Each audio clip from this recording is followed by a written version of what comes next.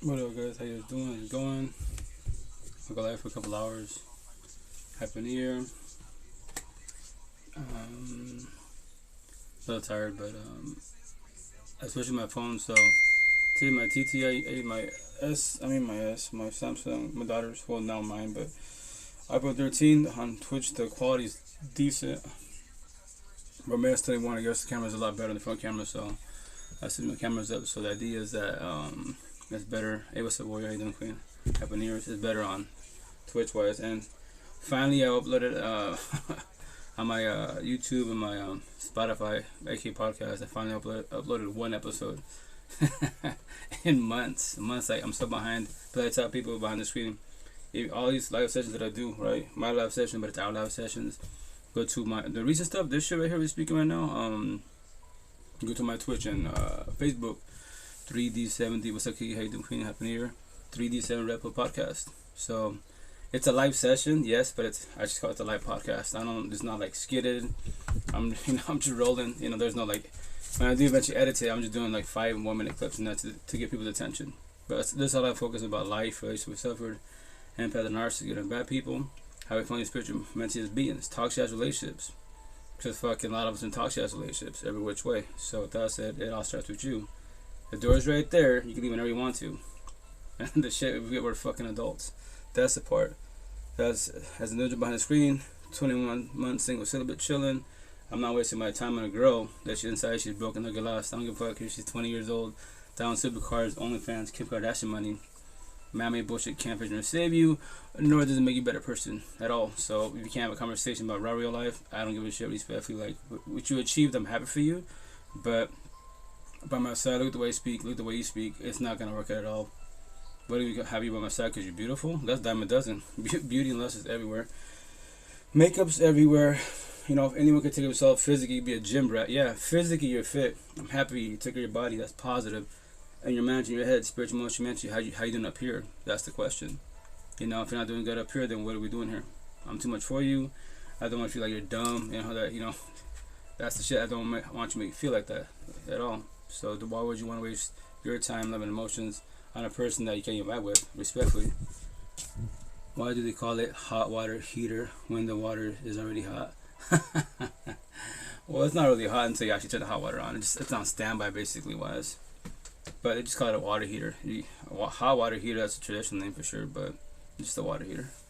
Matter of fact, I'm dealing with that bullshit right now because the person that previously, quote-unquote, buddy, did the work, and not him, but his employee did a poor job, and now I'm paying the price. So with that said, respect, your customers are your promotion, they're your advertisement every which way. So if you do poor quality, if people ask me in a scenario, what about this person? Well, he does that, it's his profession, but just when I tell them just be cautious because this happened to my situation, I hit him up, and he saw my message, he didn't respond. That's cool, teach their own. But that's it. Will I ever call him for work? No.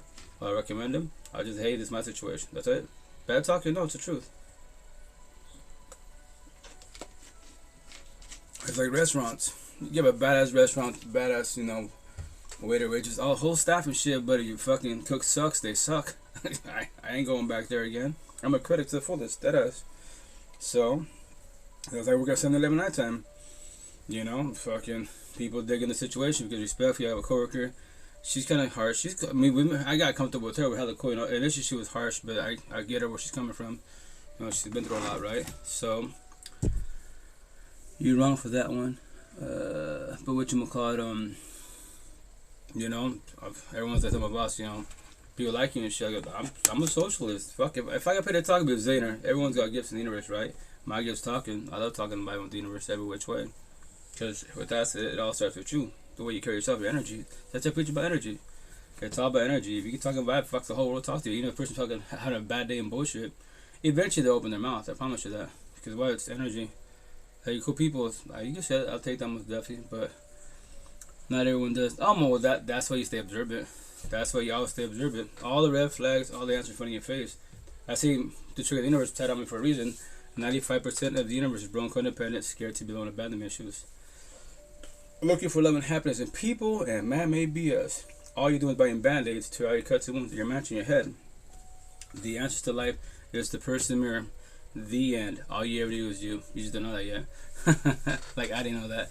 So once again, I'm a single for 8 kids. How can I have 8 kids, a family, and bullshit? I lost 2 families. I still hate myself, feel alone and shit. I have little ones that look up to me and bullshit with me. Make that make sense. That's why the intent is to work on yourself. If you choose to, which is your choice, or if not, fuck it. Wear the mask smiles, but behind you dying crying, and point the finger at everybody other but yourself. Obviously, a lot of shit is not your fault. It could have been prevented, but if no one taught you, yo, stay observant. What? Stay observant. Don't fall for the fucking Rico Suave. Like in the Spanish culture, Hispanic and Spaniard. I don't like the shit of the culture to the fullest. 99% Spanish boys, dad, uncles can't teach me shit in life. It's 95. I'm being nice with 95. I want to go 99, but I'll be nice to the Spanish girls. 95 Spanish girls can't teach me shit in life at all. And when I see a Spanish couple together, I cringe.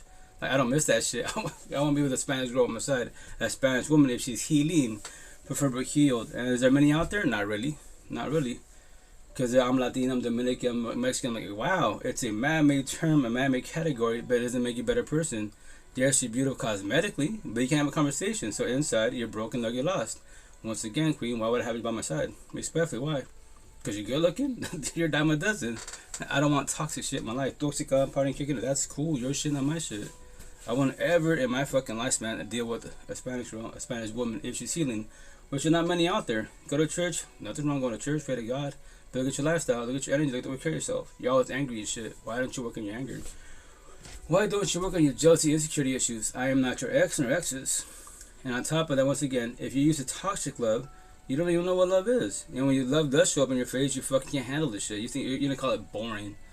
So go back to what you know. Toxic love, your little bubble of bullshit. Being really physically abused, being fucking worried about your cell phone, yelling and fucking tripping on anyone that looks at your partner. Fuck. I pray for y'all, man. That's some toxic ass shit. But once again, every culture is different. Every environment is different. That's why I preach about your environment. But I am very black and white. Very black and white. That's why the intensive dye my hair black and white this year. Well, this month was. So why? Why you have black and white? Because this is the way I think. I don't think there is no gray. Like, yo, if you like me, I live in the ghetto hoods, right? So that's really why there is no potential. Maybe with a white girl, a Caucasian, if she actually opened her mouth, if she was not scared to talk to me, but she has a right to be scared of me because brown white tension. Fucking, I already get the situation. Brown people scared of me because like gangbanging my fuel some shit, 10 kilos, right? White people, same situation. But with that said, once again, Eastern Washington, it's very introverted, very introverted. 2024, but the mentality I always say to my last damn breath, 1950 Rolodex times. Introverted like a motherfucker. The policy here is that if you don't know me, I don't know you, don't talk to you. High and bite, it's all monotone as fuck, you know? West side, Seattle, my real fucking home, please. Gods and goddesses everywhere. Especially in the suburbs, the north side. Easily. I could have conversations all day, every day about raw real life. Every which way, which I've been doing, you know. That's why maybe in a couple of years, if all goes smoothly, trying with my buddy, have his business going, so then I can work remotely. I don't have to be as I like them. Once your business up and running, I don't gotta be in the office. You send me the plans, I know how to build it now. All you gotta do is build it. I send me email to you, you proofread it, and once it's finalized, cool, I get paid. I don't gotta be home. I can move, I can travel the universe now. So, but the intent of me as an individual is to be a podcaster. What I'm doing now with you guys, talk about raw, real life, soul to life. That's it. Once again, you got the best car, Gucci, Prada, badass job. I'm happy for you, but why are you miserable? How the fuck are you an addict? Why are you bitch about your life? That's what I care about. Real, raw questions about you, not about your kids, not your parents, nothing. Like, I will ask you about them, don't get me wrong, but when I see you're down or you're mad at, like, why is your energy shit? Respectfully, why is it shit? Why are you sad? Why are you depressed? Why are you mad? Why are you bitter? What are you scared of? What are you stressing about? Bills, I get it. The financial part, yes, I get that part. But your personal life as an individual, especially if you're in a relationship, why are you bitching about your life in a relationship? Make that shit make sense. Why aren't you happy in a relationship? If you're not happy, then what's the situation? But even when you ask people those questions, they get in their feelings about it. Like, well, yeah, it's because it's a direct question about you and your situation. But you don't gotta answer shit. I respect your boundaries every which way, but that is your shit. And respect you for how many years will you be bitching about it? Respect you have no kids? Yo, I have 8 kids. You're real. Oh, thank you, brother. No, I'm just telling a story. Once again, like, I was you, respectfully. Like, I was struggling, deadass. For 39 years of my life, 39, wearing the mask smiles. But behind that and crying, tell everybody, like, yeah, I'm good. Even though I'm not fucking good as men. A.k.a. boys, not as, raised being narcissistic, not knowing because not taught to express your feelings. Keep the shit to yourself. The downfall, you would push your partner away and you would self-sabotage relations. Not intentionally, He was not taught better. That's why the intent to do what? Break the gender cycle. And when you break the gender cycle, you'll be considered crazy. I'm born and raised a Catholic, right? Not every that ever speak about empath and narcissist, deflection, projection, reactive use. Got on my tattoos, none of this stuff. Why? But I went through a bad breakup 2.5 years ago. May 3rd, 2020, I died. Not physically, spiritual, emotional, mentally. I had the thoughts, suicidal thoughts. If I thought, get that shit at bay, you know. But I wanted to figure out the answer to life. Like, why am I suffering? Why am I mad? You know, I'm losing my family. I'm not a bad person, nor is she, but we're not healthy for each other. Why? I was tired of the fucking whys. The who, the 5 W's. Who, what, where, why, whom. Fuck all that shit, you know. Fleas. Well, shower time, I guess. But with that said, what you gonna call my support team. You know, I got blessed in my situation, really, really blessed, because, you know, I started doing my Facebook and my IG lives, Instagram lives, and then one of my boys, my King Locally Wives and 9 Queens, reached out to me. And my support team. Right here it says 10 Amp workers, Amp Light workers, and it says what, 88 days. For 88 days, which does not sound like a long time, but I'm blessed, because with that said, I 88 days. Forgive, not forget. I let go of my ex 100%, then 14, like about 14, 17, I didn't really log it too much, but in my head, I think that 14, 17 days later, I let go 1,000%. That's why when I say 1,000, unreal. Why 1,000? Keep it 100. If tradition was working, right? If it was working, how many people kept it 100 in your life and fucking stole your dreams? Your parents, your siblings, your partner, they fucked you over every which way with no remorse. Keep it 1,000. Why 1,000? I want everything from you. Everything, everything. Mind, body, and heart, soul. Don't sell me a dream. If you sell me a dream, I'm not scared to verbalize my boundaries. I'm not scared to say no. What's up? How you doing? What's up, Happy New Year. What you gonna call it? I'm not scared to say no. I'm not scared to be mean to you because you're mean to I. I will match your energy, surpass it. And I'll tell you, you don't like that shit? Nor do I. So stop doing that bullshit. If you keep doing that shit, I can control my energy. But with that said, I just set them a distance. Or if you want to talk about it, because you're doing deflection and projection, that's on you, not I. I respect you, but you don't have to talk about it. But I was you. I was bad.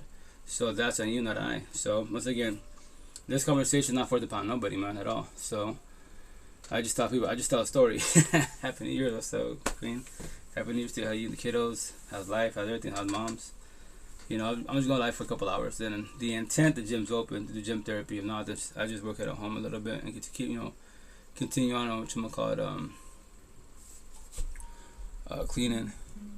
So, and with that said, respectfully wise, like, you know, I love my kids, right? Then when I have 8 kids, you know, like I tell my kids, don't be like your pops. Take your time having kids.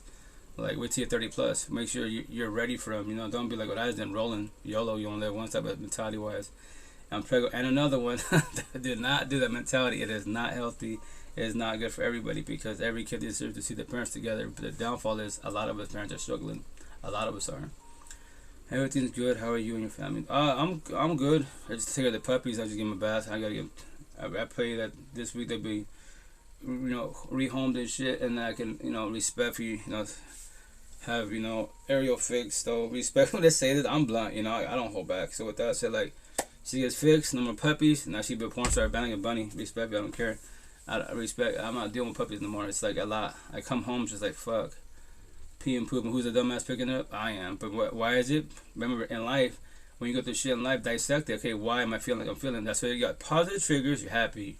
That's the universe. Like, every day above ground, I'm blessed. I wake up above ground, one more day to live, right? So I'm blessed. Happy triggers. No one talks about happy triggers.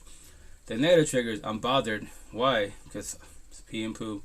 But why the situation? Because they're puppies. But why the situation? Because horse got pregnant. Why? Because she's not fixed. See, I already know the answer. So what I gotta do? Fix it. Fix the solution so I don't become bothered. If not, if I don't fix her, she get pregnant again and we're bitching about it again. So I tell people, work on your triggers so you don't become triggered. Because when you become triggered, I flash, I'm bipolar, I'm, you know, Latinas, whatever bullshit term you want to use. Yeah, the devil came out of you, the bad side of us, which I have a little devil in my ear. Says hate, narcissist, pride, ego, lust, greed, power. This month I'm getting tired of, you know, jealousy, envy. That's all of us. Everyone has that shit with all of us. This bipolar, borderline, personality disorder, narcissist, personality disorder, multiple. Everyone in the fucking universe has that shit. If you have kids, watch your kids.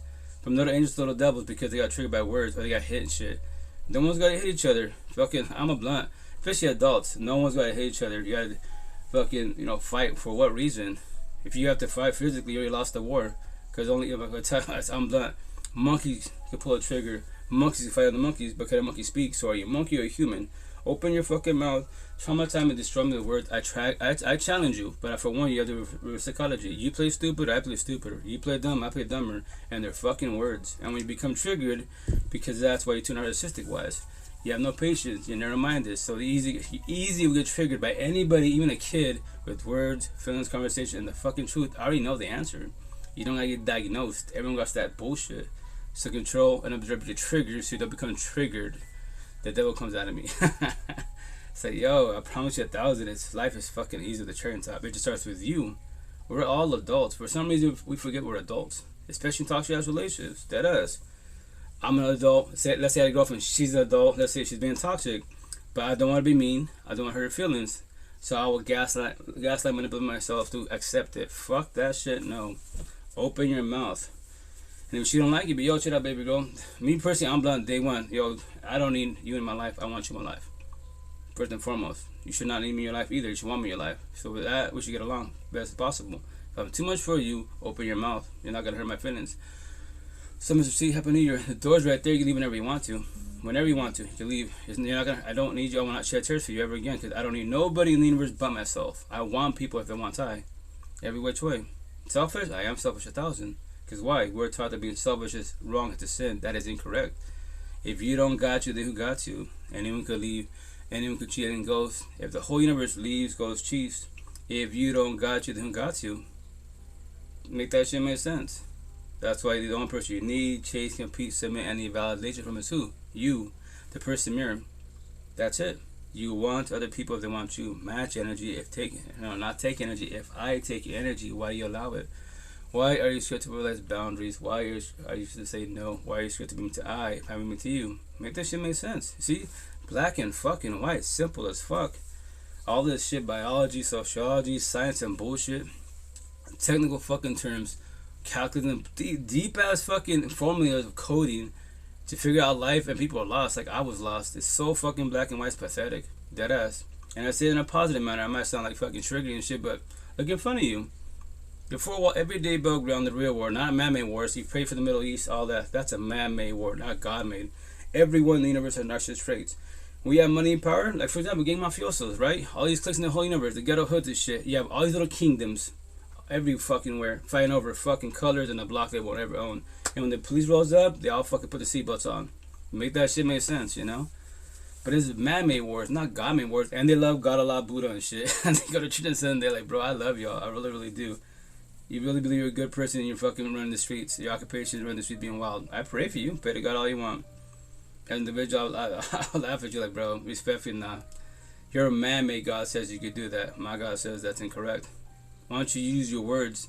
Instead of pulling triggers, whipping somebody's ass, use your words. Can you speak? No, there's your problem. Then go to your God, your man-made God. Go to your fucking man-made war. And pray for him, that's it. And it's the best way. You want to have kids? Oh, what's up, Angelina? Happy New Year. How's it going, Queen? You know, I pray for you. That's all I can do for you. That is like me. I like a 10 kilo gamer. My feels on my tattoos. It hurt my feelings. Judging people is called communication.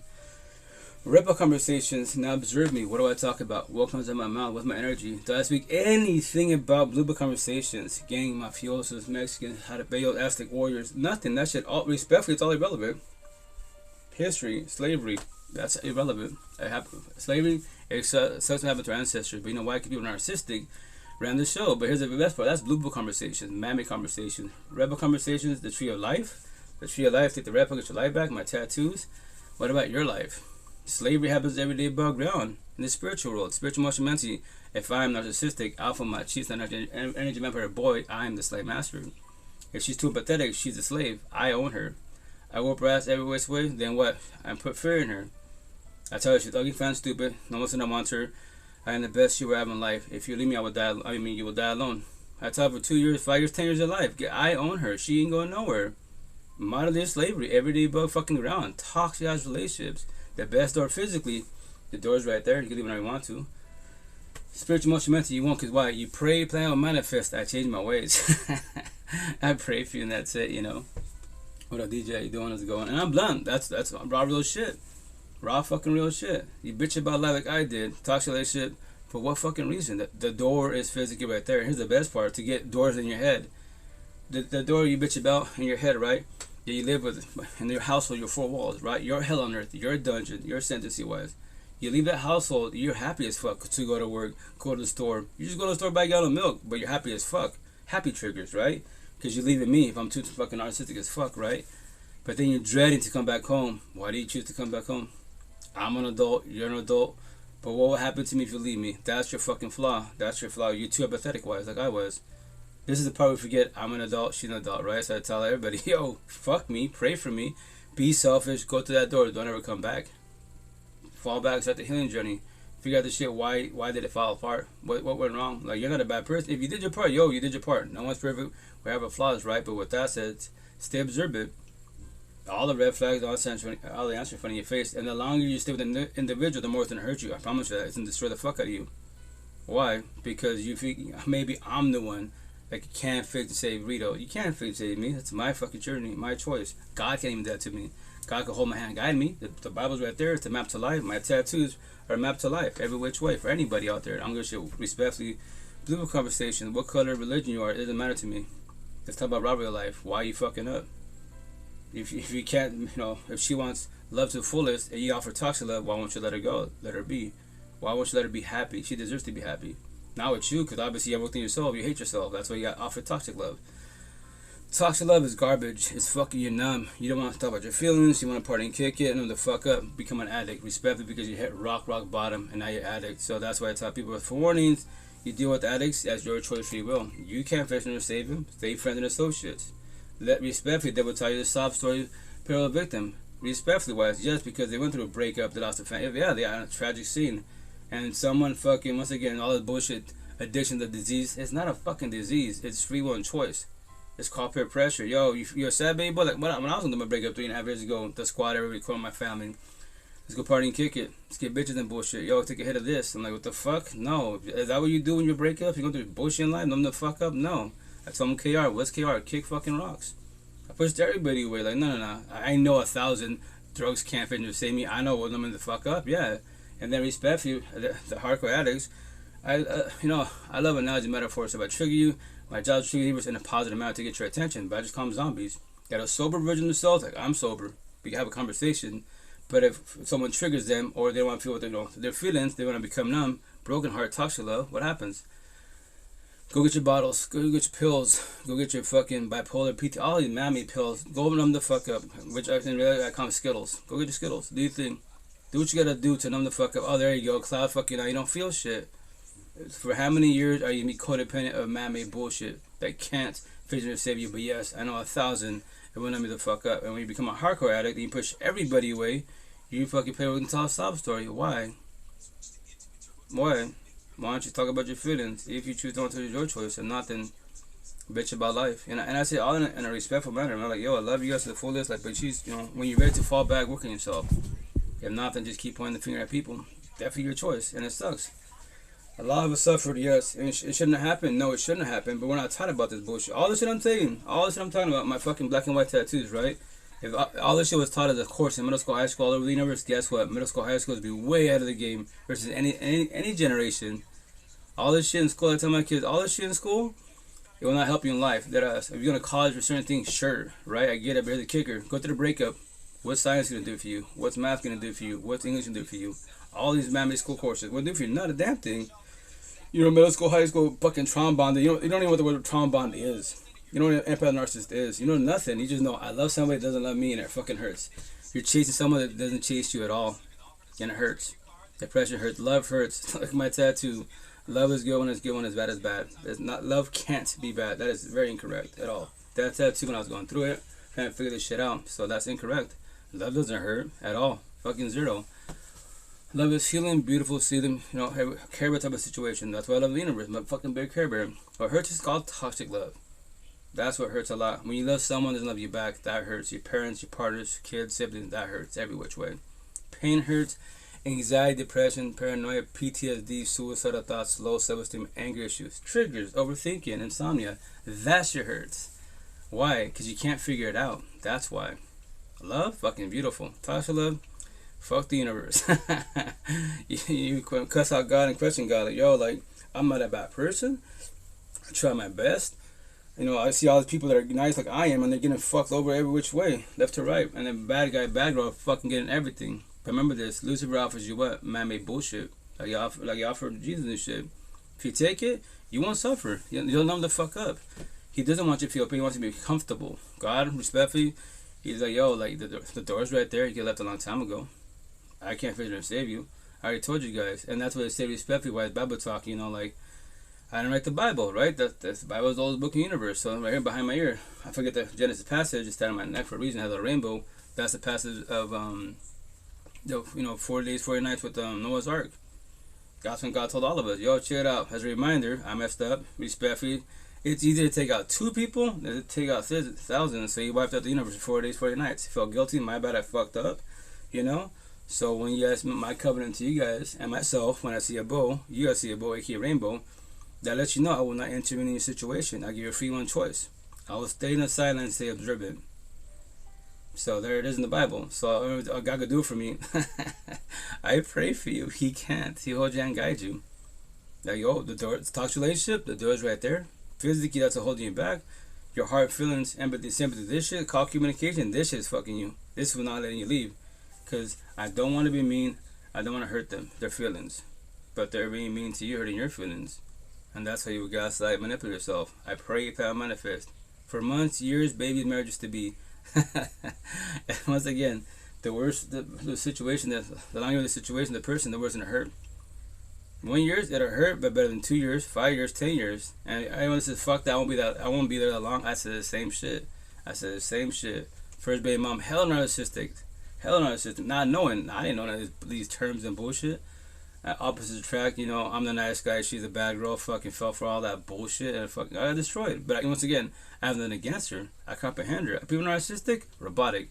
People too empathetic, we're all robotic. The intent to master both sides. So then from their wise, when narcissist talk shit to you, like no, fuck me, no, fuck you, what? Did I stutter? You don't like that shit. I match your energy. If you don't get physical, this is America, they ain't fucking Mexico. I'll call the boys in blue. You fight the court and judges. Put a fucking muzzle on your ass and go to your dog kennel. And you're in there triggered by words, feelings, conversation, the fucking truth. You ready to go to your dog kennel over words? Go, let's do this. I don't worry about it. This ain't Mexico, man. Mexico, you fucking off, domes off, pay the cop off. In America, do your threats, touch somebody, spit on somebody, that's gonna assault. And judges love your ass in court systems. Trust. They're making money off your ass. And when they're, you get mad at me, I don't give no fucks. Be mad at yourself because you got triggered by words, feelings, conversation, the truth. The truth always gonna hurt no matter what. No matter what.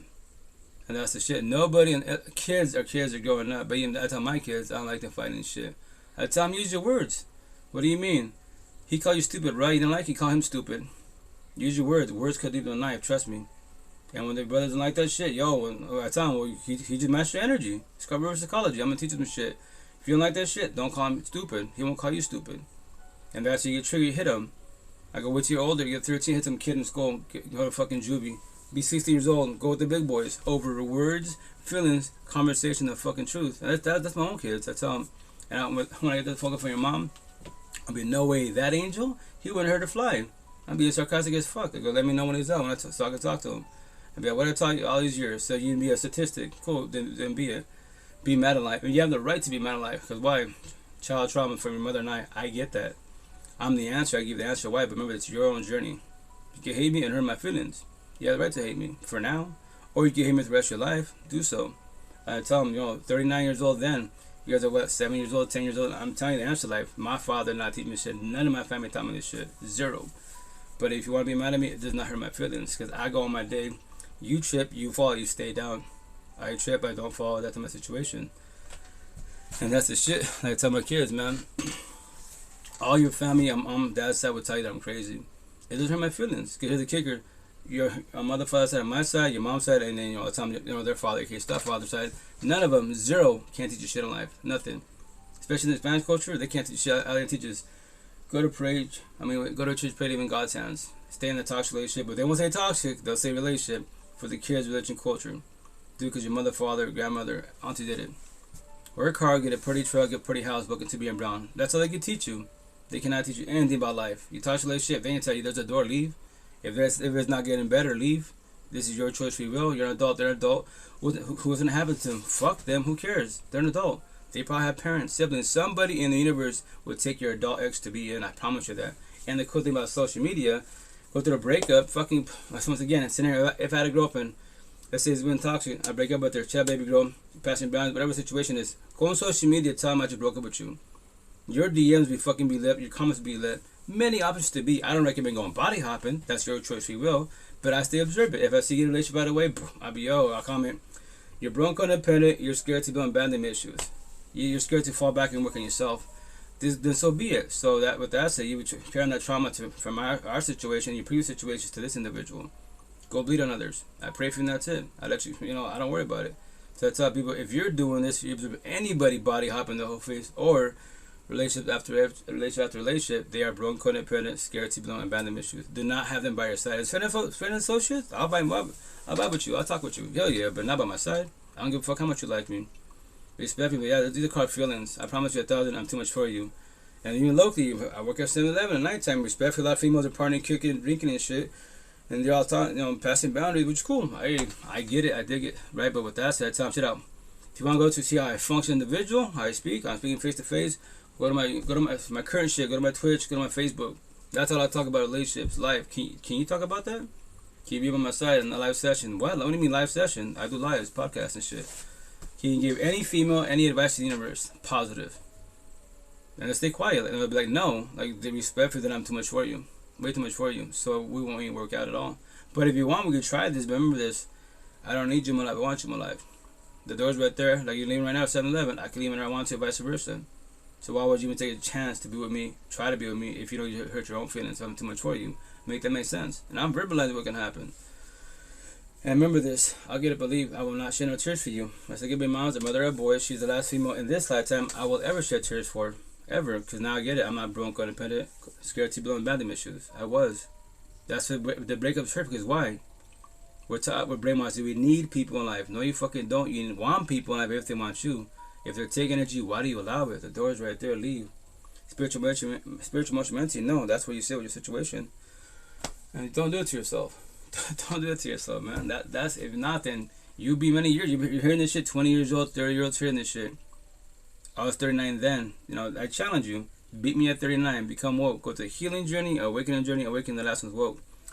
But they're toxic love, right? Broken numb and shit. Woke. 1% of the universe, where the judges, refugees, everybody, all the realms. 2D and 10 in the matrix. Woke. A lot of people have this woke culture. Like, you can say you're woke, right? But respectfully, if you're woke, quote unquote, don't bring no man-made bullshit that mixes. I'll call you out. Like, yo, God, goddess, quote unquote. That's what you want to call yourself, starseed. Especially on Facebook. You're talking about all this shit, but you're bringing black and white tension. But you're a God, goddess. I go, respectfully, you're awakening. Not, if you're not woke, because if you was woke, you don't see man-made bullshit. That shit's irrelevant. It's man-made, not God-made. I'm God, you're a goddess, so why you bring mammy bullshit in the mix? So, teach you about life, Robo shit. Did I show you no respect? And tipping on Facebook, I was get blocked. Do I give a fuck? No, because I did my job. My job is trigger the universe. To call you the fuck out in a positive manner. If you don't like it, block me. I don't hurt my feelings. Run from the truth. Run from a question. Run from a conversation. I just pray for you, that's it, and I go my day. That's all I do. Because when I get out these live sessions, I'm blessed. I don't worry about none of this bullshit. My anxiety, my depression, paranoia, PTSD, suicidal thoughts, low self-esteem, anger issues. I let go of my exes, past pain, toxic love, trauma, child trauma. I don't bitch about none of that shit. What is anxiety? What is depression? Tell me what that is. I used to know what it is. Now it's irrelevant. It's like, nope, blue book conversation, this vessel's weak. I get it. I get all that shit because I allowed it to happen not knowing, because I had toxic people on my side. I was toxic for myself because I did not know how to love myself. That's our flaw. If you don't know how to love yourself, that's your flaw. How can you say y'all for love to people if you don't know what love is? Make that make sense? Hurt people, heal people. What do? We heal people. We tell a story. Excuse me, we got it for one every which way. I'm not a victim. I'm not a world survivor. I was. Trust me. You have the right to use all those terms when you're going through the phases. Healing journey, you're a victim. And all you do is what? You focus about your ex. My ex fucked me over. And you respect me, wise, you have the right to say that every which way. For years to be, I don't recommend years to be. Weeks, months, yes, Sherman was definitely wise, like I did initially. Maybe I did it for like, remember, my situation, I was blessed. I had a support team. I had 10 people every day above ground to go on my phone, text, call, video chat. For 88 days. I was blessed. When you do this shit by yourself, fuck no. You'd be like my first baby mom. It took me 5.5 years and losing my brother to finally let her go. That's a fucking long time. And I've been doing relationships, irritated with her shit, mad at her. That's very unhealthy. That's why the intent, quote unquote, the intent is to fall back to your healing journey and work on your traumas, your past insecurity issues and shit. If not, you bring your past to present and you will also sabotage relationships. How so? When you drop the corny ass line, you're just like my ex. Anyone drops a corny ass line, your relationship's already over. You just fucked it up every which way. To rekindle that shit, scenario, if I get in a situation, a relationship with somebody, you know, and she told me that term of, yo, check out queen, I'm too much for you. With that said, I'm not your ex nor exes. And by that term, that is, you know, you're still traumatized. So with that said, I'm letting you know I'm breaking up with you right now. What? It's over? Yes, it's over because of that term, yes. I'm not doing over competitions at all. Trust me, I'm not your ex at all. I surpassed you and your ex combined together. So that's why I'm choosing myself. We can stay friends and associates. You telling me? I don't care. Respect, but no. You mean to yourself because you're not ready to work on yourself. And I don't care how young you are, how beautiful, cosmetics, OnlyFans. I don't give a fuck about my terms. As an individual inside, spiritual, emotional, mentally, you're broken, you're ugly, you're lost, you're not healing. Because if you was healing, you would watch that term, that sentence, and you don't know how to. Because no one taught you that. I'm letting you know. You don't have to comprehend. And I go on my day. Simple as that. I choose myself. I'm always gonna choose myself. I don't need no one in the universe but myself. I want people if they want time. Very, very black and white. And with that said, people that are broken, codependent like I was, what happens? You're scared to be alone. And nothing wrong with being alone, man. What whoops your ass called loneliness. Nobody by your side, no one's coming home at night. So what do you gotta do? Detox from codependency. Because you're brainwashed like I was. You need people in life. That's what the breakup shirt, that's what you're about like a bitch. You're crying for somebody that you've been bitching about and now they're not by your side. Make that make sense? No, it's been over a long time ago. But now you do what? Detox from codependency. You're not sitting there, you don't do drugs, you're an addict. Very black and white analogy. I'm the crackhead, she's the crack. We're together, she's my fix, it feel good. She leaves, I'm fucking feeding the shirt. You know, going through her phone, calling her shit. I go through her phone, calling her and shit. You know, checking her social media and bullshit. Why am I chasing someone that's not chasing I? It's been over. And with that said, when she got up and left, yo, and then she hurt, yeah, I did. She gave up on us. No, she did the best decision for both of us, every which way. It was a blessing in disguise. That's my support teams. Initially, when they tell you that, like, some people bound like a bitch, like, for now, what do you mean for now? It's only for now. You're the one going through the journey. I was you. If you want to cuss me out, cuss me out. It hurt my feelings. I was you. I cussed out my support team. I cussed out God. I cussed everybody out. I was really mad and angry like you was. So you can do it if you want to. You know, I'll take the punch. Trust me, it don't hurt me at all. Because I was you. But stay strong. Don't go back. It's been over a long time ago. But now you don't see it, but it's a blessing in disguise. And it's fucking, which I eventually will get tired of my body because it's the truth. It hurts initially, but it's been toxic. It's been over. But what the codependency part, that's the problem. That's the flaw. And that's why, what do you do? Healing journey, all about your ex. Anyone you talk to, ex. People get tired of you, like, bro, like, are you ever going to let this person go? Or do a little better for yourself? Or when you push away, like, every time we talk, it's about your ex. I'm tired of it. And they have the right respect to say that to you. Support teams are more healing wise. Like me, you can tell me for years to be like, okay, that's cool. You're venting, same word for word, cool. But remember this, like, you're still in the healing journey. You're not evolving. The awakening journey, because the healing journey initially is you're a victim. The awakening journey, you're a warrior. So now it's less about your ex, more about yourself. The person in the mirror. You will still talk about your ex, but not as much. I promise you can actually breathe. Like, oh shit. You know, you get less triggers about them. You think about them, it bothers you, but you're not gonna be like, oh shit, my ex. No, you'll be like, oh damn, and the best are, you know, you will actually, you know, acknowledge that, and you'll be like, oh damn, I'm doing better for myself. There you are. That's the awakening part. You're a warrior, every which way. So you're pursuing the situation for yourself a lot better, every which way. It was just phenomenal. And what I recommend, deadass, what am I doing? I'm on lives. I'm on cell phone. I'm 5 cell phones, right? So with that said, it's called networking. So what I recommend, the best therapy counselor in the universe is you. You just don't know that yet. You can go to therapy counseling with nothing wrong with them. Most definitely honest. They're a positive person, and they can actually guide you in life. Not fucking like IT people. Remember, I work in computers. I'm a computer technician. You call me IT because I said the word computers. I work in computers. No. I'm the doctor. I'm a computer technician. I can tell you what's wrong with your computer. I can sell you a dream, take it for your money like IT people do. Who's IT? Best Buy. Simple as that. Your computer still because of RAM. No, it's fucking not because of RAM. You might need more RAM. But if your computer has this shit, it's called a hard drive. Honda cassette player. If you put this in it, which I'll show you right now, it's called SSD, digital Bugatti. If I want to take you for your money, IT people, be a poor ass therapist counselor, I'll keep this shit in here in your computer. And I'll see you every 3 months to 6 months. I can make it faster, fine tune it to run better, but then over time it'll slow down again. And I'll take you for fucking years of a company's money. Years. Or I pull this puppy out, put this in, because I'm the doctor, tell you exactly what's wrong with it, plug it in, I won't see you for years until your Windows crashes, or whatever situation happens, the virus. But even then, I got you. That SSD for the most part digital. Plug that puppy in, and I've been here for 12 years. Oh my gosh, you're good. I go, I'm not good. A man created SSD digital. I know how to use it. But if I want to be IT, and I would say these guys, yes, the IT people have been coming here, yes, for fucking years, right? And the computer has never, yes, because they sold you a dream. If I want to take you for your money, trust me, I'll come here every 3 to 6 months to fine tune it and fine tune it and fine tune it. And that's for me locally wise. I haven't anybody computer I touch. I don't see him for years, and we see each other. Hey, how's the computer doing? Haven't called you. Why? Because I give them the answer to life. Very simple. If that's what I'm saying. Like if you have a therapist counselor, they tell you positive shit. Like they can guide you, forewarn you, or they tell you that only if they don't know. I get it. But here's the kicker: if you're a therapist counselor, you've been doing this shit for years with your clients. You've heard fucking many stories. Like I've heard many stories. I've been doing live sessions and then one-on-ones for 3.5 years of my life. I would do to my last dying breath. I just tell a story now. I'll tell you my personal story, my support team story, my one-on-one stories. I tell you I tell them, if I'm doing a one-on-one, hey, I'm gonna tell you a story, but it's not mine. It's one of my followers, one of my people's. And let me tell you what they went through. And I elaborate because that's what you're going through. So here's the option to listen. There's something to work with. That's something. Remember, this conversation is called communication. Nobody has to comprehend at all. Every time I'm crazy, they say, fucking this guy's stupid. I don't care. I don't die with words. People behind the screen, y'all do. You get triggered by words, feelings, conversation, truth. Especially narcissistic as fuck. Yeah, devil disciples. Yeah, you motherfuckers can't handle words at all. You can't handle no one that matches your energy, surpasses them. That's why the people narcissistic don't like people like the people that are more awakened, woke, they don't like us. Because why? We call them on their shit. They can't play as a fiddle. But the thing is energy. They see us, they'll wet us every which way. Like, damn, they're too strong. Yeah, you can't play them like a fiddle. I'll play you like a fiddle. And tell you, oh, you're doing deflection, projection. What the fuck is that? I'll educate you.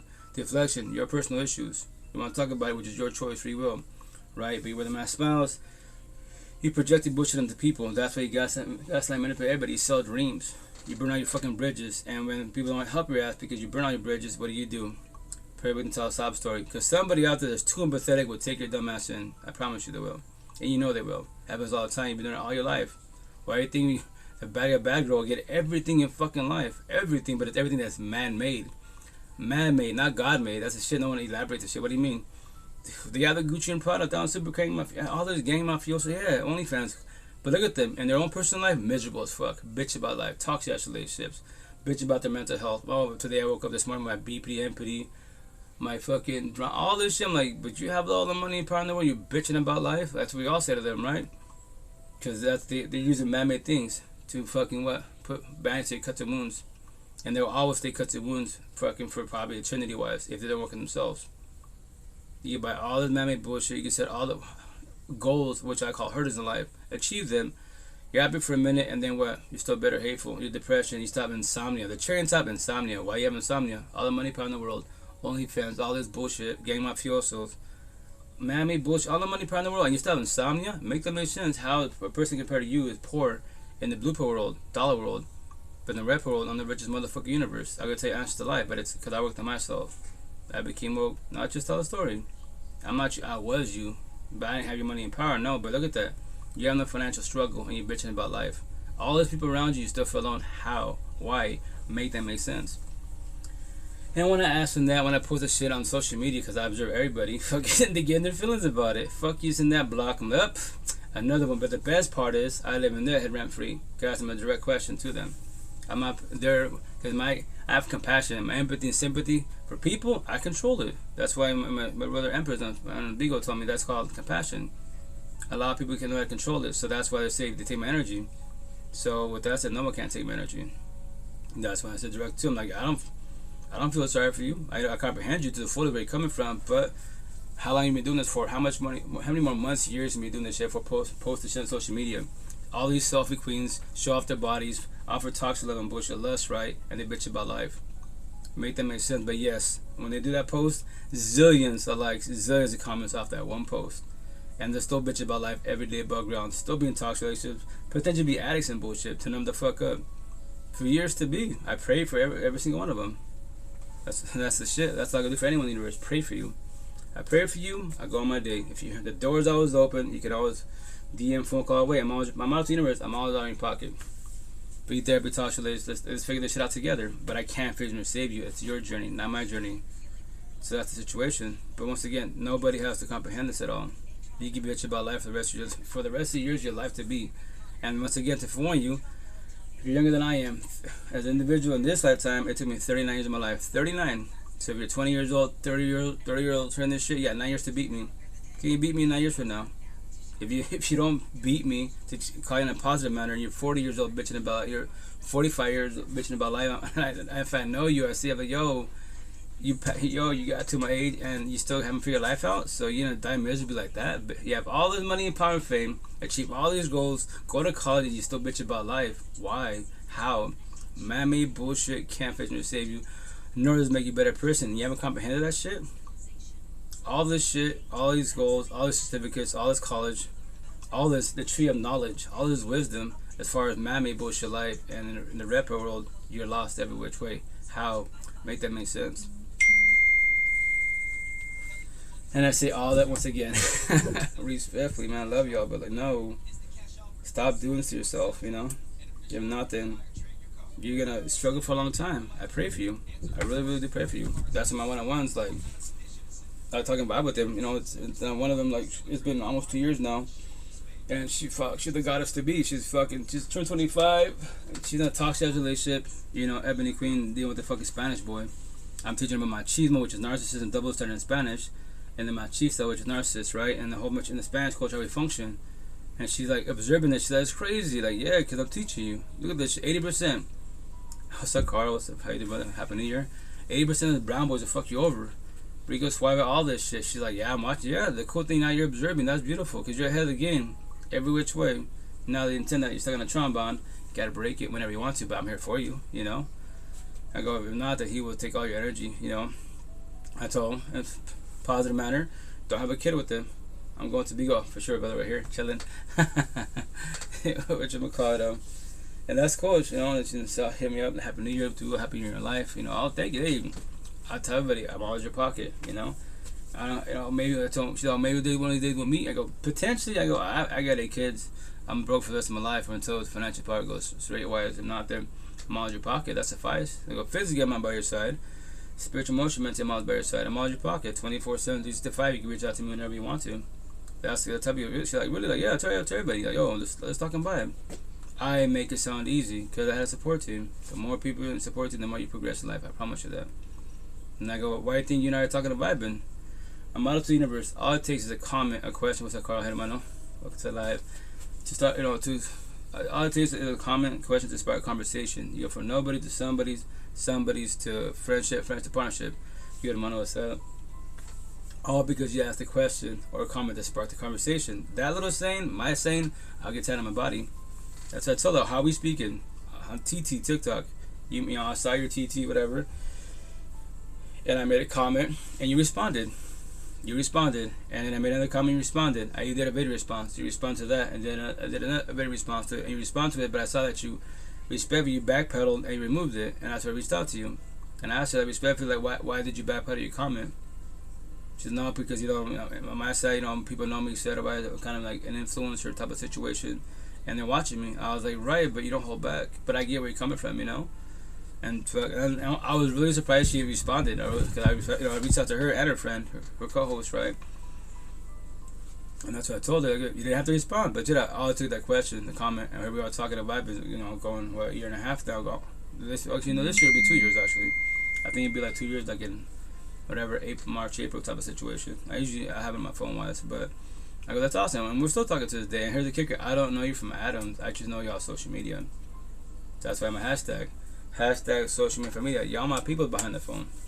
Respect my family locally. I'm considered crazy. Does it hurt my feelings? No, because remember, blood's not thick in the water. Blood makes you related. But real family and friends, support team, the people love and respect to the fullest. $0 in the pocket or $1 trillion doesn't matter. It's just about the conversations, you know.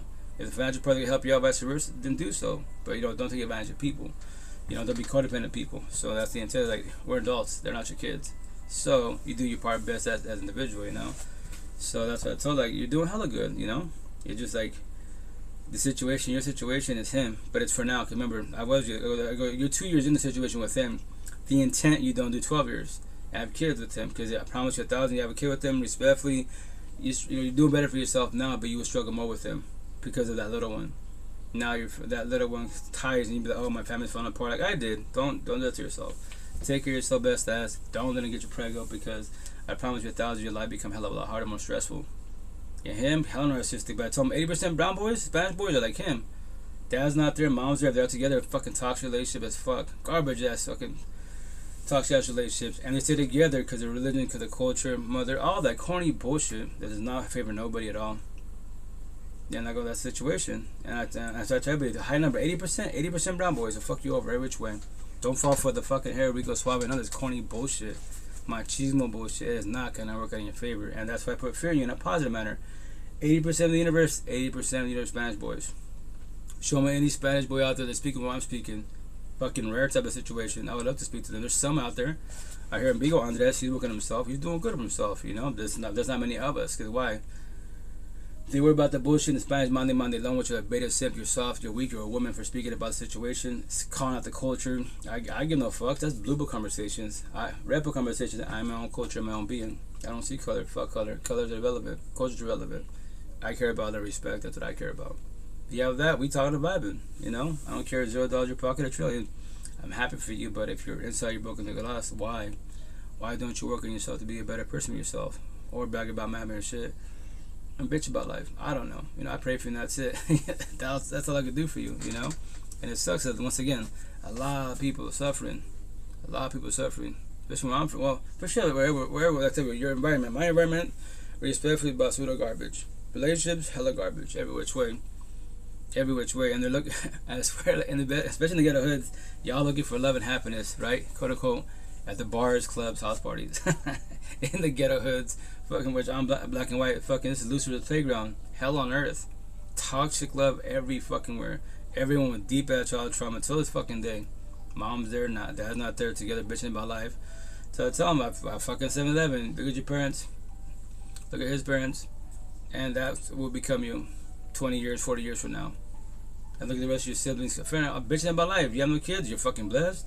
The door's right there. Leave. Don't have a kid. Go have a family. You believe having a kid will make the relationship better. I pray for you, and I promise you 1,000. You would join the baby mom, baby father club, and then what? The divorce club and shit. Now for one of them, I can have a scenario. I tell them in their face, I can lay down with 1,000 females, have 1,000 kids, and I get to believe whenever I want to. My choice, free vote. You know that, right? So I can traumatize you, the girl, because now she becomes mom and dad, and the kids, because every kid's where's that at? That's a lot of trauma about to happen. My choice, free will. So with that said, that's more likely going to happen in your situation. Or now you accept it, and like what your father's doing, uncles, brothers doing, they got their girlfriend's wives, right? But they're man-hosts, and they go to church on Sunday, love God. The priest knows he's a man-ho. That would become you. And you would pray if God manifests. He changes his way for years to be. And you become your moms, your aunties, grandmothers. I pray for you, and that's it. So I tell them, I think in your face, I'm telling you, I'm 21 months single celibate. Here in the Valley, there ain't shit for me in the Valley. Respectfully, not in the Spanish culture. I'm too much for you. White girl, once again, potentially if she opened her mouth. But once again, she has the right to be scared of me. Seattle, please, my real home. Fuck. Goddesses everywhere. I would have bet I had a potential a long time ago. But I'm on the wrong side of the world. That's the situation. But it's for now. Maybe in a couple years. You know, I'll move back there. That's the intent. Once I work with my buddy, his business starts going. I get it down to fullest. And it's all remote. Keyboard. Fuck. Peace. Eastern Washington. Gotta go back to my real home. I've been out of Seattle for 12 years. You know, born and raised in the Valley, Eastern Washington wise, but my real home is Seattle. I love Seattle. Over there, please. Goddesses everywhere, conversations everywhere. I can make pause like crazy over there easily, because people actually want to sit down and have conversations, especially when you talk about life. They love conversations about life, because they'll be like, yo, I'm established. I heard all the time at the farmer's market, I'm established, I'm good, I have a good job. You know, when will you move back? And mine, that year's 2 years. Like, my buddy's got to get his business going, because respectfully, where I'm from, remember this, in life, the big word, you got to be realistic, right? Like, there's work. There is jobs where I'm from. Eastern Washington, downfall. Eastern Washington, 1950 Rolodex time. So I'm the devil with my tattoos. My resume is cool. Pre-phone interview is cool. Bullshit with whoever the fuck it is, manager, assistant manager. When I walk in, I'm the devil because of my tattoos. So I know my situation. Remember, be realistic. I can bet you about, there's no jobs. No. There is jobs. My tattoos. But I love my tattoos. Everyone can tell me locally, why'd you put tattoos on your face and your neck? That's your problem. I go, no, because I love my tattoos. And here's the best part. I'm telling you, can you teach me anything about my tattoos? These words on my face? Nothing? There's your problem. But yes, have a pretty job. Make all that money and bitch about life. Go to church, pray to God, and be in a toxic relationship. 3 years to be. Have all the kids you want to. But yes, you got a pretty job. Like on my words is the answer to life for everybody. Black and fucking white if you want to work on yourself. You don't have to. Your choice, free will. I tell me, okay, my situation is I'm in the wrong side of town. 3 hours west, Seattle. I was like, fuck Seattle. You say fuck Seattle because you're gonna die here in this shitty ass place. It'll never evolve. It'll evolve by the time I fucking pass away. Maybe. Right now, just in 2024, I've been staying for the majority of my life. Eastern Washington, it's still 1950 buildings times. Cosmetically, it's getting pretty. They're making the buildings pretty to make it look beautiful. Like downtown, San the South Side, the ghetto hood is shit. Rainier Valley, the ghetto hoods the fullest, but it looks good. It looks good because the light rail, the monorail and shit. That's why. Rainier Avenue, MLK, that used to be hella bad. Now it's all beautiful as apartments. Why? To make it cosmetically pretty, right? Walk the streets, the ghetto hoods to the fullest. Every which way, like, no, you don't go down there. If you do, you go in and out. That's a shame. Tattoos are cool, and the tattoos do not speak your worth. Oh, hermano, it's cool, but like, it's my environment. Like, I know where I'm from, you know. You can call me crazy, and I'm the devil when they look at me, they turn their head. It don't hurt my feelings. And they go to church and say they love God, and they're all in toxic relationship. All, to use the big word, all. Yeah, they are. In the brown culture, yeah, because once again, our cultures, when it comes to relationship, garbage, miserable as fuck, still together. And once again, and that's what the boys are mad. What I'm saying, because they're doing the machismo, fucking body hopping every which way. This one is their fucking options. The woman's chasing. I'm telling like, why are you stressing about the cell phone? It's just a cell phone. If you stress about this, your relationship's already over. But go there and what? And matter of fact, let me play a video, man. That's why I love TikTok. My FYP is positive, spiritual, and I'm very exhausted. Spiritual, informational, positive, you know, like raw real shit. And there's a podcast called, or it's called Tonight's Conversation. If you guys go on TT, TikTok, YouTube, but TT better. They play the 1 minute clips, 2 minute clips. Fucking deep ass shit. I love it.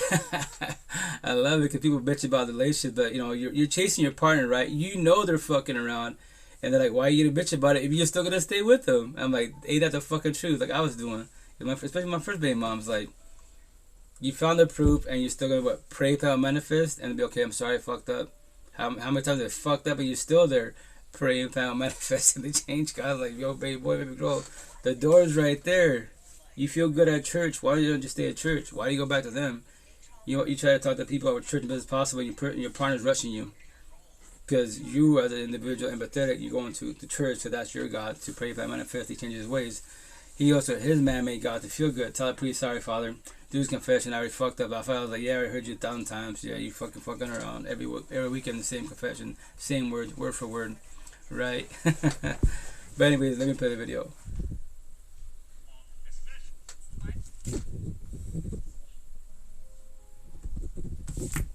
That when a man does something and gets caught. So why is it that when a man does something and gets caught and you start questioning him, all of a sudden you're insecure? For one, because we did wrong, for one, and we don't need you calling us out on something that we both know is wrong, especially since you're gonna stay anyway. We gotta establish that. He said that with big energy. He meant that. It's way too much of that going on. Like you literally got women out here going through your phones, going through your social media, doing FBI detective work just to find some that they gonna stay over anyway. What's the point? Yeah, I might stay, but we gonna talk about it. But we gonna talk about it every day, cause you ain't gonna leave either. Yo, I love it. I'm like, yeah, that's my first baby mother there. My dumbass. I prayed for manifest for 12 fucking years. Fucking 12 years, 3 daughters deep to fucking finally choose myself. It's way too fucking long. But I remember my first baby moms, I got fucked every which way because why? I'm the nice guy, she's the bad girl. I'm empathetic, too empathetic, she's too narcissistic, every which way. That's why, if you ever heard her say the term de la calle, I've been saying that shit. I did not use that term until I met her. I was like, oh, you from the ghetto hoods, fucking de la calle. It's street mentality wise, that's just the issue on hand. And I bitch about you, and I'm still here by your side like a dumbass. Because why? Because God said, nothing wrong with God, but I pray about manifest. She changes your fucking her life. She be nice and show more love affection. She was cool to everybody else but I, and I'm her partner. And that's why you have like that trophy wife term, right? The trophy wife, trophy husband. Then you have the, like what I had, a toxic trophy wife and husband. What's a toxic one? When everyone in the universe can look at your partner and they can touch. You as a partner, you can look, you can't touch. That's toxic. Trophy wife, husband. You don't want that shit by your side. Fuck no. I learned that shit really fast. And that's how when I did my benefits, like, oh, fuck this shit. I've been the wrong person all this time. I thought something was wrong with me. I don't last long. They're like, no, because you all you know is lust. You know what love is. You can't be yourself. You can't talk. You can't do shit. Then that's why we respect. You control yourself when you do benefits. You know, the whole phrase he said it was. If not, you would lose control. That's when you become an Empathist type of situation because the high, the dopamine. Or, I mean, when I did my benefits, it was a good session. Like my ex told me, like, you know, recent-wise, like, well, not recent, but my last ex-girlfriend, like, every time you talk about, you know, the whole phase, your benefits and shit, do you miss that? Like, nah, I don't miss that shit. But I go, no, I love talking about it because guess what? The positive of the situation was, like, I was my baby mom. She didn't know what I was doing. So I was paying, you know, once again, did I cheat? Yes. Did I give a fuck? No, I did it because I've matched energy. Now the time people fuck them, they fuck you, fuck them every which way. You know, respect when I say that, match energy, right? But here's the kicker. My baby mom was too narcissistic. She didn't give a shit what I was doing. She cared about $1. She thought I was spending money on these females. Like, I don't spend, I go tell her, if I don't spend money on you, why do I spend money on these females? What, fucking teriyaki, fucking, you know, food and shit? I ain't buying shit. You know, all this shit you see for the kids, all this stuff you see in the house, because of them. What do you mean? I don't believe I don't ask and they're buying shit. If you're gonna buy me anything, buy for the kids. Don't buy me nothing. I don't need nothing. I just care about your energy, your presence, our session. That's it. So, you know, the positive situation there when it comes to like benefits, and you verbalize it. You know, I didn't worry about shit. There was no stress at all. Trust. There was no. I didn't worry about shit. And my baby mom, she's the only one who stressed me. That's the time my benefits. If you act funny and try to stress me, I'm not. You're not my baby mom. You're not my girlfriend. I'm not your boyfriend. You do you. I do I. A lot of boys that try to fucking be like, you know, players try to do that type of situation, you know, they don't want the females to mess around. Even though the side chicks, whatever situation, not just only me, like, that's way too selfish. Like, no, I'm not your boyfriend. You're not my girlfriend. You do you, I do I. You see me in the street with another female, you can say hi, but you cannot check me. Because if you check me, I'm telling you right now, yo, it's over. We can still talk to each other, but no more benefits. No more TLC. Why? I'm not your boyfriend. Why are you being disrespectful? If I say with 10,000 guys, what's up with you? Hug it up, whatever, keep going.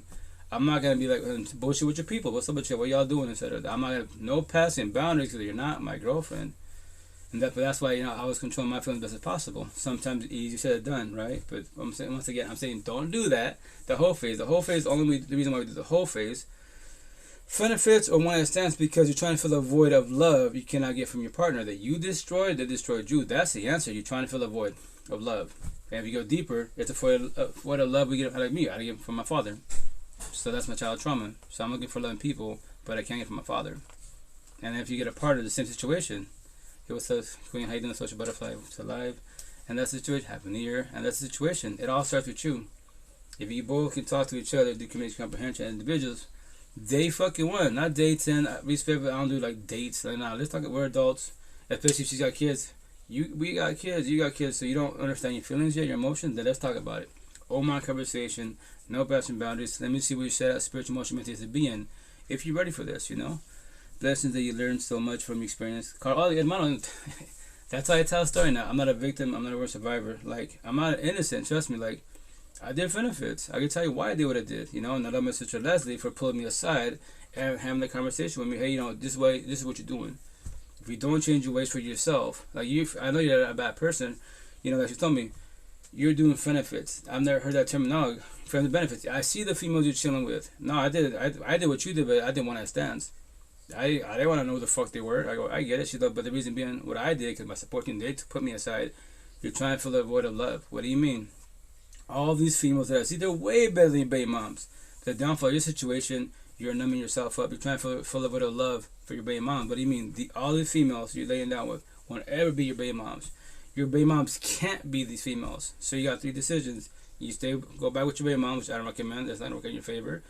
You keep doing what you're doing, your benefits, but you already know you have baby TLC, you have catch babies, STDs, or feelings, or you fall back to yourself. You might have fucked up, but it's not ever too late. And I love her for that because I was like, damn, listen, I fell back. You know, I worked on myself. You know, like and respect as a forewarning. When you do benefits, you don't gotta break it out and tell like, you know, hey, like what I did. I had to tell none of them that get up and leave. I was like, 'cause the cool thing in life when you fuck up pretty bad, right? You can leave. Let's say scenario like you were doing like in Seattle. My name was getting out there because there's only one guy named Marge in the whole Seattle, the whole fucking the West Side is that male called Marge, right? So my name was out there, right? So with that said, I just moved back home. I was gone for 12 years. They know of they know my family. They know of me, but they don't know who I am, right? So I start fresh again. Eastern Washington, I'm a virgin, chilling, right? So, but with that said, my benefits, once again, I told every single one of them, and remember this, I had a smartphone, I had no MySpace, no Facebook, no social media. I did not get into the social media world till 2013. Deadass. So in Seattle, I was like I was ET, because in Seattle, it's techie town. Everyone was like, yo, what's your MySpace, what's your Facebook? I'm like, I don't have that. What? So it'd be funny because they'd be like, so how to get hold of you? You asked for my phone number. Did you forget to ask a question? Oh yeah, my bad. So that's all you do is context? Like, yeah, that's all I do. So when I jump social media, like, what do I need it for? I already gotta take pictures and all that. I don't need none of that stuff. Oh, I wish respect was, I would have, then wise, but I was traumatized with my first baby moms that take pictures. I wish I would have taken fucking pictures. I didn't. So my ex had me almost traumatized. She's like, oh, like, because, people take pictures, they use it for brujeria and shit. Like, all that Santa Muerte bullshit. I'm just like, and I believe because of her. Like, man, I really do like the type of, and I promote it. When y'all traveling bullshit, y'all take pictures and videos, post them. Like, why? And I said in Seattle all the time, even like my one-on-ones or on social media, because why? When you're traveling, remember this, I have no money and power. It's going to take fucking a long time before I can actually take a vacation. I'm a single father of 8 kids, working at 7-Eleven, scraping by, right? So with that said, when y'all traveling, physically I'm on my by your side, spiritual emotional mental on my side. Wherever you travel, I'm traveling with you guys. I get to see pictures and bullshit. Maybe one of these days I will make it to go see there. And I know exactly where you've been because of your pictures. I saw like, oh damn, I never thought of that. You're deep. Oh yeah, once again, I'm broke with a joke for a minute. I tell my kids, don't blow your father. Have a bunch of kids, take your time every which way, So that's why, my situation, I had to talk to everybody. That's why nowadays everyone's got social media for the most part. On this phone, when you get to know people, y'all porn stars and bullshit. Sit down face to face on a date one, fucking virgins, can't have conversations. Why? How? Make that make sense. But you want to be in a relationship. Is it that you want to be in a relationship, or you're just lusting? Toxic love and bullshit. Once you ban like bunnies, get that shit in your system and that's it. Don't lie to yourself, man. Dead ass. If you want a relationship, just say it. And I get it, yes, there's people that are hella introverted like I was, Past tense word was. That's why the person is more extroverted. If they're more empathetic, yo, it's cool. Like, you don't gotta say it loud, I know I speak a lot. I can do the speaking if you want me to. But you say, a question. You can make a couple comments if you want to, Or you can stay quiet and don't feel guilty. Don't, in your head, don't be like, oh shit, like I'm being awkward and shit. Nah, don't do it to yourself because I was you thinking about that shit. And it's funny because when I say like my one-on-ones and it's, stay behind the screen, whatever, because it's a video chat. And they're like, but how are you in my head? Because I was you. That's what you're thinking, right? Like, we're talking about staying quiet. I just tell you, just say a word or sentence and I elaborate. I'll give you everything I give you. Like, that's a lot. It's you don't have to comprehend it, but you have options, ideas, so there's something to work with. Versus just staying with your own head. It is what it is. So fuck it. This is all I know. Like, no, don't do it to yourself. You can evolve more especially about life. So I tell them, jobs are everywhere. You can go job hopping all you want. Don't go body hopping. Go job hopping. Fuck this job. Church hopping. Whatever you're into, man-made things wise. But when it comes to relationships, partners, don't go body hopping. That's not gonna work on your favor. And if you're doing that, once again, you're broke, codependent, you're scared to build abandonment issues. Anyone that cheats, everybody has narcissist traits. And it gets to the point, once again, us boys are more narcissistic, so we'll do the whole face. We'll cheat every which way. Because why? We're taught that not to fucking express our feelings. So what happens? If I catch them a partner, right, I pay with to tell a sob story to somebody else. That's why I got my housewife, my 7-Eleven wife, my church wife, my club wife. Wives everywhere. Because it starts with emotion cheating. The phone, social media, third party. Jade and Will, August entanglement. So what? Jade and August, right? It's premeditated. There it is. So that's it. A woman, for the most part, she's more empathetic. Wives. When did she cheat or break up with me? She made 1,000 chances. She will not give me 1,001. So in her head, her matching spiritual emotion matches, she checks the fuck out. She either breaks up with me or she cheats on me. Then I pay with the cloud sob story like I did. And this year I get paired with a victim, but I've been fucking up. I've been pushing away. I've been self-sabotage. She's been talking to me. So I did to myself not knowing, but I cannot be hard on myself because I was not taught none of this shit by my family. And I have nothing against my family at all. Because people are better, like, like when you're involved in the healing awakening journey, and you start comprehending this shit, and you be like, damn, why are my parents teach me this shit? Why my siblings teach me this shit? How can anyone in your family teach you this shit if they don't know? And here's the best part: they're still doing what you're doing, still in toxic relationships, and you're evolving. And they might think, you know, you're better than me. Like, when the fuck did I say I'm better than you was? You know, you can work on yourself too to evolve in life, you know. So I mean, how you doing? You know, and that's the shit. That's why, once again, respectfully, and nothing against them in my family is zero, but my family, my personal experience in my life, none of my family is zero. From Washington State down in Mexico back to Motherland, Spain, nobody can teach me shit. Like, okay, I'm tired. No one can teach me shit in life. Respectfully, they can't at all. All you teach me is go to work, get a pretty house, pretty car, and that's it. Go to a church, pray in God's hands. Wow, welcome to Brian Brown. What a bright fucking future, especially relationships. And that's why I walk the streets. Once again, I don't gotta turn the TV on at all. I walk the streets, my toxic environment. I go on social media, toxicity everywhere. That's my tattoos, you know.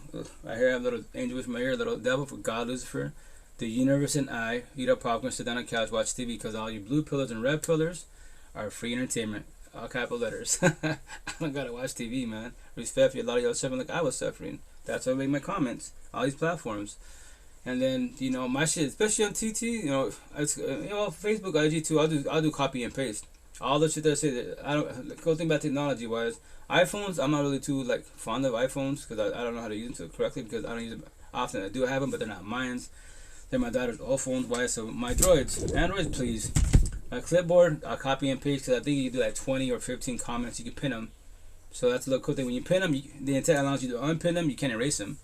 Other comments, if you do too many comments, whatever, it'll push them out of the way, and you'll be like, fuck, what did I type again? You know, so the cool thing is, all my shit's copy and paste. And majority of my notes that I do copy and paste, I would get tired of my body. Eventually, when I get a vinyl printer, I'll be wearing my hoodies and shirts walking the streets, saying that shit. Like this one right here, to trigger people in a loving, respectful manner. But the whole thing with God, like, God can do it for you. Like, you technically can't, you know. So it says right here, it says, God, Allah, Buddha can't fix or save you. This is your healing journey. We pray tonight that everyone gets one more day above ground. And I'm sorry, I'm reading it slow because I'm reading it upside down. Ground wise. Close. Everyone close the doors of pain in their mansion, which is my tattoo on my neck. Nobody has narcissistic traits, hate, pride, ego, lust, greed, power, you know, reactive abuse, deflection, projection, gaslighting, manipulations, trauma bonds. No more drugs, wars, we all say amen. When we wake up above ground and everyone still has the same issues, who do you blame? God, Lucifer, the answer, the person mirror, you. So yep, there it is, boys and girls. It's you. You cannot blame God, you cannot blame Lucifer. We all got free will and choice. That's it. It all starts with you. God tells you should work on yourself, be a better person. The door's right that you leave whenever you want to. I give you free will and choice. Lucifer's like, no, don't listen to him, listen to me. Pray, plan, manifest to change your ways. I promise you they will. Stay for the money, stay for the power, stay for the pretty Gucci Prada. Stay for the man-made things.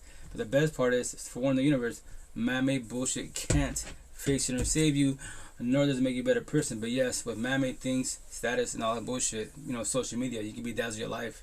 But as an individual behind the screen, I see through all that bullshit. So if it's people that are woke or awakened, you're the one that call you out to the fullest. Like, yes, and that's what the analogy. Did you know a piece of shit's a piece of shit no matter what? How you form it, mold it, bedazzle it, it's still a piece of shit, and that is you.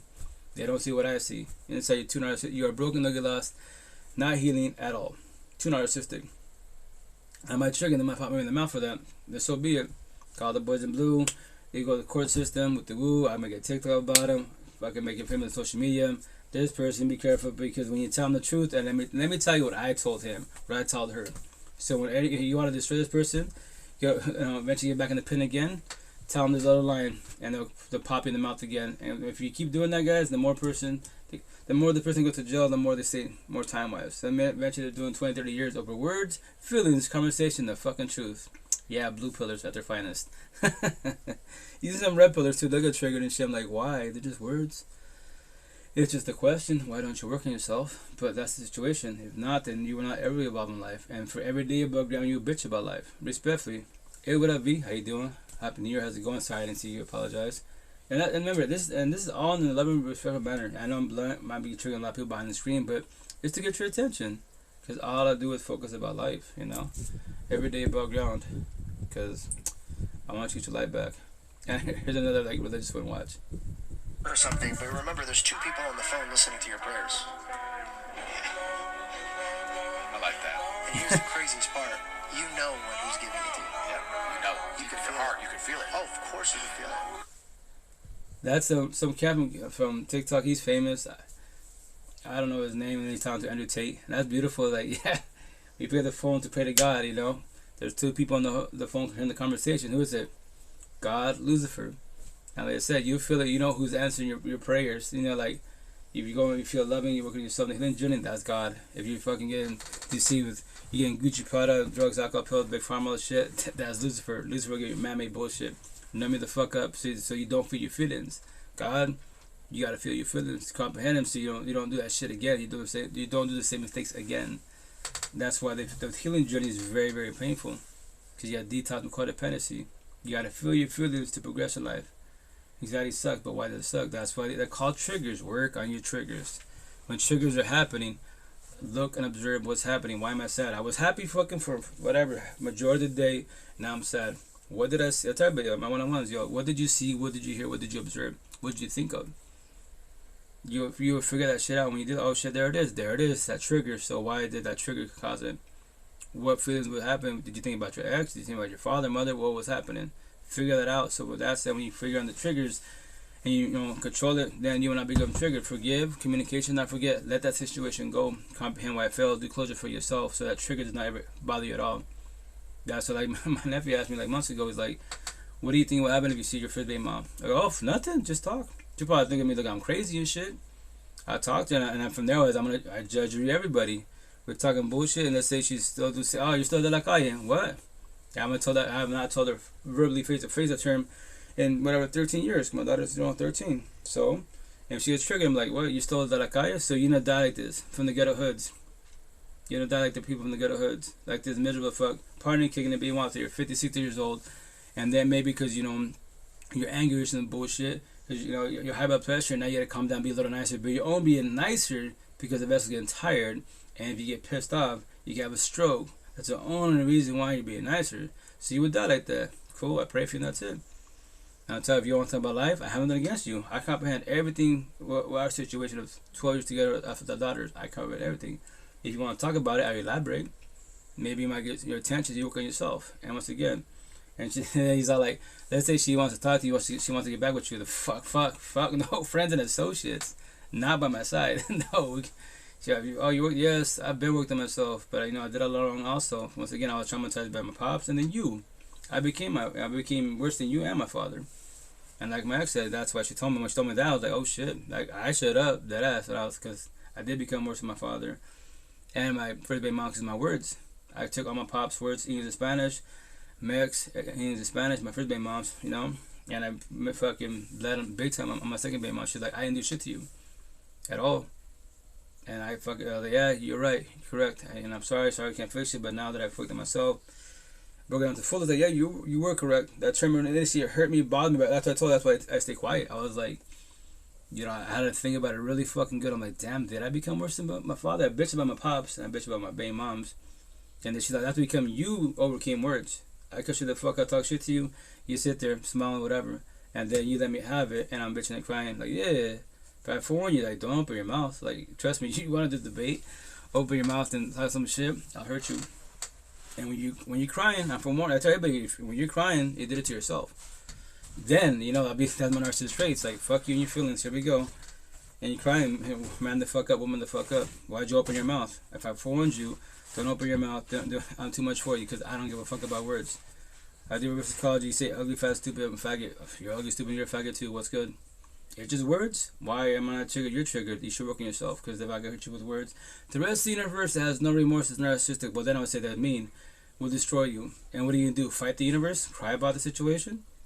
I'm forewarning you. That's what I'm telling you. If people forewarn you, don't open your mouth. Don't open your mouth. You know, if you're not ready for it. But at the same time, when you're evolving in life, trust me, like I did, you challenge the universe. Like, yo, teach me some shit I don't know. You know, in a positive manner. If you go trigger me, I'm forewarning you, man.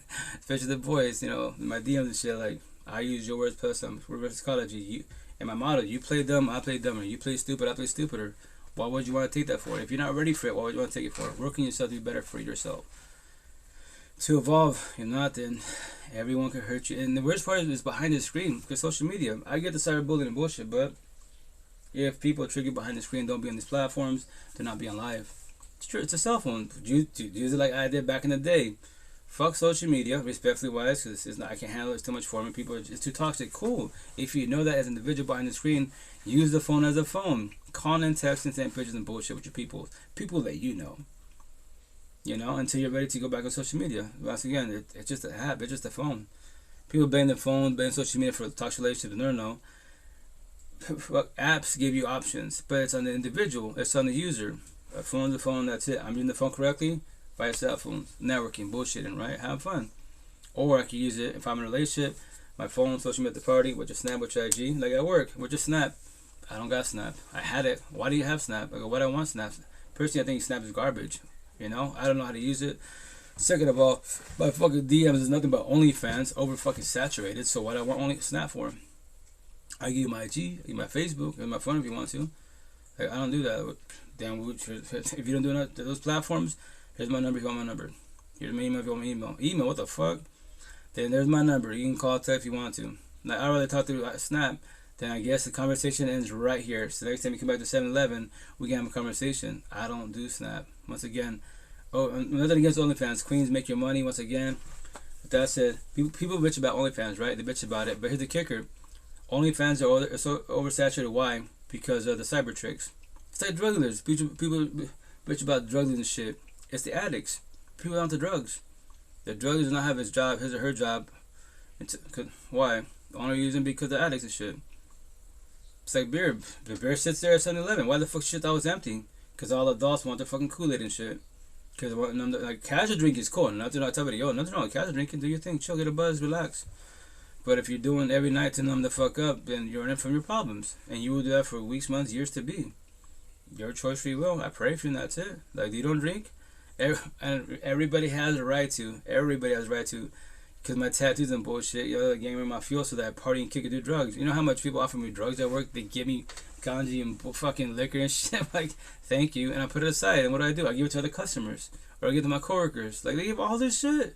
Because these guys think I party and kick it like they do. So I don't want to be mean to them. So I just let it be. Cool, thank you. And when I ask, how was it? Oh, it was good. I play stupid as fuck. Like, I don't do nothing to be above. I look like a piehead. I don't get high. Maybe when I did try again, when I did it Bob Marley and bullshit, I did it to control my anxiety, my depression, and my insomnia. I could finally sleep and bullshit, you know? That's what I used it for. I'm not codependent of it. A lot of people, like, you cannot become an addict off marijuana and bullshit. It's your choice, free will, because you don't want to work on your feelings. And that's their choice, but I have people that I know that fucking spend all their paychecks to fucking wax and shatter. I'm just like, bro, all your paycheck? And you're always broke because of that? Like, damn, I tell them in their face, you are numbing up, running from your problems. If you ever want to talk about it, we can talk. I'm good. And then be broke for the rest of your life. Be codependent of that bullshit. And nothing wrong, but you're abusing it. You're being greedy about the situation. That's your choice, free will. So you're running for the rest of your life and bitch about being broke and borrow money. When you have a badass job, good ass money, and I tell them, dude, you're spending 1,000, 2K. Fuck, man, you're an addict. And I go, the best part, it's not even an addictive drug. It's Langaji and bullshit. But hey, I pray for you and I go my day. Like, you don't get high? Like, nah, I don't do drugs. Drink, I don't drink like on January 9th, I think 9th or 8th. Tell you right now. Boom, boom, boom. Yeah, on the 9th. So 8 days from now is I'm getting my ink therapy. Matter of fact, the Fireball that I bought last time that I didn't drink, it's been sitting for a month right there at my table chilling. Yeah, I look at it, which if I pay attention to it, it's just Fireball sitting there. There's like, my mouth does not get watery, nothing, because I'm not addicted to Fireball. I only use it to numb the fuck up. Ink therapy because the vessel's weak and it hurts. It's the only time I drink. So, and people are like, well, with tattoos, you should feel pain. Like, no. Fuck that pain. No. I don't care for the pain at all. I feel it slightly when I'm numb because I'm buzzed like a motherfucker, but I'm chilling. I know my limits for the most part. If I can't drive, I'm not driving. I'm just chilling there at my boy's shop, or I sit in my van. I go live. That's why last time, you know, that's why Sarah no jumped in my live when I was buzzing my last live session, and even like after, like, bro, yo, Rito, what's up? You were fucking lit. Oh yeah, I was chilling, bro. Cloud 9. But that's why I sat the live for like 2-3 hours, so I can drink my water, so I can detox from freaking the buzz and bullshit, because I had to go to work. So I know I can't drive. I know I can't drive. That's the type of people out there that you be drinking, like, you got casual drinking and you buzzing and chill, but if you know you can't drive, why even take the risk? I want to go home. I get the concept, you want to go home, but it's not worth the risk. If you can't fucking walk correctly, how can you drive correctly? But if you want to get DUI or fucking take somebody out, then I pray for, and that's it. And when you take somebody out literally wise in your fucking prison for fucking manslaughter, who do you blame? God, Lucifer? The bottle doesn't need you, you need the bottle. Why? You're numbing the fuck out for your problems, and I get it. So why don't you work at yourself and your problems? That's it. So, but once again, to each own on that note, man. That's like mother TT wise. That's why I put on there. Like, there's a clip that I play, and it shows a girl in Seattle from Bellevue. She wrecked. You know, she had her Porsche, 100 plus, fucking wiped the fuck out. I was trying to see what, I don't know if it was 405 or 520, whatever. But well, anyways, she wiped out. She had a passenger shit. So it's always it's a rule of thumb. The person that's fucking alcoholic and bullshit, right? They survive, but the passenger dies, right? So what happened? Killed her, you know, her buddy, whatever, by accident, quote unquote. And she bailed herself. It was a $2 million bail. She bailed herself. Obviously, $2 million. Fuck, she bailed herself out. Boom. Back to China she goes, her country and shit. So right now they're still trying to get her over and shit. Yeah, that's why the courts are too narcissistic wise. They're there for a fucking thing. We're here for the victims. They're not here for the victims. The victims get fucked, right? And everyone that's there for the dollar gets paid. Because they're there for the victims. Fuck your bail. You just took your partner out. Sorry, don't fix shit. Whatever you're running from in your fucked up head, respectfully. Your anxiety, depression, paranoia, PTSD, suicidal thoughts, low self-esteem, anger shit, because you can't look at your exes, past pain, toxic love, trauma, child trauma, your triggers, all this shit in my neck. Yeah. Now you took your friend out. So now you stay here in your dog kennel and figure some shit out. Spend your whatever 10, 20 years I'm going to give you. You did it to yourself. Don't put a gun in your head. The bottle doesn't talk to you. It's a man-made bottle with no feelings. In your head, the bottle talks to you because you go to the store. And I got 7-Eleven all the fucking time to 2 in the morning. I'm graveyard, so for 2 hours, all these adults are running to the fucking what? To the beer, fucking the beer cooler. Fuck, hey, wait, you got my Corona? I'm like, fuck, here we go. I look really fast, all fucking night, and it amazed the fuck out of me. And they buy like cases upon cases. Oh yeah, it takes like 50 to get fucked up. I'm like, 50 beers? I would die. I get a quarter beer, I'm buzzed, I'm chilling. I don't drink, really? Nah. I don't drink at all. I respect it. I don't care for it. It's whatever to me. Like, they're beautiful bottles. I hear about the flavors. Awesome. But I don't care for it. I only care to drink when I get my tattoos. Really? It's the only time you will see me drink for the most part. If I chill with my peoples, maybe a beer. But a beer will last me all dead ass. You know how people that get a beer would chill the squad? Like, when I put people in Seattle, a beer could last me all night. Like, they didn't come like, bro, you've been sipping on that Bud Light fucking water all night. I go, I'm chilling. There's a buzz. You're buzzed off that little. I don't drink, man. I don't care for none of this stuff. Like, y'all, I'm watching you guys. I would have died a long time ago. I've been in the hospital a long time ago. But I stay strong. Happy New Year. How's it going? I go, I don't drink. Respect. I don't care for it. Don't want it. I only want it with my tattoos. That's it. This body hurts every which way, and it sucks, you know. That's why this year the worst tattoo would be my back. That one I'm kind of dreading, but I will figure it out. Because the hardest part would be the cross exodus. Happy New Year's, Queen. How's it going? It's gonna be, so it'll be like from shoulder to shoulder, and then the top cross from the middle of my back to the bottom. The top of the cross, it's gonna be sticking out purposely wise. Oh, hey, Hardest, how you doing, Queen? How's it going? It's gonna be sticking out so you can see the top of it, because it's gonna say my little saying to the universe. It say, as long as you live God like, 10 commandments, all printed out. Jesus like as an individual, then you are blessed as an individual. So I'm talking about you, Carl. You know, stay strong. You know, I'm talking about you guys as individuals, not your kids, not your partner, you. But if I know you're living God like, cool. But what I would say your partner, I'd be like, what about your partner? What do you mean? They're not good for you. But that's your choice, free will, you know. And that's the shit. That's what I tell you. I care about you as an individual. The rest of the people, I'm happy for them. But if you're gonna talk to it, why? So, yeah. Happy New Year's. Happy New Year's. How it is? How you doing? How's family? How's life? How's everything? How's New Year for you? Oops. Sorry guys, and I'm talking to the Likee squad. So For the heads up, this is a live podcast. Oh, speaking of, I think I said it earlier or not, but finally, I'm gonna start doing more. It was amazing. It's awesome. I'm happy. That was fun, Queen. How's your life coming along? How's everything? How's the kiddos?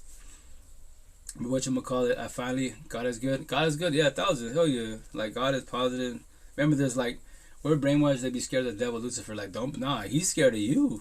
He does not want you to fall back, start vibing with God, have a support team, and work on yourself. Lucifer will give you all man-made bullshit. Drugs, alcohol, pills, game up. All this man-made bullshit to numb you the fuck up so you don't feel your feelings. Be wild, be reckless, yeah. But God's like, yo, well, time to feel these feelings. Dad's not there, mom not there, shit. My family fell apart. But let's figure out why it fell apart. So the next time you work on yourself, you prevent the situation happening. Wise, if the relationship becomes toxic, the door's right there. I don't hold you back. The door's right there. You can leave when you want to. Why do you hold yourself back?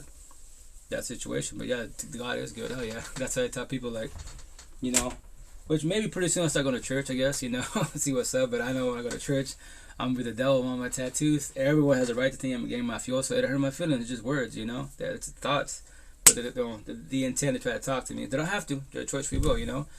But just go there, vibe it up, see what's up. You know, read the Bible through the MYs and study it every which way. But I already know the answers. But you know, maybe someone has a question, you know, let's have a conversation and shit. But like me, I didn't go to church for so long. I quote unquote knew the Bible and stuff. But if I knew the Bible, if I comprehended the Bible, I would not have been in a toxic relationship for so long. Trust. I wouldn't have, because all the answers right there, like, leave. You know, you don't need people. You want people in life if they want you. Match energy, not take energy. I comprehend that now. But once again, it's not ever too late. In this lifetime, 39 years ago, about to be 42 now. Next month will be 43. So 18 at heart is why I live a life as an 18-year-old. I know all the knowledge of the universe. No female can sell me a fiddle. Pay me as a fiddle at all. Don't give a shit. She's 18 years old, fresh, down supercars, OnlyFans. You that much money, I don't care.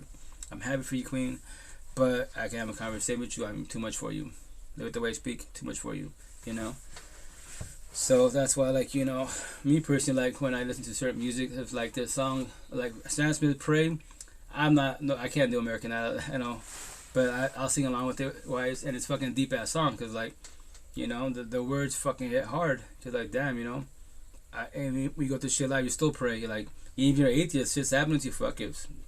I guess it's a higher power, so what's up with you, man? Let's do this shit. Let's figure this shit out, you know?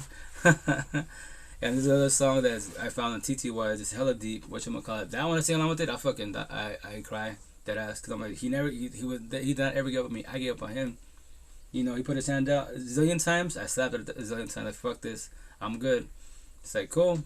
I support him. I tell him, yo, if you let me party support team, I won't ever give up on you. You can fucking slap my hand 1,000 times, I'll still be here. You can fuck up 10,000 times, be with the same person for 20 years. Your choice, free will, but I won't give up on you. I'll be, yo, like, the door's right there. You live when you want to. You know that, right? I know it hurts, because I was you.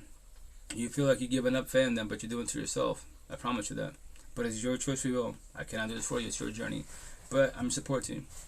You know, like, God's like, when I allow them to talk to God, like, respectfully, you know, only if you're a VIP, you know, he'll physically come talk to you face to face, I guess. You know, I've heard stories. But support you. Anyone that gives you positive advice, that picks you when you're down, God's disciples, angels, we hold your hand, guide you. And that person could be one person, like, let's say you met at a bus stop. Let's say they saw me down. They asked me, you good? And I'm like, I'm alright. I'm talking about my kids, whatever I'm going through, right? And they pick me when I'm down, and I don't ever see them again, ever.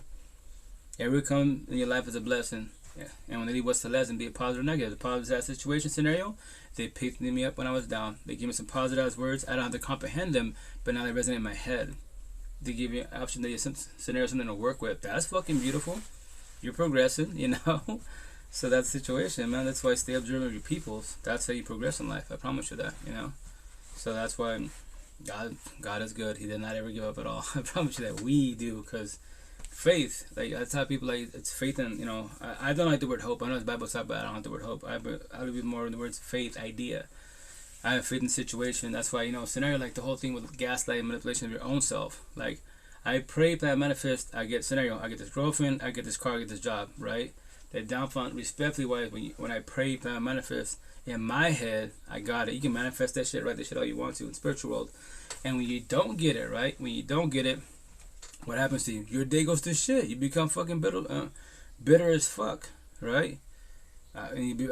And he didn't promise you get in this position. Like in my situations where I'm guaranteed the position, higher, you know, this whatever the fuck, and they told me I was gonna get it. And sorry, Marge, guess what? Somebody else got it with you. Then my day goes to shit. I'm like, what the fuck? I did all this training bullshit to tell me no. And then my day goes to shit. That's my buddy. He told me that I've been doing this since like 2004. He told me this shit, or 2002, I believe. Yeah, 2002. He's like, don't use those words. Like, they didn't say manifest, but he's like, pray, plan. Don't use the words. Why? He's like, it fucks up your day, man. I saw you how your day went to shit. Because, you know, you get the job, told me so your dream with the woo, right? So you use the word idea, faith. What do you mean? The idea of faith is, the idea of faith, you get the job, you get the car, you get, you know, the position, whatever, right? And when you do get it, awesome. It's the 50-50 shot. You got it. It was meant to be. You didn't get it. It wasn't meant to be.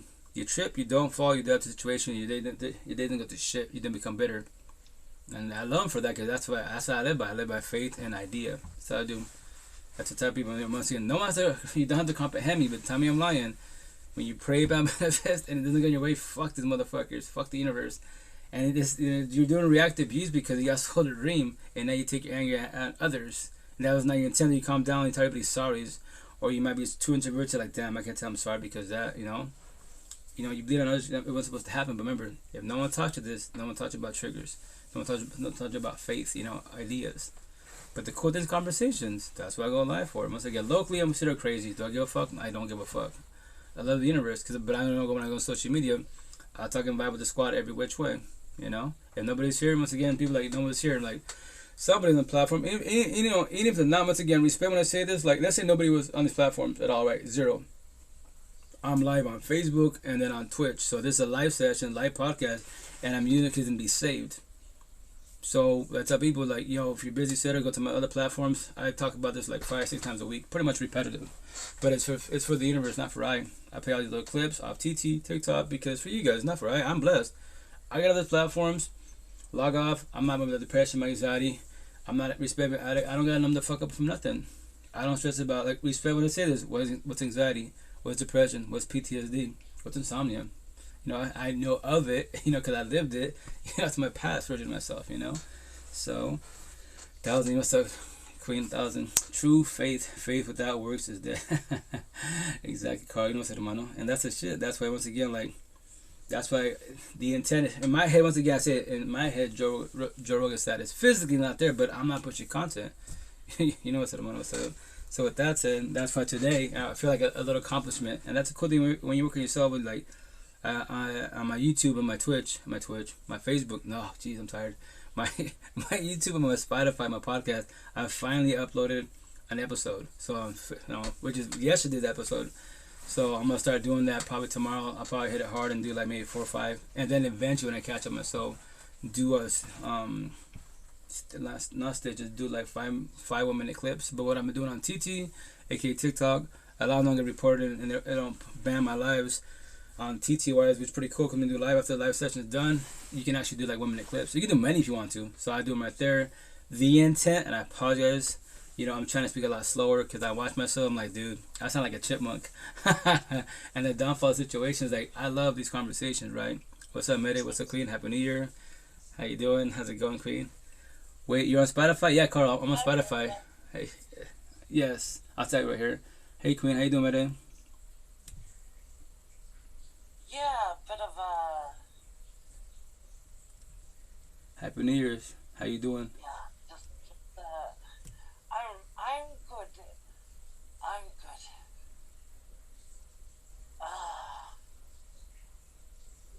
So, my son got arrested after I made the statement. The pigs have let him out. Okay. And, oh, they let him out? He went and did what they let him out. And so I went to the court today because I just assumed that the court was open, but it's not open till the 8th of this month. Okay. And so I went to the pig station. They said, oh, we let him out because of your video. I said, what the fuck? I said, you're just breaking law, and you're meant to be law that we're meant to trust. So anyway, he got out and he got into something really bad. So I got contacted, and then I had to make phone calls, sort that out, and make sure that he's with trustworthy people this time. and so they have, and he had to go and correct some things. So that's why I had to make some phone calls, and everything got sorted. He's just mayhem. But I let them know that I love him, Yeah. and that stay out of trouble that way and try and do something right. If I have to come and correct or sort shit out, then I'll be letting him know how I feel about that physically. So that's okay. And then a dear brother of mine who I love dearly, I was on a panel earlier on, and I just got told that he died on New Year's Eve. So just when is my year gonna finish, Brother Rito?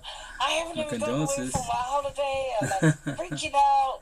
Well, I'm not freaking out, but I'm actually just being at peace and meditating just to keep me at peace and to keep me function. So I came home and I've done like a whole hour of meditation, and I'm calm. I'm powerless over things, but I'm at peace. That's good. Within myself, and not allowing things to distort me or traumatize me or take me to a place where I can't function or focus. And so with this bro that's died, I just made some phone calls as to how we can contribute as a family who he supports, and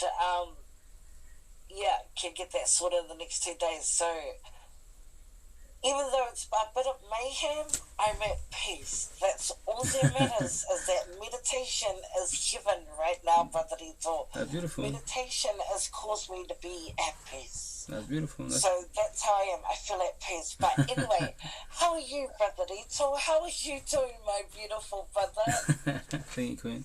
I'm blessed, every day above ground. Got one more day to live, so blessed, I've got a lot of new one-on-ones. Typically, everybody got them for the most part. It's always typically females on all these platforms, so good conversations, Sometimes, like, yesterday they asked me, like, I've been watching you on aka TikTok for, like, 3 years.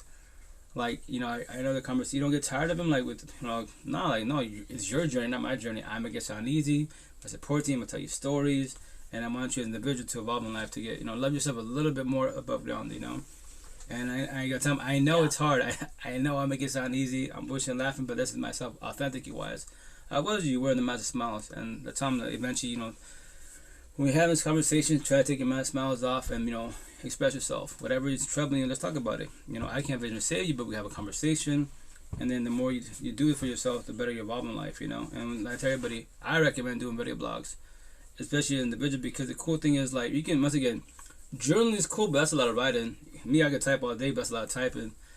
Audio blogs, and eventually we're ready to do video blogs. Like, this is streaming. This is, social media. People are watching this, hearing this, right? When you do video blogs yourself, you just you. That's it. But can you be comfortable with your own skin? And that's a test for yourself. Can you actually grab your cell phone, look directly at the camera, and talk to yourself? Or are you doing, okay, my ex, my father, but you're like glancing all around the camera. Once in a while, you glance at your own self. And the cool thing, I tell them, do it for a week when you're ready to. When you're ready to, get some popcorn and watch yourself. Watch yourself. If you want to make it like more like to touch yourself more, you can watch on your cell phone, right? Or mirror the stuff to your TV wise, or monitor or whatever, and watch. Put yourself on the big screen and just talk. Watch yourself as you talk to yourself. Like, damn, I can't even look at my own self. You're struggling, but you're struggling for now. You're not comfortable with your own skin, And then the more you do, and then the more you evolve in life, you can fall back. Me, once again, like on TikTok, they'll play like 2-year-old clips, 3-year-old clips of myself. Like one of my friends, she sent me a clip when I had no tattoos on my face and on my neck. I just had only my ex's name and this MGK lace up, right? That's all I had. No other tattoos on my body at all. So I was like, oh yeah, that's when I was the beginning of the healing journey. The very beginning, when I was talking about the breakup and my ex is a narcissist, my tattoo is narcissist. Like, no, everyone in the universe has narcissistic traits. We can all become narcissistic. Just that's why you got triggers, and become triggered, the devil comes out of you, and so on and so on. I get it, but with that said, no, she's not. We're two empathetic people, but we're just on different journeys.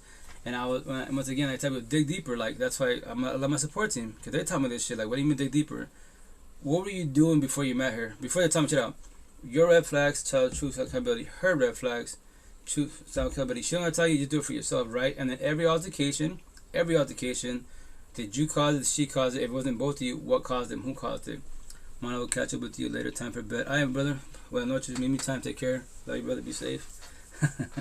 And then deeper, like, tell me, before you met her, what were you doing in life? And I was like, what? Before you met her, what were you doing in life? That would let you know what's going on with your situation, every which way.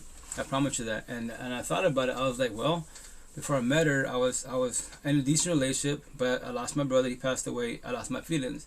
And then she, you know, people would pick me up through the DMs wise, and she knew my brother. So there it is. She picked you up when you were down. So when she picked you up when you were down, how was she doing? No, she told me that she was working on herself, her anger issues, just insecurity issues. Also, she was healing. You was broken every which. There's your flaw. She picked you. She thought she could pick you when you're down. She could fix you and save you, but she can't do that for you. And she did not know this conversation. I'm letting you know what's happening. So that's what it is. Hurt people. That was not your intent. You're not a bad person. It is that you wasn't ready for love at all. She was trying to offer it. You wasn't ready for it. You thought, thinking not knowing his feelings. That's what deceived you. I was like, damn, some deep shit. You know, and I love for that. That's why I fell back, dissected our relationship, and I was like, okay, shut out. I talked it up. You don't gotta accept this apology, but let me break it down for you, guys. And once again, that's my tattoo. When you forgive, not forgetting, you let your ex go, right? You do comprehension yourself, and you do closure for yourself, not for your ex. If your ex gives you closure, that's awesome. If you accept it, allows I tell my one-on-ones, if your ex gives you the closure, and will you accept it? Will you be happy and satisfied, or will you still be hateful? Like, it's just that easy. Like, no, but they're working on themselves, and they tell you yes, that I was trying to mean they were sorry, and you see they're doing good for themselves, and you still haven't accepted it because you're bitter. Because why? Now you work on yourself. What do you think you can potentially work out? I don't recommend it, but you can try. You know. So I told her, you know, and then then she called me crazy. But when you work on yourself, they will call you crazy. Like, no, my tattoo, all my tattoo, I love my tattoo, but this one's the best one. I love you for leaving me. It's an oxymoron because I do love for leaving me because I had a chance to fall back. I didn't do the whole phase. I didn't go body hopping, nothing. Like, I wanted to know the answer to life. I just lost my second family, 8 kids deep now. 19 years of my life to figure this shit out. My support team. So they told me that's the situation. You were broken. She was healing. Opposite attract is not gonna work in nobody's favor. Hurt people. Heal people. What do we do now? We heal people. We got it for once. You don't do what you did. What else did? And that's what I'm telling you. And I love for that. For 88 days, I had 10 people to talk to. So tell people, 10 people. Imagine having like 20 people, 100 people. Call, text, video chat, bullshit with them. That's awesome. You're way ahead of the game because you're expressing yourself. You're being vulnerable, being your walls down, and expressing yourself. That's fucking beautiful. You evolve more in life. But remember this. Like my support would tell me, they would tell me, check out. You have 10 people, that's badass. I only have 2-3 people. With that said, but remember this, we all have lives. So do you. So when you have these cell phones with people, it's not we're blessed, you still gotta work on yourself. You might be alone, but not just want to be alone, it's the loneliness. It doesn't codependency wise. And that's what I learned from that. That's why all these little passages, that's their sayings, that's their notes. And that's why they taught me. Like, I tell everybody, anybody on these platforms, you can take any of my words, any of my conversations, claim that you go make money off it, I give no fucks. All I care is that the message goes, it's paid forward. Somebody hears it, pay it forward. That was stop. All I want from you is to pay it forward. I don't want your money. None of that stuff. You're on social media. I give you props because that's like a lot of people encourage because people are seeing this shit, hearing you, and respect with the elites around the universe. They can offer you done whenever they want to because you're saying too much. You're giving the answer to life. Publicly wise, that's why I don't go live for that reason.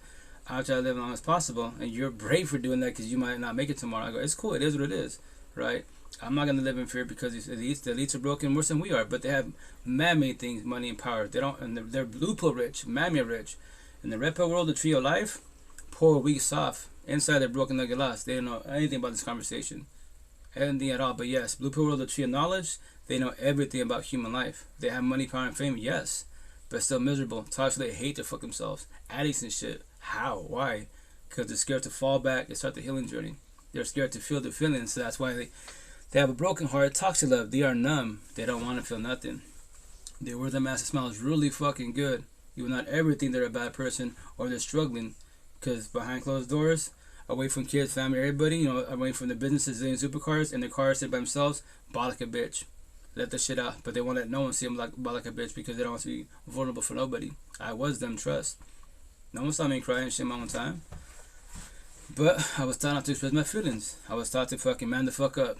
Only women cry all that corny bullshit. Fuck all that bullshit. No. Nothing wrong with crying at all. Your body, spiritual, emotional, mental, your body's exhausted. So I tell people when you're crying like I did, ball like a bitch. Let all that shit out. And as you're crying what I did, speak Say what you gotta say. It's called in the like the DSFI book, therapy, counseling world. It's called word salad. When you're speaking and you make no fucking sense, it doesn't matter. Let all that bullshit out. Here's the best part. This human body, the vessel, can only produce so much tears, so much saliva. I promise you that. So ball till you ball till you can't ball no more. Spit saliva till you can't spit no more because you start heaving. You have nothing to give, right? And I promise you about it, 1,000, your body resets. It feels hella good. Your body is resets itself. It feels good, but remember, it's just a bandage. You cut your wounds. You feel at peace with yourself. Like, damn, I'm done crying. I'm done bawling. What else to do now? You feel good. That's positive, But now the intent to figure, like, okay, because the negative feelings will come back again. The triggers will come back again. Okay, why am I sad? Why am I bitter? Why am I hateful? Why am I scared? Well, talk about your feelings. If not, then wear the mask, mouse. Behind you dying crying, set all the goals in your life. Have all the kids, marriages, mammy bullshit, respectfully wise. It's not gonna make you any better. Just numbing you up again by bandaging cuts and wounds, and that's all it's doing. And it sucks. But everything starts with you. But support teams, conversations. I promise you 1,000. You'll feel better about yourself because as an individual behind the screen, this is your journey. It's not nobody else's. Nobody can better save you, but all we do for each other. I promise you 1,000 is heal, guide, support, uplift, forewarn, show love to each other. I promise you 1,000 we do that for each other. The only person that can fix and save you is the person mirror yourself. The answer to life is the person mirror. All you ever need is you. The end. Not nobody else. You want others if they want you. I promise you that. So, and once again, I know I make it sound easy. Support teams. I love them to death, and I'm just paying it forward. Their notes, my notes. That's what I'm doing. That's what I go live for. Once again, I said it 1,000 times. Not for myself, I'm blessed. It's for you guys behind the screen, so you don't feel alone. And the cool thing about technology, we are blessed with technology because it made it how we talking. Not because of a phone book back in the day, not because I know your family no, because technology, social media. That's the advantage of technology. If you use it correctly, we're talking environment, you're ahead of the game.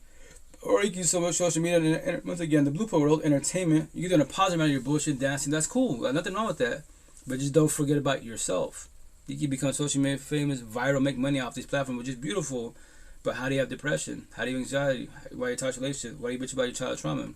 That's what I care about. Those specific questions. And you don't have to answer. You don't respond. You can numb the fuck up. Your choice. Run from yourself. Do that. But it's gonna catch up to you when it does every fucking night. You have insomnia. Why? You bitch about depression. Why? Right? You can hide them with a mask smiles for many years to be. But every night, I promise you, like I did, you have insomnia. All these wise and questions. You lay there fucking staring at the ceiling for hours. You try to watch TV for hours. You still can go to sleep because your overthinking is whooping the shit out of you. You try to close your eyes. You have all these categories, all these subjects whooping your ass. And then fucking time does not stop for nobody in the man-made time. You have to work at 8 o'clock in the morning. You try to sleep at 9 p.m. You got fucking all these hours of sleep and you fall asleep at 6 in the morning. 2 hours till. Close your eyes. Fucking alarm goes out. What the fuck? I just closed my eyes. Like, no. That shit's unjust, So that's why I tell you, work on yourself. Fall back. And not all your doors are pain. My tattoo in my neck. Let's say your recent breakup, X. Okay, that's the most recent pain or whatever situation is. Work on that. Okay, why does it hurt? Why do I miss him? Why can't I let him go? Why did it fall apart? Try to comprehend that situation to evolve a little bit more for yourself. Because I promise you, when you forgive, communication, not forget, and you let that situation, that person go, do closure with yourself, comprehend, you feel a little bit more peace with yourself. You can actually breathe. And then when you think about your ex, the situation, you think about it, it's not a trigger, nothing. You're not bitter, hateful, nothing. Like, yes, now I comprehend it. So now I observe the red flags. I comprehend the red flags. Anyone says that shit to me, does that shit to me, no. Fuck your shit. You're not gonna, I'm gonna realize boundaries. You be mean to I'll be mean to you. And then remember this, and the best part when you like start the healing journey wise, you've never been mean to nobody. You've never said no to nobody, and now we start saying no. They're like, are you crazy? What do you mean I'm crazy? What? Cause I said no? Yes, I've never said no prior. Correct, very well said. Because the older version of myself was weak, gullible, naive. And I tell you no, so with that said, what do you do about it? Oh, you mean you're crazy? That girl changed you and shit. If you could say that, change me for the better. That worked on myself. I love her for leaving me. I got my support team. So I don't need you in my life. I want you in my life. So with that said, the old version of me said yes all the time. I was a people pleaser. Now I tell you no, because now I just focus on my kids and myself first and foremost. If that situation is not going to benefit us in a both positive manner, you're using me as no. Find some other dummy. Trust me, they're all out there like I was. They will say yes. And there it is. You replace me with that individual and destroy that person. And that person might not ever evolve in life, and you might use it for the rest of life. Because they don't want to be mean. They don't want to hurt your feelings. Like, I said that, no, fuck your shit, no. Selfish. I come first and foremost, then my kids do. And then if I have a partner, my partner, right? I'm blessed. I will take care of my situation, the potential to be, because that's my family, my real family. Respectfully, you're my blood, you're my cousin, yes, but you're not my partner. I'm not self-sabotaging my relationship by having my family intervene with my relationship, especially if her and I are blessed. No. You don't like her? I don't give a fuck. You don't have to like her. That's my partner, and that's it. So BPDKP, how you doing? How's it going? You know, and that's the shit. That's why when it comes to relationship, try not to that have your family. If the positive affirmations, positive advice, yes, but nothing with the negative. Like, I don't like her or him because their tattoos, where they come from, where they speak. As long as you two as partners are blessed, you're blessed. Try not to try to cut the umbilical cord with your parents, so you don't let them, contradict the situation and make it worse than it is. They will always run your relationships. And then they will rule a lot of them because they don't want to see you happy. If your parents are bitter, for the most part, they're the fathers, they don't want to see you happy. And then what? You break up a good potential because of your parents? Don't do it to yourself. If not, then fuck. They will run your life. Don't do it. Remember, we're all adults. When you graduate, leave the household, you're all adults. You know that, right? You don't have to talk right with nobody at all. At all. That's why it's like my people, like, family friends, when we move to Seattle, you gonna come visit us? I might. If not, I can call you, text you, whatever. But, respectfully, where I'm from, I don't care for this place. Respectfully, it's a bad area. Don't care for it and the potentials. I pray for it, and that's it. I go my day. Seattle, my real home. I love Seattle. That's where my real home's up. That's my heaven on earth. I know where I should be at. But the financial part, and the co-parenting part, like, I tell my kiddos that they move to Seattle, I just gotta drive farther. Right now, it's an hour. You're an hour away. You'd be basically 3 hours away. But it's cool. This, I adapt to my situation. Go come and visit. If your mom left me and bring me to Seattle on this side, we go out bullshit, chill, show you around Seattle, and that's it. And that's part of the co-parenting. Try to have a better friendship than partnership. That's the intent, and that's why I forewarn everybody. Once again, 1,000 times, if your relationship is toxic, not the bad idea, babe. Let's have a kid. Let's get married. It is not gonna work in your favor. I promise you, 1,000. You would join the baby mom, baby father divorce club. And now life will become more stressful. You're stressing right now with no kids. Stressing in a toxic relationship. Have a kid. I pray for you and that's it. I pray for you and that's it. That's all I gotta tell you, man. If you don't believe me, you wanna find out the hard way, go fall on your face. Respectfully, go fall on your face like I did, like a lot of us did. And when you kid asks you where's mom at, where's dad at? What do you say to that? Why didn't it work out? You're being mean. And then you're partnered to narcissistic, then got to manipulate your kids. Twist the words on them to make because your mom doesn't want to beat me and be with me while dad want to beat. You don't want those conversations. It'll mess your emotion every which way. Because how do you respond to your little ones? And that's the shit. They can use the kids like, dad said you should be with them together. Again, like, nah, don't do that. That's I forewarn everybody. If you're struggling, respect and touch relationship, you damn no kids. The door's right there. Be like fucking Forrest Gump and run for dear life. You don't have the little ones tied to each other at all. They're an adult, you're an adult. I say many times. For some reason we forget that bullshit. Like I did. Like, what?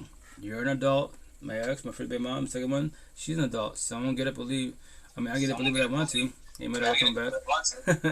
And somebody will take your action. I promise you that. Someone in the universe will take your action. They're an adult. Your ex probably has parents, siblings, somebody, especially with social media. I promise social media. Like scenario, I said many times, scenario matter, you're not together, right? I break up with you for whatever reason, let's say it's toxic, whatever. I would tell you in your face, shut up, queen. It didn't work out, said it was, you said it for the social shits. But I promise you 1,000, go on social media, tell them I broke up with you. Your comments and DM be lit up, gay, straight, trans after you, offering to pick you up when you're down. I don't recommend you going body hopping. I recommend you fall back to the healing journey, but that's your choice, free will. Because I'm falling back and I'm blessed. Once again, I don't need you in my life, I want you in my life. First and foremost. But obviously, for whatever reason it was toxic, I'll elaborate why it became toxic. And I'm choosing myself because I'm not dealing with this at all. Respectfully, why I say, if you're not changing better for yourself, not for yourself, and our relationship to progress in life, respectfully, why I'm with you. You and I cannot get nor buy back what God cannot even get back to us. Love, time, and emotions. So why am I waste my love, my time, emotions on people around you, especially by my side, if you're taking energy and I match energy, respectfully. And remember, this is a scenario. It's not legit. It's a scenario. And it's all about being blunt. Like, if you want to be better, then work on yourself. Because once again, I am not jealous, controlling. I don't give a shit who you talk to. Respectfully, I don't care what you wear. Respectfully,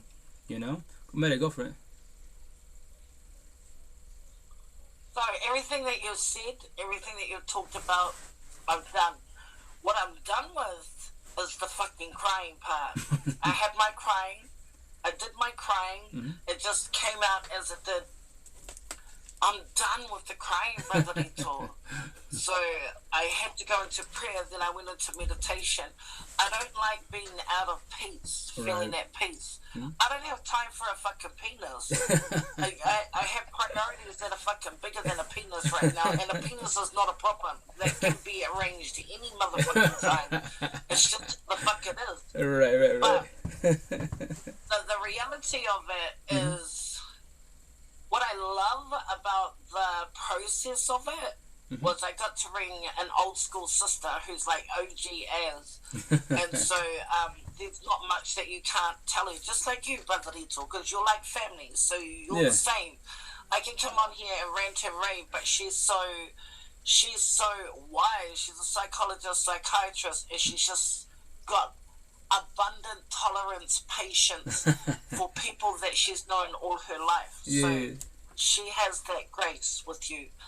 And so she says, what's going on? So I just went, spewed it all out. When I spewed it all out, she laughed at the end and she goes, I said, what are you laughing for?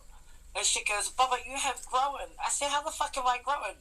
And she goes, well, I'm going to ask you one question. I said, what is the question? She goes, how do you feel after offloading all that shit? Because that's not like spilt milk shit. I said, I feel quite relieved, actually. And she goes, and that's one of the most powerful things, that when you can offload or you can just vent to somebody, not wanting a solution or a fix me or any of that kind of shit. Just the fact that you can trust an individual to feel safe enough to just let it out, whether it makes sense, whether it sounds like mayhem, whether it just is shit, full stop. The fact that you spewed it out is an empowering place to be. And so that's where I felt really relieved that, you know, I'm okay.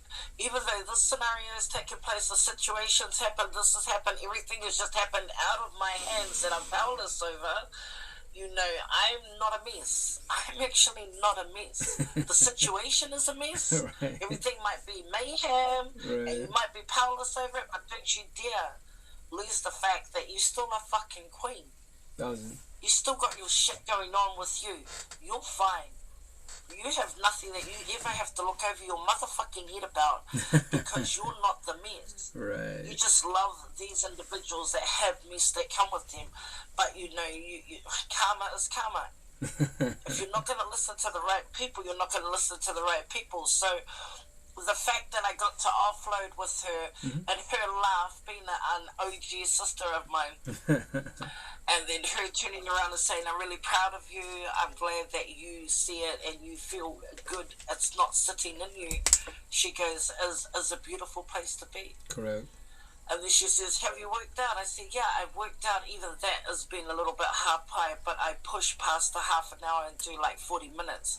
Whether I'm crying or not, I'm still doing the shit. And she goes, cool. And she goes, well, today, because you've let that out, I just want you to go into meditation for an hour. And then I did, so I did my prayer. And then once I did my prayer, and I prayed over the situation, the individuals, of the people that I love, obviously, it's like, it's a relief. And then there's a prayer for a lost one, not so much for the one who's died, because he's now at peace, but for the family. So it was nice, it was nice looking at things from a peaceful place, because it was easier to be precise with what specifically you needed to pray for in regards to strength for the situation, or a covering, or a protection, you know, however the fuck that shit works for you when you need to fucking stop, drop and pray. So I did that, and then I felt like this overwhelming peace. And so when I did the peace, I listened to my sister and I meditated, and I feel so peaceful right now.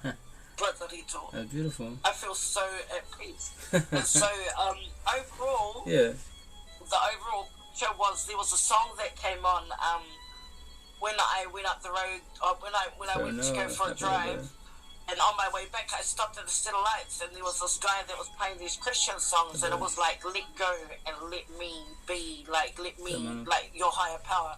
And so, hi, Serenora, hi. And so, and then I saw on a billboard, like, let go, let God. Yeah. And so, you know, signs are definitely significant. You know, that shit is happening around your world. And so I took heed to those signs. And so I let go of a whole lot of shit. I let go of things that I just cannot wave a motherfucking magic wand and just make everything fucking perfect. I can't. But I don't dare want to go into doubt or worry or concern. And so when I was meditating, my mum came into my spirit, into my wairua.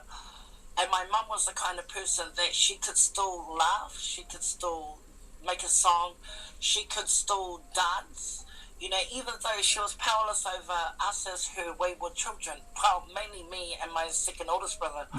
But she would always find a way to replace what she was powerless over with something that mattered, and she was specific about it. So, and she would always say, let go of things, my baby. When the creator creates something, he knows what he's doing. Don't try and be him. Just be you. And she says, there's no prayer like a mama prayer. Yeah. And so as a result, all of my 5 brothers are all leaders in their congregations now and a Christian, and they all mocked her. They all belittled her. They all like laughed and mocked her faith, her trusting in a higher power. Right. And so that's the place that the meditation had brought me to when I was meditating. I think it was about 15, 20 minutes into meditating. And then I just felt like the shower come down upon me, and just felt like all these burdens and all this fucking heaviness, Brother Lito, just went, was annihilated, just letting go. That's beautiful. So I know that might sound a little bit out the gate to the normal Joe blogs, because but in the supernatural, but I don't give a fuck. That shit worked with me. That shit actually worked with me, my bro. So I'm happy and I'm at peace. Knowing that my son is in a dangerous place. My brother's family have just lost their loved one, you know, condolences on New Year's. So New Year's is never going to be like the same. And my other friend and my sister are just going through, and they all just think that I'm fucking God. I'm not God. And so I have to also walk that shit so that I can preach that shit to them. So that's what I did today. And so do the mahi. Mahi is work in our native tongue. Okay. Do the mahi, get the treats. The treats are, they're like, what the fuck is the treats? I said the treats is just being at peace with yourself. Correct. Because you can still function and you can still focus. And I says, I have to revert back to basic shit for me. Right. Like when I lost my children, I had to revert back to meditation, peace, prayer. Right. You know, I had to be at that place to function and focus. When I nursed and lost all of my loved ones in my arms, I have to revert back to that place so that I can still function and focus throughout my day-to-day living. Correct. Because I can't drown in it, and I'm not going into the motherfucking New Year's without this shit. And so it just feels like, Brother Little, the fucking year is just carrying on, and I feel like, you know, well, God, I gave you till February, and you're still testing my motherfucking ass, right up until, I don't know, till February. Like, can a nigga please have a break? Like, far out. That's how I feel about it. So, all in all, long story short, the overall lesson of today is to trust, let go, and let it be. And just concentrate on staying in your own peace, because that's all that motherfucking matters today. Correct. Tomorrow, the next day after that, because I'm going on a holiday. I don't know when, Presidential. There's just delays that are just out of my hand, but I think I need to do a fucking miracle prayer and go, God, I'm done. Right. I want to go to fucking Rotorua. I want to have a holiday. I want to be able to just do me for a whole week. Like, please. Right. Gosh. Yeah, reset. So I meet up with my oldest boy this week. So I've had to tell him, can we just leave it? Can we just like leave things? So everyone's quite catering to me. and which I'm really thankful and blessed for.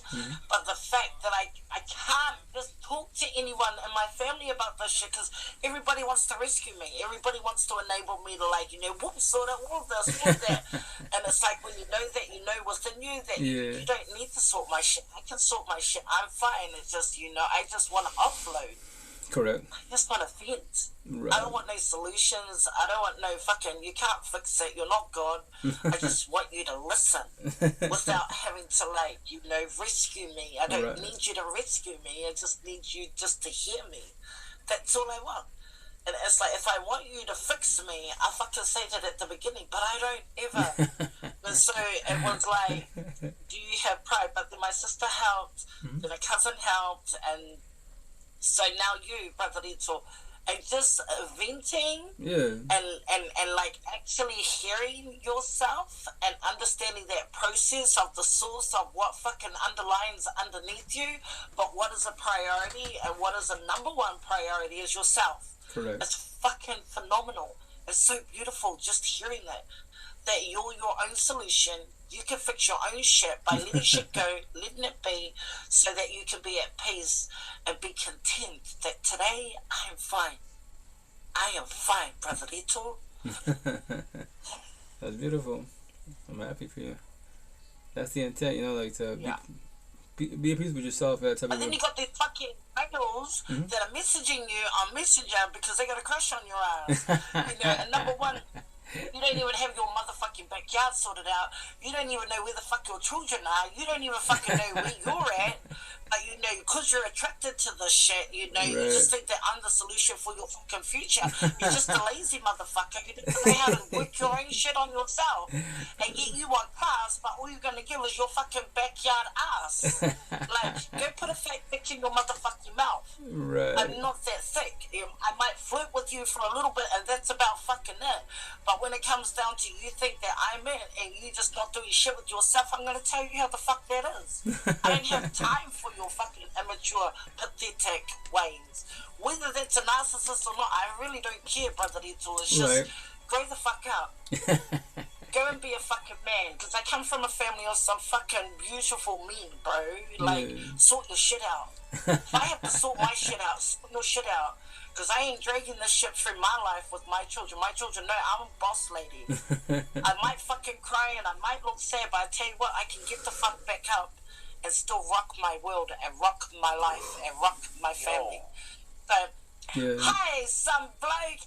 Anyway, that was just me venting. Thank you to all the bloody people who are listening at the moment, but it's so empowering to vent your shit to save people when everything's going to be okay. Where so you from, Rita?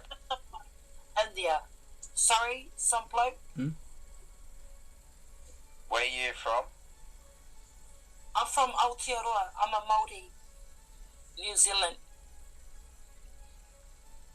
I've been on your panels. Are you in Big Sad's family? Hello? Hello? Can you hear me? I can hear you. Can you hear me? I said, where are you from? I said Aotearoa, New Zealand.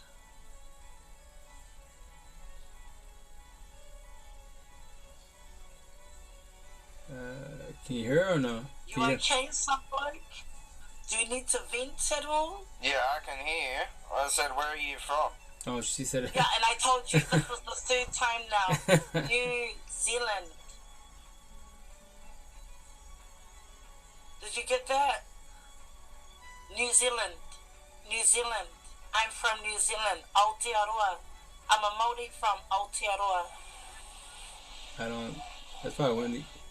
On his side. Maybe you know him by chance or no? Capiche?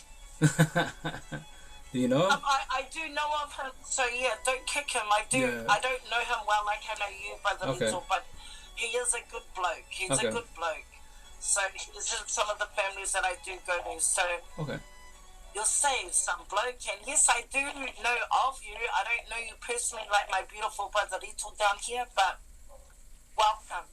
Are you okay?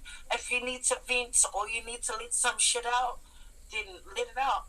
But if you just come in here to perv, then perv freely. But just speak your truth. Be honest. Fucking knob. So anyway, I think you just trolling. I said, yeah, where you from? She showed you like 20 times already. You can kick him out now, brother. Yeah, it's all good. You kick him out now. He's just not getting that. Yeah. He don't speak English apparently. Bruh. He's Australian, brother. I think he's just trying to be a dumb troll. Yeah, troll. It's alright. It's cool. That's people like that miserable in life, which is cool. I don't even know why they call them trolls, brother. You know, when I first came onto Bigo, everyone was like, "Watch out for the trolls! Watch out for the trolls!" So I soon learned that a troll was a coward. Yeah, basically. And then they're like, "Oh, it's a typical troll." I said, "Is it a troll, or have you got the wrong wording?" I said, "Because most of the movies that I watched with the troll on the screen was a staunch troll. You know, none of them had no balls. Every single one of those trolls that I saw in cartoons and movies, they all had big balls. They would come rocking on up on top of their bridge, and they'll be telling you how it is. Who's there tripping over my bridge? You know, you got to get through me." None of them were a coward. Right. So, you know, a troll should be replaced with the name a coward. Yeah. Because a coward would do those things. Exactly. Not a troll. A troll has big balls. Right. So, right. yeah. Boom. Oh yeah, they got trolls, cyberbullies. But I feel really peaceful, and I feel good. That's beautiful. That's how it should be. I feel like so the courthouse it doesn't open till the 8th. So I said to my oldest boy, just let mum breathe for a couple of days, and I'll come and spend time with you. And then after your house, I'm going on my holiday. I'm actually going on my holiday. Awesome. So he's really beautiful, and Katie's like, "You do it, mama." That's beautiful. And he says, "Why don't you go somewhere?" So I don't know. I'll see how I feel tomorrow.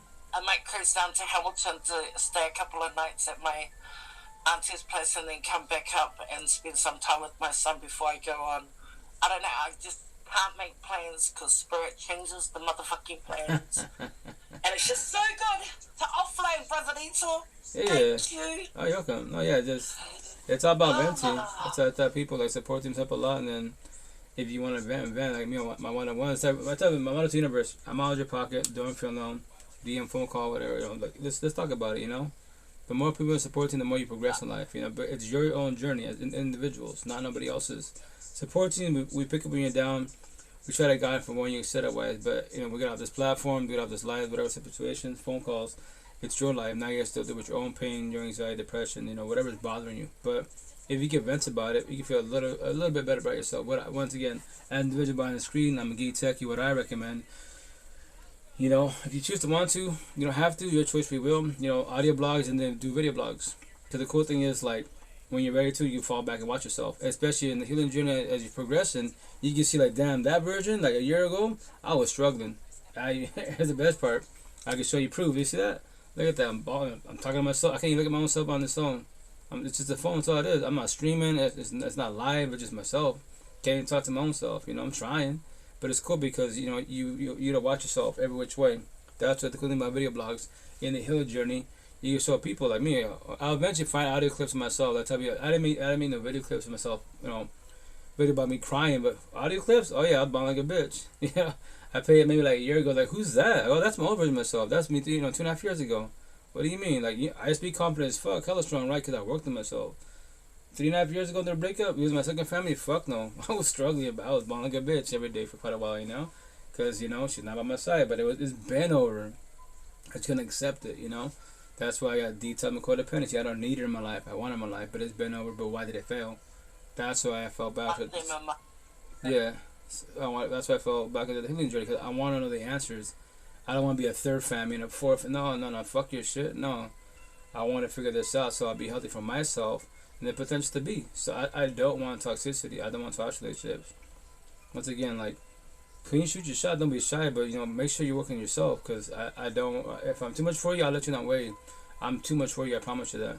That you like me, you want this hard feelings, but you're still going through it. I promise you that I don't want you to hurt your own feelings by trying, because you be like, you know, the thing is not knowing. You know, you gotta know you're ready for a relationship, you know, and verbalize everything. You know, if not that, it's not gonna work in your favor. I had my tattoo of X on my neck. I don't want to become your ex. You know, I'll still be a friend associate, but then you might feel weird, like, well, well, we should have stayed friends, never evolved to a relationship at all. And I'm forewarning you. That's what I tell people. I don't force nothing upon nobody because I don't hurt nobody, and that's why the intent for the just to be like, if you're healing, match energy with other people that are healing also.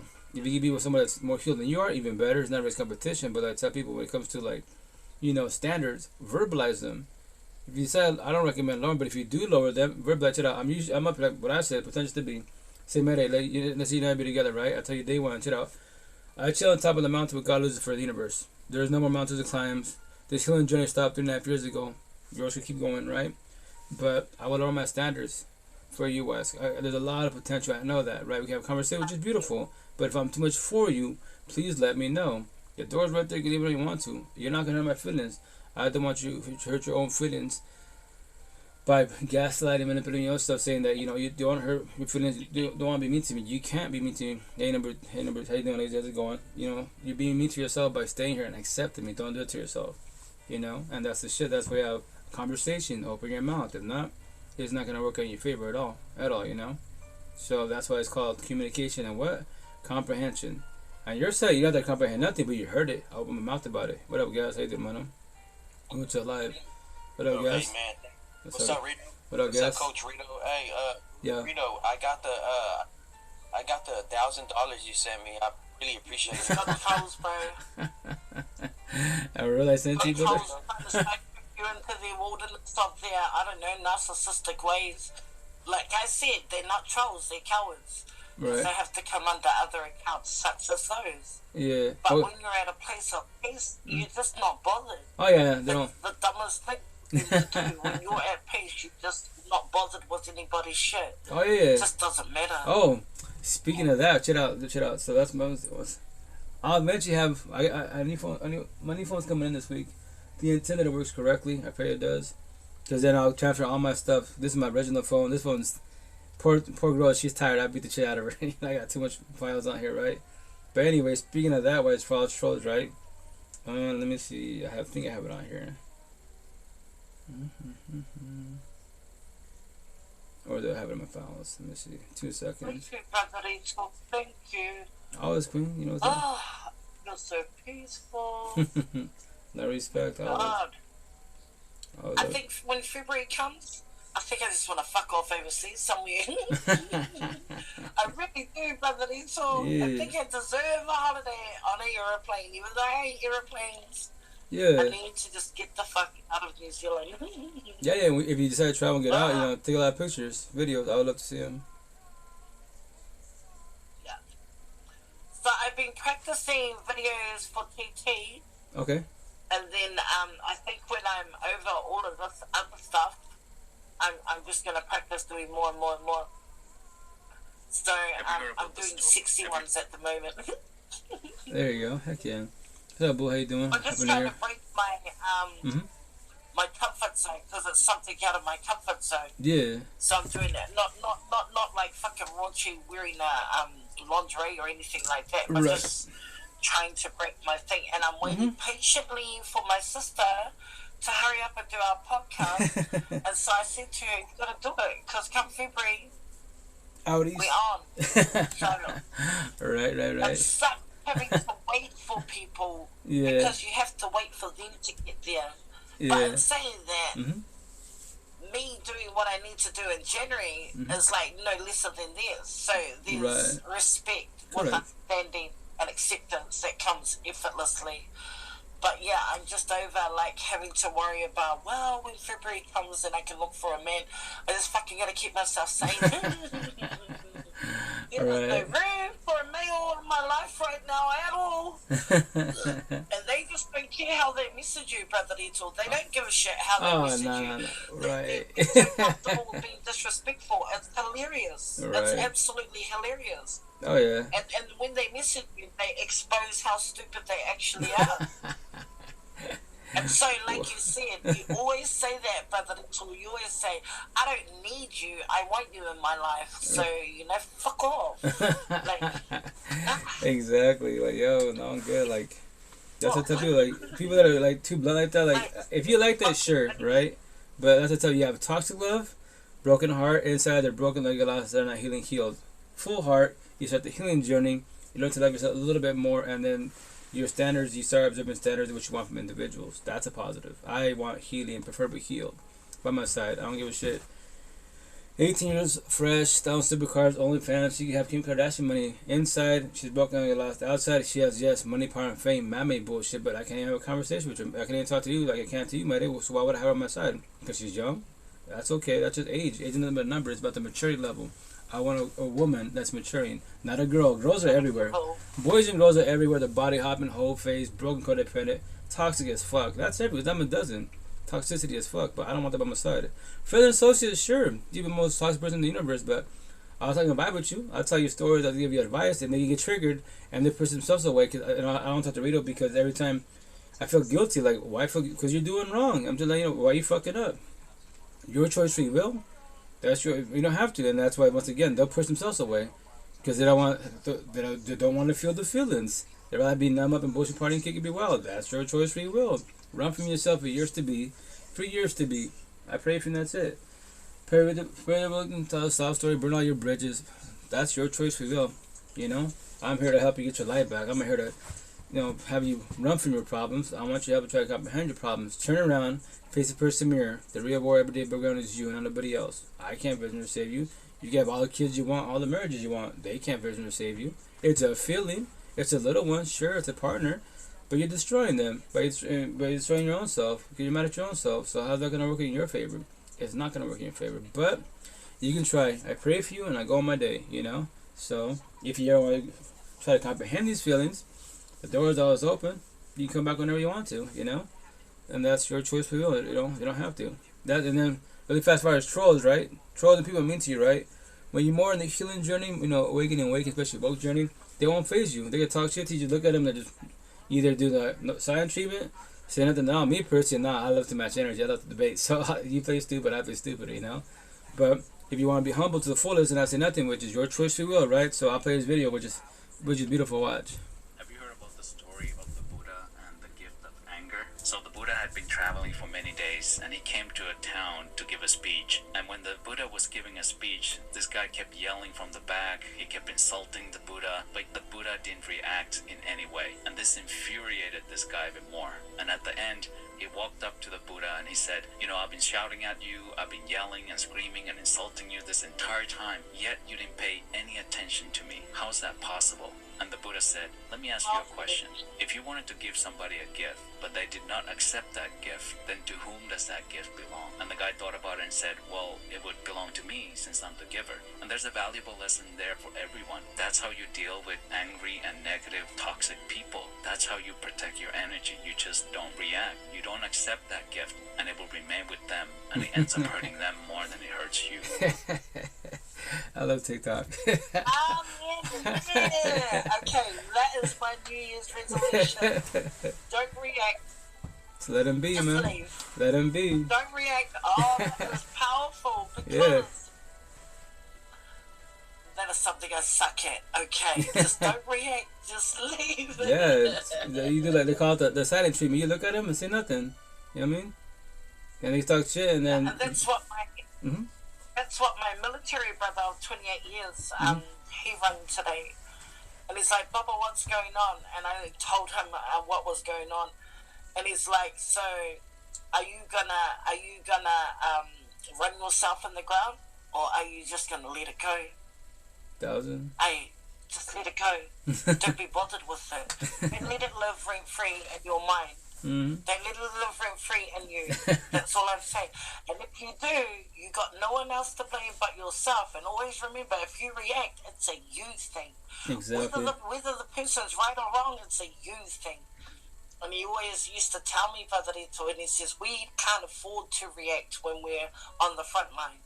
When you're a professional trained motherfucking killer, you can't afford to allow that part of your emotions not be like stagnant. You can't fuck around with it when you're on the front line. And Exactly. he says, so he's always told me that if I react to someone or I am angry over something that I've given to another individual and I've expected something in return, he said, that's a you problem. He says, you orchestrate your own choices, you orchestrate your own changes. And he says, you've come too far to, like, let this, like, take you down. Correct. He goes, where's my little sister at? I said, she's here. She's here, my bro. And he says, yeah, be in a kia tauterangi Māori estate. So that means just be at peace, be Right. content. And he says, because you've been losing that a lot the last 2 months. Get back to that place. I said, all right, I'm going to meditate for an hour. And as a result, Brother Rito, because there's a friend of mine that had these pills, and they were natural pills. They were actually magical. They were actually magical, Brother Rito. And what I loved about them is when I lost all the deaths that I had lost, I was asked to go on antidepressants. So when I went on antidepressants, I fucking hated it. I hated that I had no emotions. Right. You know. And then when I went back to the doctor, he says, how are they? I said, I hate it. I hate that I don't have emotions. I feel nothing. Right. I don't feel sad, mad, bad, or happy. I don't feel nothing. I said, that's foreign. It doesn't fit right with my... It's out of alignment with me internally. I said, it doesn't feel right. It feels numbness in the wrong way. So I said, I don't want any more pills. If these emotions come up, then so fucking be it. So these pills that my friend, his name is Deadly. So anyway, he's a good man. He's a good person. Okay. Anyway, he was talking about these pills, and so I tried them, Brother Rito, and they're natural. Like, I did the scientific thing, everything with them. Yeah. And so they're actually beautiful. They were amazing. What I loved about them is you still could feel your emotions and sort of maintain them. So I actually come across an older brother and an uncle of mine that I was telling them about these pills. And so the uncle got me, and he's like, he goes, but he brought me back to my identity, how he perceives and knows me as the person growing up. And he's like, do you really think that you need them? Why don't you just go through them as you do? So yeah, for the last week I haven't had them, so I really want to try them again. Like, I still got a whole big bottle of them, but I'm trying to test the theory of valid people who I respect and uphold with respect, that I wouldn't just trust any Joe Blogs over. Like, if he told me something, it would be valid, so I'd research, I'd do, and I'd, you know, test that theory. And so I've tested it, and so I've tested what my uncle said. But I think that if I can conquer this no reaction thing and this meditation, then I won't have them. But in saying that, I have these pills in a container on top of my drawer, staring at me on the right. So if at any time I actually need them, I will try them. But my uncle said, try doing the meditation for 10 days. And if you can go without them for 10 days, then, you know, that will show you how we understand you. So I have 8 more days to go, Brother Rito. Okay, yeah, there you go. No, you got this. You do good. 8 more days to go, but they're staring right at me, and they're on the right of me, then I try and move them somewhere else, and they're still there. Well, so it's because you know they're there. And he's a person, Yeah, you know they're there, so we respect if the pills help, cool, but like the intent is not to be like, if it's healthy, like natural one's cool, right? But like, you know, big pharma bullshit, big pharma antidepressants, all that shit numbs, you know, it numbs you up. You run from your problems, so you don't feel feelings. So it taught me as a farmer market in Seattle with like the counselors, psychologists, psychiatrists, scientists, I'm like, you can't fix none of us. You can numb us up with those man-made pills. I get it. The downfall is these people are not ever evolved in life. They have all the best jobs, all the kids, money, power, and fame, and they still hate themselves, dislike themselves. Why? But you will give them these pills, big pharma. You make money off them, and you make them zombies. And then when they react incorrectly, why? Because they don't know how to react to their feelings correctly, They're mad. Why? I don't know. Fuck it. They're being mean to me. I hit them. They go got your case. And blame your pills, blame the situation. Like, no. So you're doing reactive use. You react to the situation that you don't know how to feel your feelings. Or someone says something correctly, or your triggers, and you become triggered. You gotta try to figure these triggers out to comprehend them, so you don't become triggered. The devil comes out of you and you catch a case over words, feelings, conversation, the fucking truth. That's all it is. 4 phases of it. Now you hit somebody. No, don't do that to nobody. No one. If anyone has to get filled with anybody, you already lost the war. Like Bruce said, I have to fight. I lost the war. What I say, to be blunt about it, a monkey can pull a trigger. A monkey find the monkey, but can a monkey speak? So are you a monkey or a human? Open your fucking mouth. Traumatize me with words. I challenge you. But I forewarn you. I do reverse psychology. You play dumb, I play dumber. You play stupid, I play stupider. And respectful manner-wise, every which way. Let's talk about this so you can progress in life as an individual and not then keep running from yourself. I pray for you and that's it. Hit all the people you want to hit, do that. Pull the triggers, common sense. It's so much, it's like, once again, like, people think they're badasses with, you know, fighting people like cavemen and shit. And pulling triggers. Yo, get a paper cut, you die. Physically, right?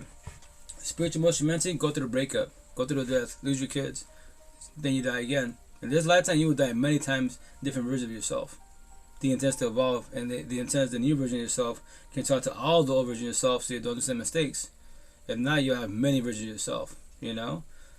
And you will not evolve in life. That's why the intent to fall back, healing journey, have a support team to figure out, okay, what am I struggling with? Like, what bothers me really good? Like, and respect to my one-on-ones, like, I'm happy, you know, they tell me, they always brag about the things they're achieving. Got a job, I'm happy for you, King, Queen, I'm happy for you, but what's all that man-made bullshit got to do with you and your feelings? Can that job, that down supercars, whatever you're doing, make you a better person? It can numb you up, it can make you look pretty and bullshit, cosmetically wise, but why do you have depression? Why are you bitching about your life? I see your social media, I see what you're posting about. Why do you think make a comment and we're talking in the DMs now? Now we're on the phone talking, video chat, whatever. Why we're talking here? All that man-made shit can't fit or save you, nor will make you a better person. But when you work on yourself, you will cherish everything you have because that's man-made, yes. Because you know what you did to get to it. And now you cherish the fullest. And you don't do that in nobody's face. I'm better. You're not better than nobody. Better than nobody. Strip everybody from man-made bullshit. Can you have a conversation? Can you actually talk to me about raw real feelings, depression, anxiety, traumas and bullshit? Suicidal thoughts? No. Then respectfully, then in the rap world, the tree of life, you're poor, you're weak, you're soft. You can't teach nobody, not even yourself, anything in life. Blueprint world, the tree of knowledge, yes. You're knowledgeable about all this man-made bullshit that can't fit to save no one in the universe at all, not even yourself. But bedazzle your life with Gucci and Prada down, supercars, OnlyFans, you know, gang mafioso drugs. Yes, I know you can do that. Common fucking sense, and I'm happy for you. But when I ask you directly, yo, man, why are you bitching about life? Why are you in toxic relationships? Why can't you let your ex go? How do you have depression? Why are you an addict? And that's gonna trigger you. Why? Just because it's a direct question about your own personal life. Not your kids, not your life. Now, and then you're triggered because you don't want to talk about it because you're numbing the fuck up, running from yourself. For how much longer are you been doing that for? Respectfully, you know? And the older you get, these vessels get tired, very exhausted really fast. It takes a long time to heal. So you got to take care of them. They become delicate. They become delicate, you know? So, yeah, oh yeah, trust me, I'm feeling it. So that's why I tell people, like, analogy, you got to take care of your body so your body takes care of you because it will talk to you. Don't deny it. If your body says, my shoulder hurts, right?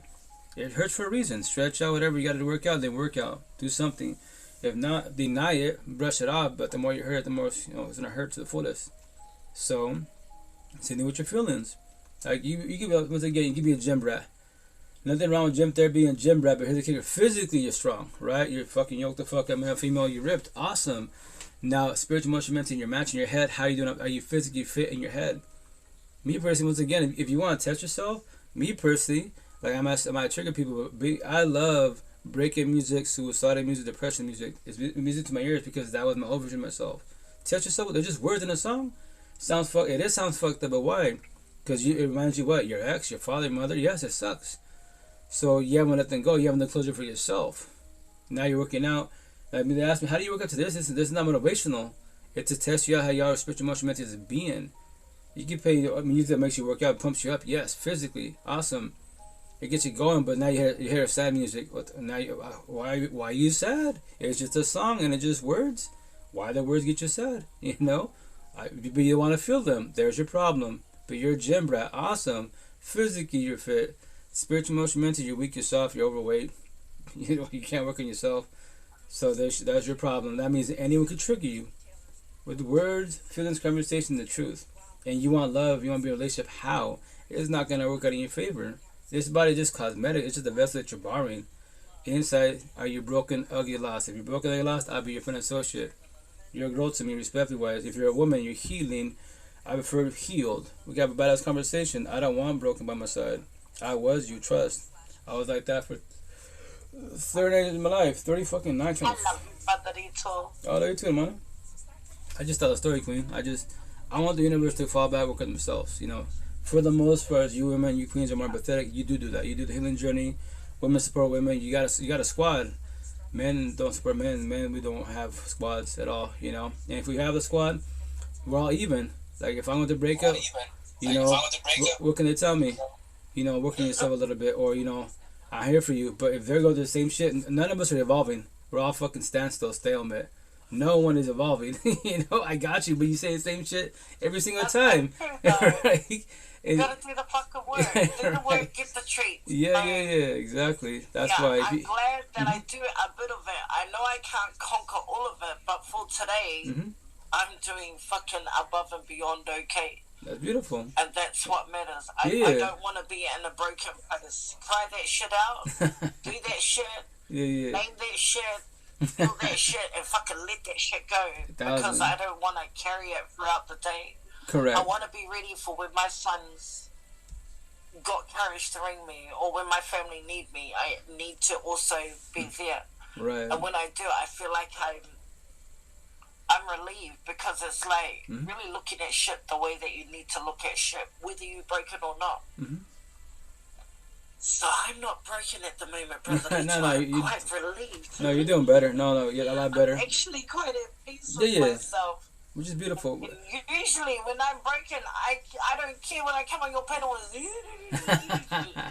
it's like, that feels good always. But today, I am not there today, brother. So I am on top of my shit today, and that's what feels amazing. That's beautiful, and that's so cool. I thank you. No, thank you. Not many people I could go on the panels and this will make sense. Right. And everyone usually freaks out as they do, being human beings. Like, you know, red alert. They can't comprehend it. They can't fathom it. So they freak. They think that I want a solution, or they think that I want them to fix it. No, I just want your ears. Right, just let me vent. Right, needs something. But with you, Brother Lito, you always talk. And then everything just goes ding, ding, ding, ding, ding, ding, ding, ding. It's like, yes. Harmony. Oh, yes. So instead of asking you shit, you just blurt it out, and it just makes sense. It gives clarity. Thank you. And so what I've always looked for clarity is all the questions, or all the concerns, or all the worries, or all the fears, that they don't exist because you're at peace. Correct. You have clarity. Right. And you always give clarity, Brother Lito. So bless you. Thank you.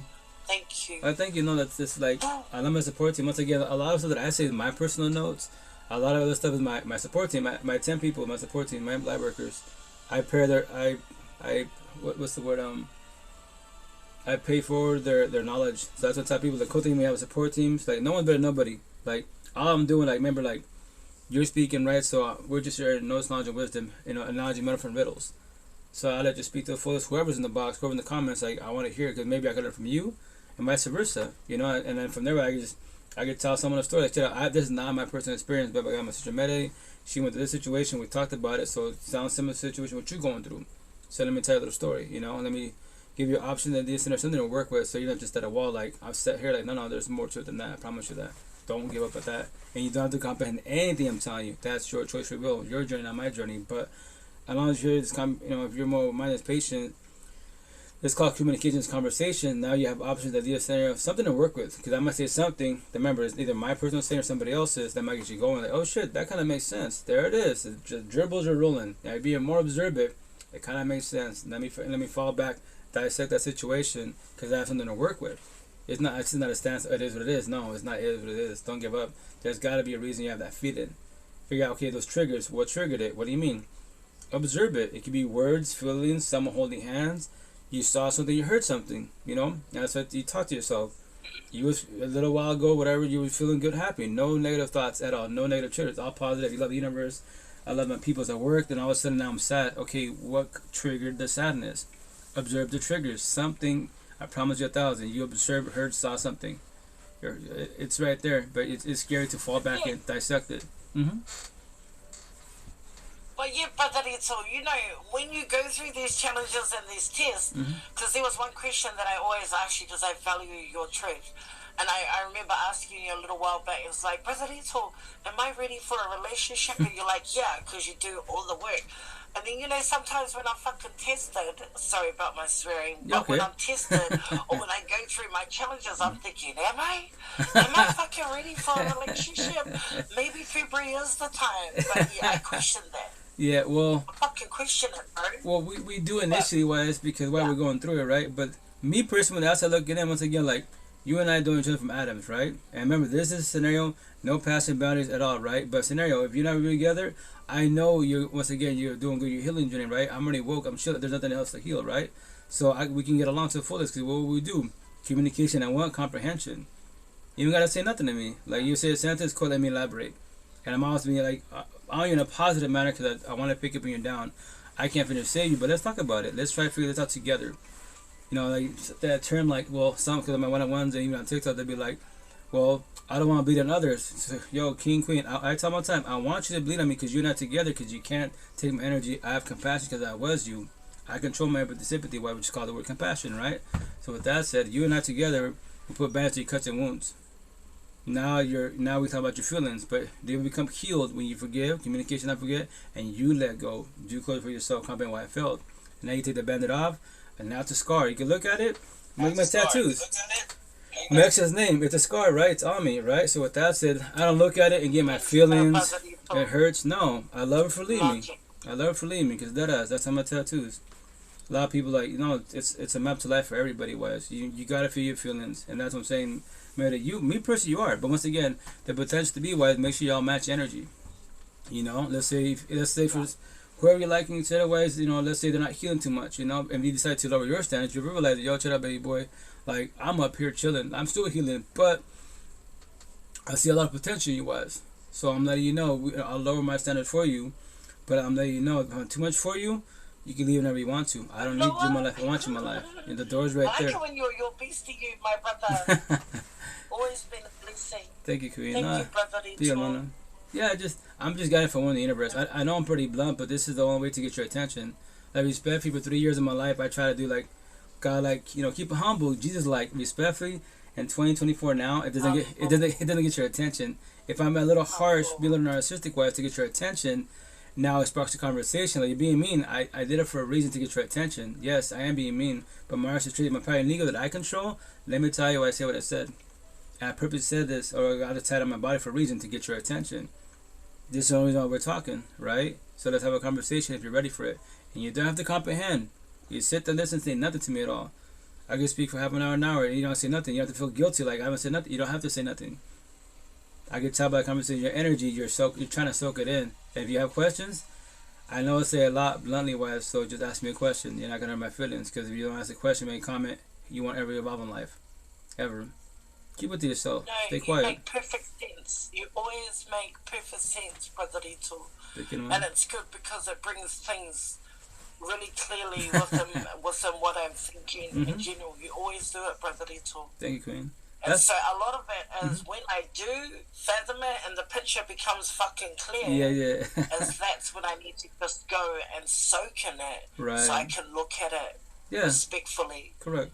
On my own, and that's what I always love you for, is that you always bring a clearer picture. Thank you. And when it makes sense and the picture is like huge and clear, instead of just little bits and pieces, right, like a metaphor. Right, exactly. Answers, like, it's amazing. Oh yeah, thank you, Queen. And I'm that person that if it's not going to make sense, it'll never make sense until the pennies drop. And the pennies always drop with you, Brother Lito. And it's like, I could be thinking here, I could be thinking there, and then you just talk, and it's just like, whoa, I forgot about there.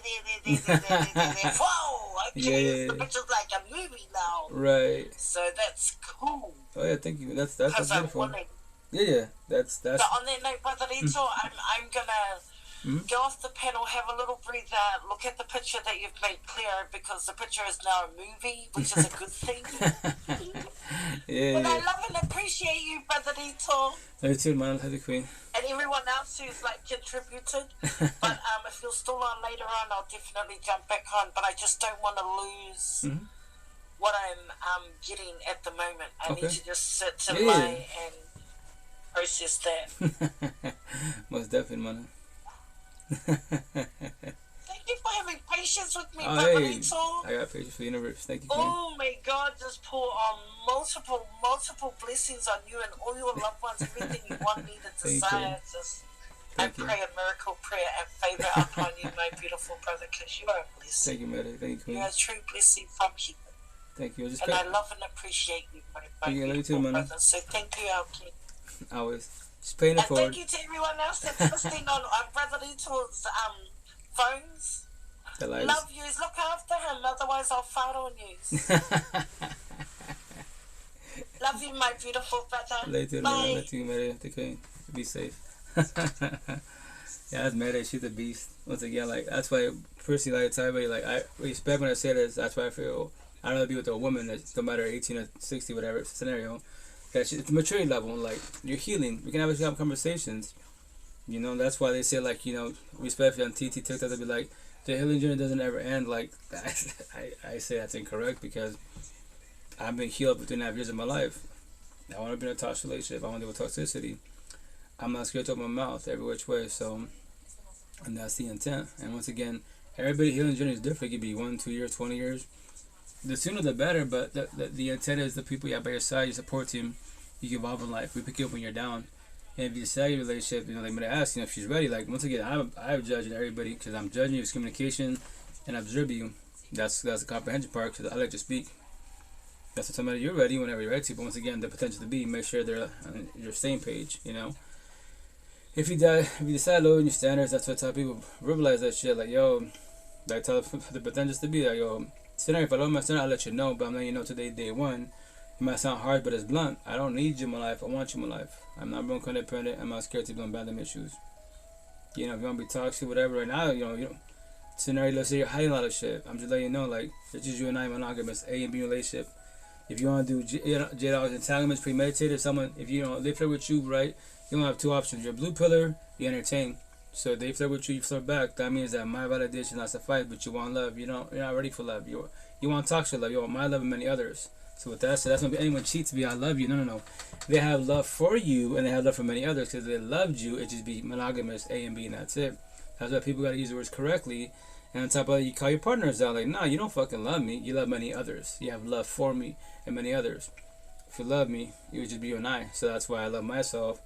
And I'm going to choose myself, go through that door, and not ever come back. And he or she can cry, fuck, who gives a fuck?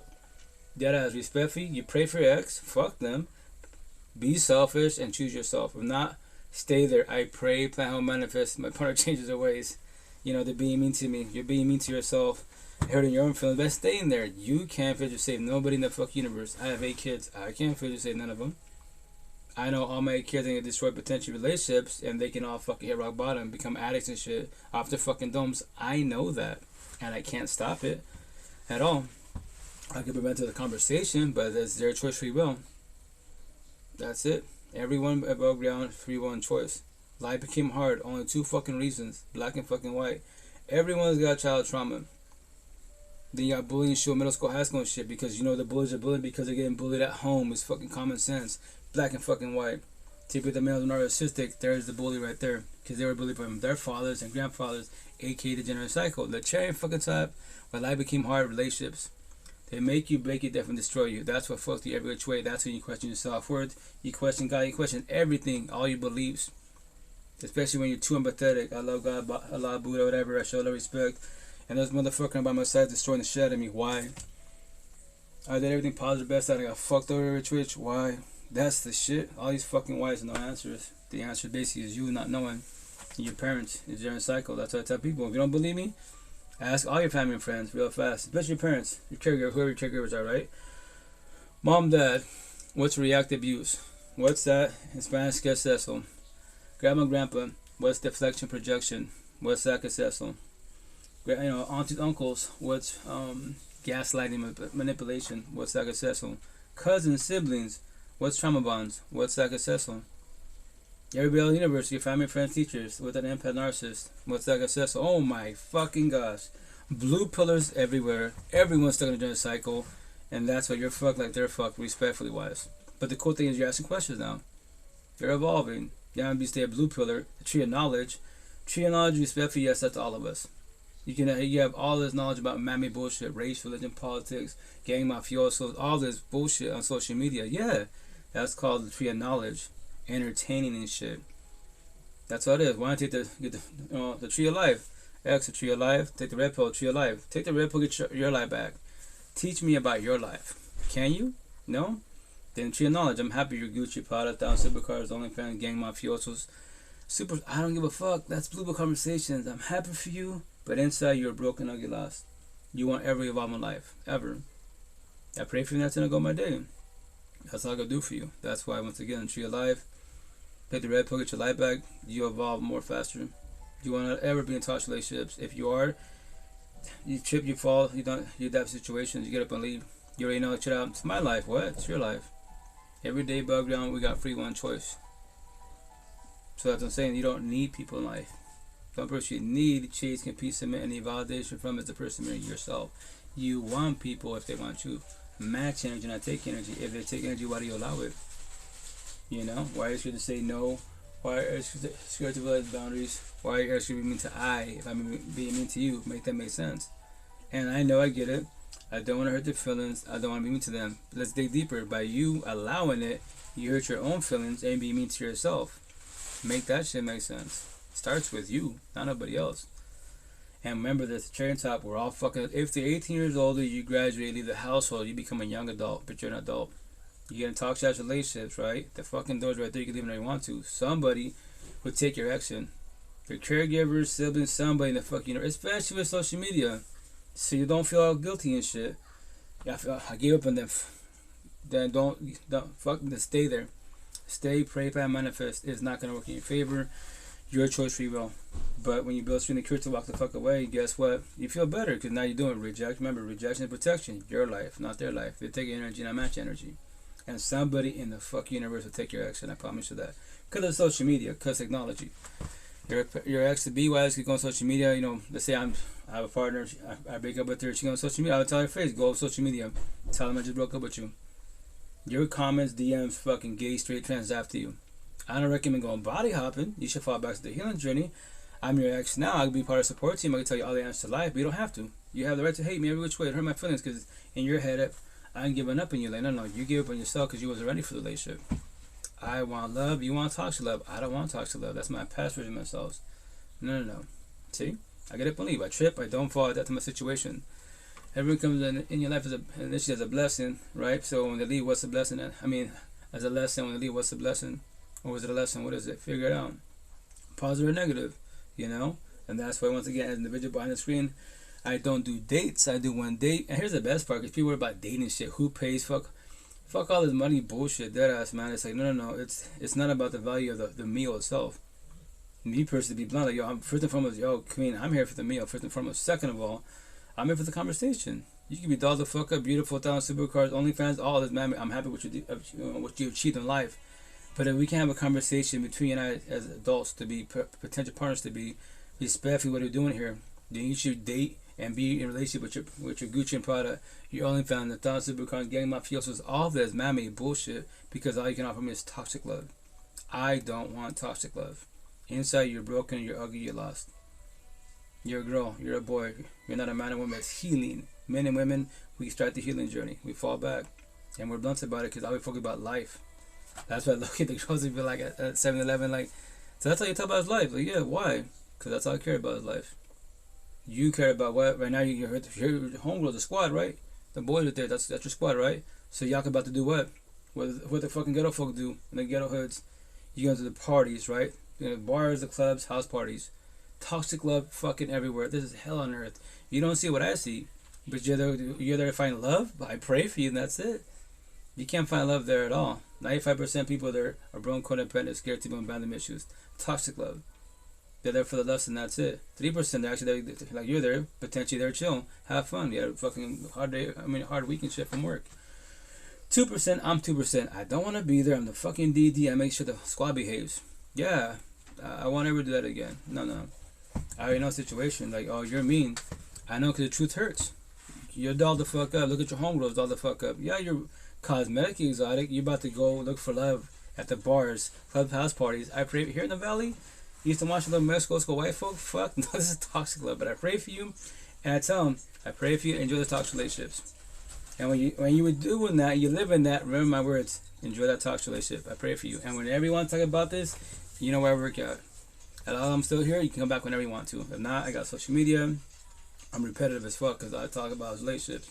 Because you're about to get destroyed. And I tell them, especially the Spanish, Hispanic, and Spanish girls, like, yo, you're going to date a brown boy, our peoples? You're about to get destroyed 80%. In the valley, I'll go high 90%. What? 9 out of 10. Alphas, machistas, narcissistic family boys. They're going to fucking destroy the fuck out of you. I promise they will. So you only got 1% chance to be with somebody. And the Monday alone, they keep the beta since West. And even then, have they worked on themselves? And I tell them, out of all the people that you know, if you're from the Valley Ridge West, show me anyone here that's brown boy that became a man, finally worked on themselves, speak the way I speak, that's telling you all the answers to life. You can't show me that. If you can, I would love to meet them. Every which way. I would love to hear their journey, their story. If they're younger than me, even fucking better. Like, hell yeah, you're doing hella good for yourself. And you're in a deal. Right here, there is no potential. That's why I'm 21 months single celibate, where I'm from. There is no potential. Maybe a white girl, once again, if she opens her mouth, but she has the right to be scared of me because of the way I look. The white brown tension and bullshit. 1950 Rolodex time, the segregation bullshit is still happening. And it hurt my feelings. And here's the best part: the brown people, white people, go to church and say they love God, and they have racial tension, talking shit to each other. I think blue pillars. I pray for them, that's it. You know. If I live in Seattle, my real home, I would have had a goddess by my side a long time ago. There's so much potential in Seattle because they love conversations. They love these conversations, and they all tell me the same shit in Seattle at the farmers market. Like, damn, you're doing good for yourself. Like, I've met other men, you know, boys that like you say that talking shit, talk about relationship, but like you broke it down. Like, I tell this for a reason. How are we talking? It's, you know, blue book conversation, man versus women, high value men, high women. That's it. Fucking shuts out all relevant entertainment. Red book conversation is empathetic women right here versus narcissistic boys right here. The real true war universe. Narcissistic boys who have broken hearts, we're not on the inside, not to express their feelings. Empathetic women, full heart. You have offer love. You're healing or start the healing journey. You're more healed than we are. Welcome to fucking war. Black and fucking white. But let's get deeper about it. Very simple. All the ghetto hoods in the universe. I say it down times. If I hurt your feelings, I did my job.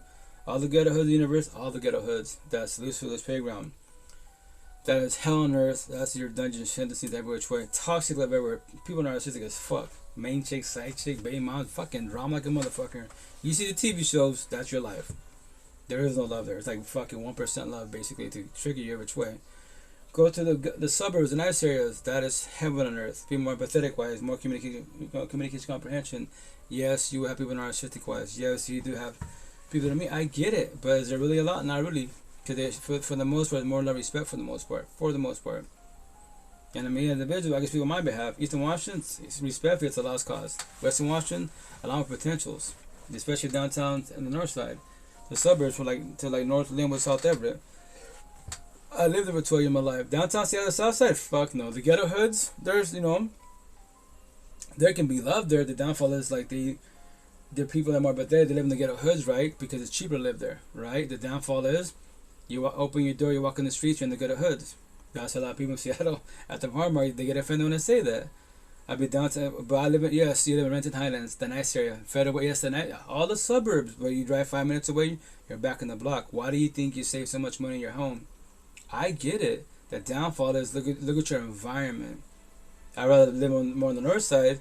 The suburbs were more expensive, but guess what? My kids can walk the streets. I can walk the streets freely. I will get, especially on my tattoos, the thing about Seattle. In the north side, I might really get racially profiled, but do I care? No. I'd rather deal with racial profiling with the blue pill cops versus fucking the south side where they won't, you know, blink an eye with her, but fucking gang mafiosos, bloodbaths, drive-bys, all this fucking shit. You know, it's really bad in the south side. That's why we hear shooting in Seattle. Typically, if you investigate what part of Seattle, because Seattle is fucking massive. It is crazy big. Like Eastern Washington, I want to say Yakima, right? It's a city. Yeah, Yakima Valley. It's a city within the main city, right? The county, quote unquote. There's like 11 cities. Seattle, fuck no. There's like a zillion cities, man. That's why people say I live in Seattle. Seattle is just a word. What part of Seattle? The north? What city of Seattle? The north, you got Lake City, Federal Way, fucking South Center. Yeah, all this. It goes all the way to SeaTac. That's just deep as fuck. All the way to the north side, like Shoreline. That's still Seattle. That's deep as fuck, you know? So that's why.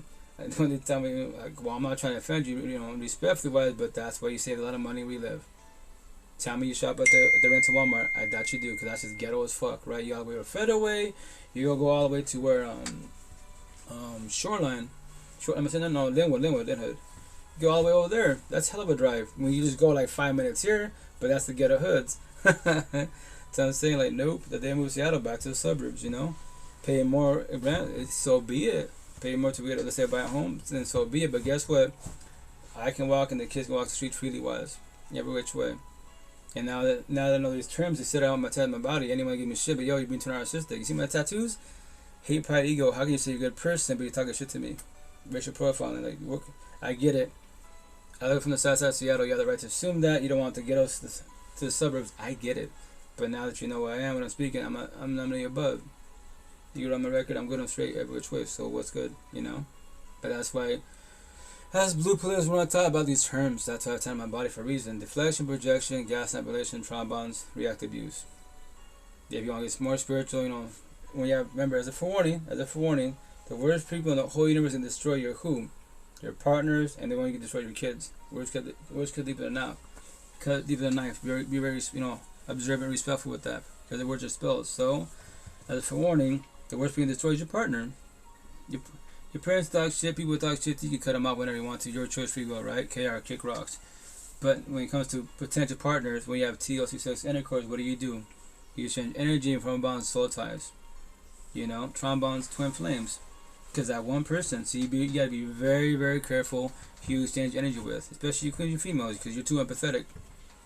You cannot save no guy in the universe, or a girl, whatever you're into. Especially narcissistic, no. Don't do opposite attract. It's not gonna work in your favor. You're the nice guy, nice girl.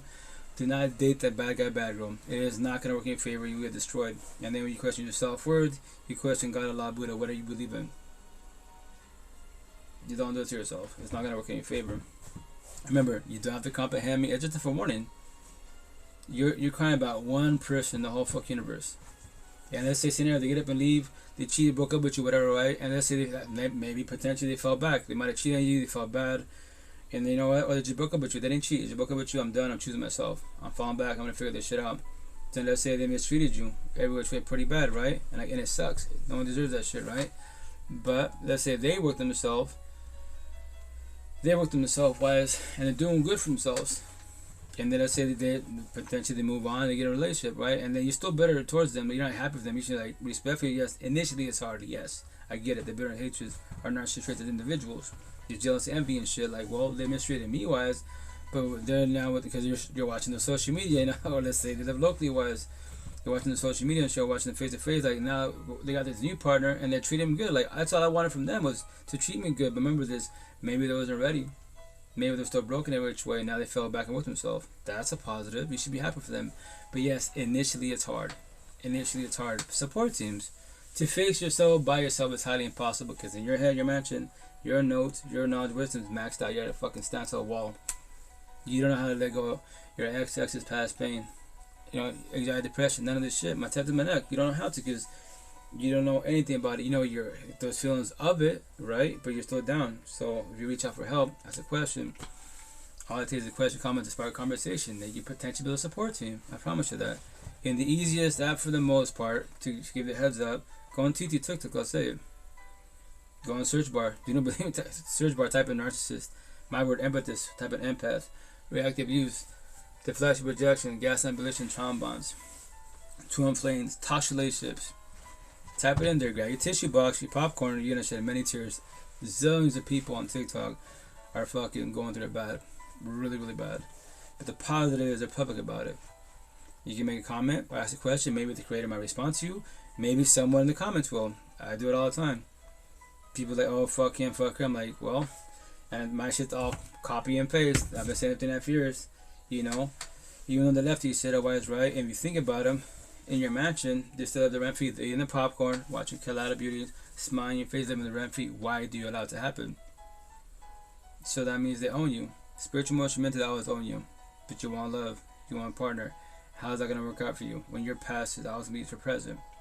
And then you probably lead on to others, not intentionally, but you will, because you haven't started the healing journey. So that all starts with you. But that said, before I get off here, because I'm really tired, I gotta get off. Start cooking a little meal for my daughter. I'll play this little video.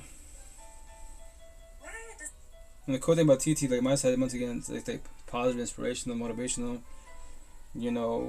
godlike, and then comedy wise. But I can actually download them, borrow them with no watermark on it, and then I can share them on the platforms. Why does it hurt to see someone that you don't even want anymore has moved on to someone else? Why does it hurt so much? I am trying to be a mature person and be like, oh, I want that person to be happy. Do I? Because judging by my current jealousy and annoyance and, dare I say, desire to stalk,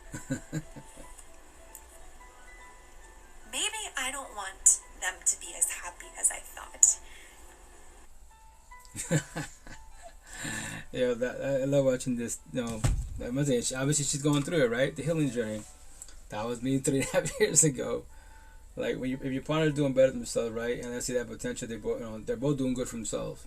The intent is to be happy for them. But you said them because let's say you're like, though, like that's all I wanted from them. Let's say you're the more pathetic one. I've been doing that, and now they be with this person. They're lovey-dovey, set-wise, like they're actually happy. Why can't I get that? Once again, if your person narcissistic, your ex-wife, there's a reason being. Maybe they finally fell back and worked themselves. Maybe the person they're talking to, they started as a friend associates, a support team bullshit, and they Baltimore. That's what I'm saying. My little saying, I say, it all starts, ask a question, comment to spark a conversation. Going from nobody to somebody's, somebody to a friendship, who knows, a friendship to partnership. All you, because you asked a question, comment that sparked the conversation. Maybe, scenario, ex-wise, social media wise, or they were chilling, so let's say homegirl walked up to her, him wise, whatever scenario, and you literally said, yeah, I'm going through a breakup with the woo.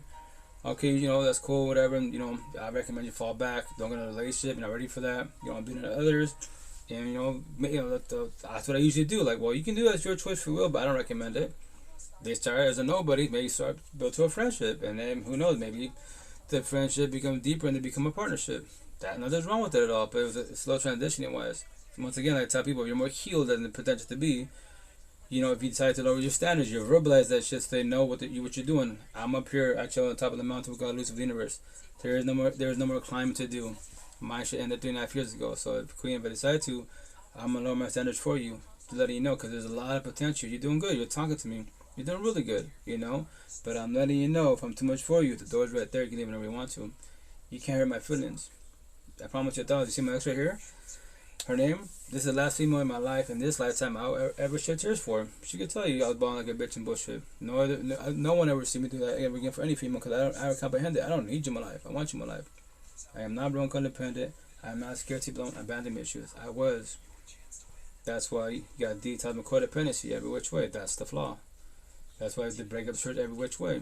And that's why I verbalize how I am as an individual, That's why the potential to be, you should be happy for them when they progress. If you fall back, start your healing journey, and initiate, once again, you have the right to be better and stuff like I did. Hell yeah, because if no one touches this shit, fuck my ex, right? I don't want to see him happy, right? You might potentially, like she said, might you stalk him and shit and try to intervene and fuck it up for them. But if your partner, your ex-wife, are more healed, like, what are you doing? I'm sorry, I hurt you and shit. Now you see me happy. You should have deserved it, but I wasn't ready for it. I didn't know anything about this shit. She helped me. We started as associates, friends. We built up, and so we went to a friendship, and now we're a couple and shit. It wasn't just boom, I got into a relationship right away. No. She helped me, and she told me it's my journey. So it evolved. That's fucking beautiful. Hell yeah, you're doing really good for yourself. So, hey, what's up, bitch? How you doing? How's it going? Happy New Year's. Remember this. I make it sound easy because support teams. Support teams always help a lot. So, I'll play a couple more videos. Oh, shit. Excuse me. I'm very exhausted.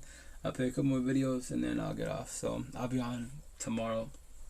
I'm trying to think. Yeah, I don't work tonight. So, tomorrow I'll be on during the day sometime. And then, typically Tuesday nights to Saturday nights, I work at work. So, graveyard, so you see me more during the day. So, once again, as an individual, I have no set schedule. Like, I don't go like, hey, I don't ask, hey guys, whatchamacallit, I'm gonna go live on this day. Like, I've tried it before.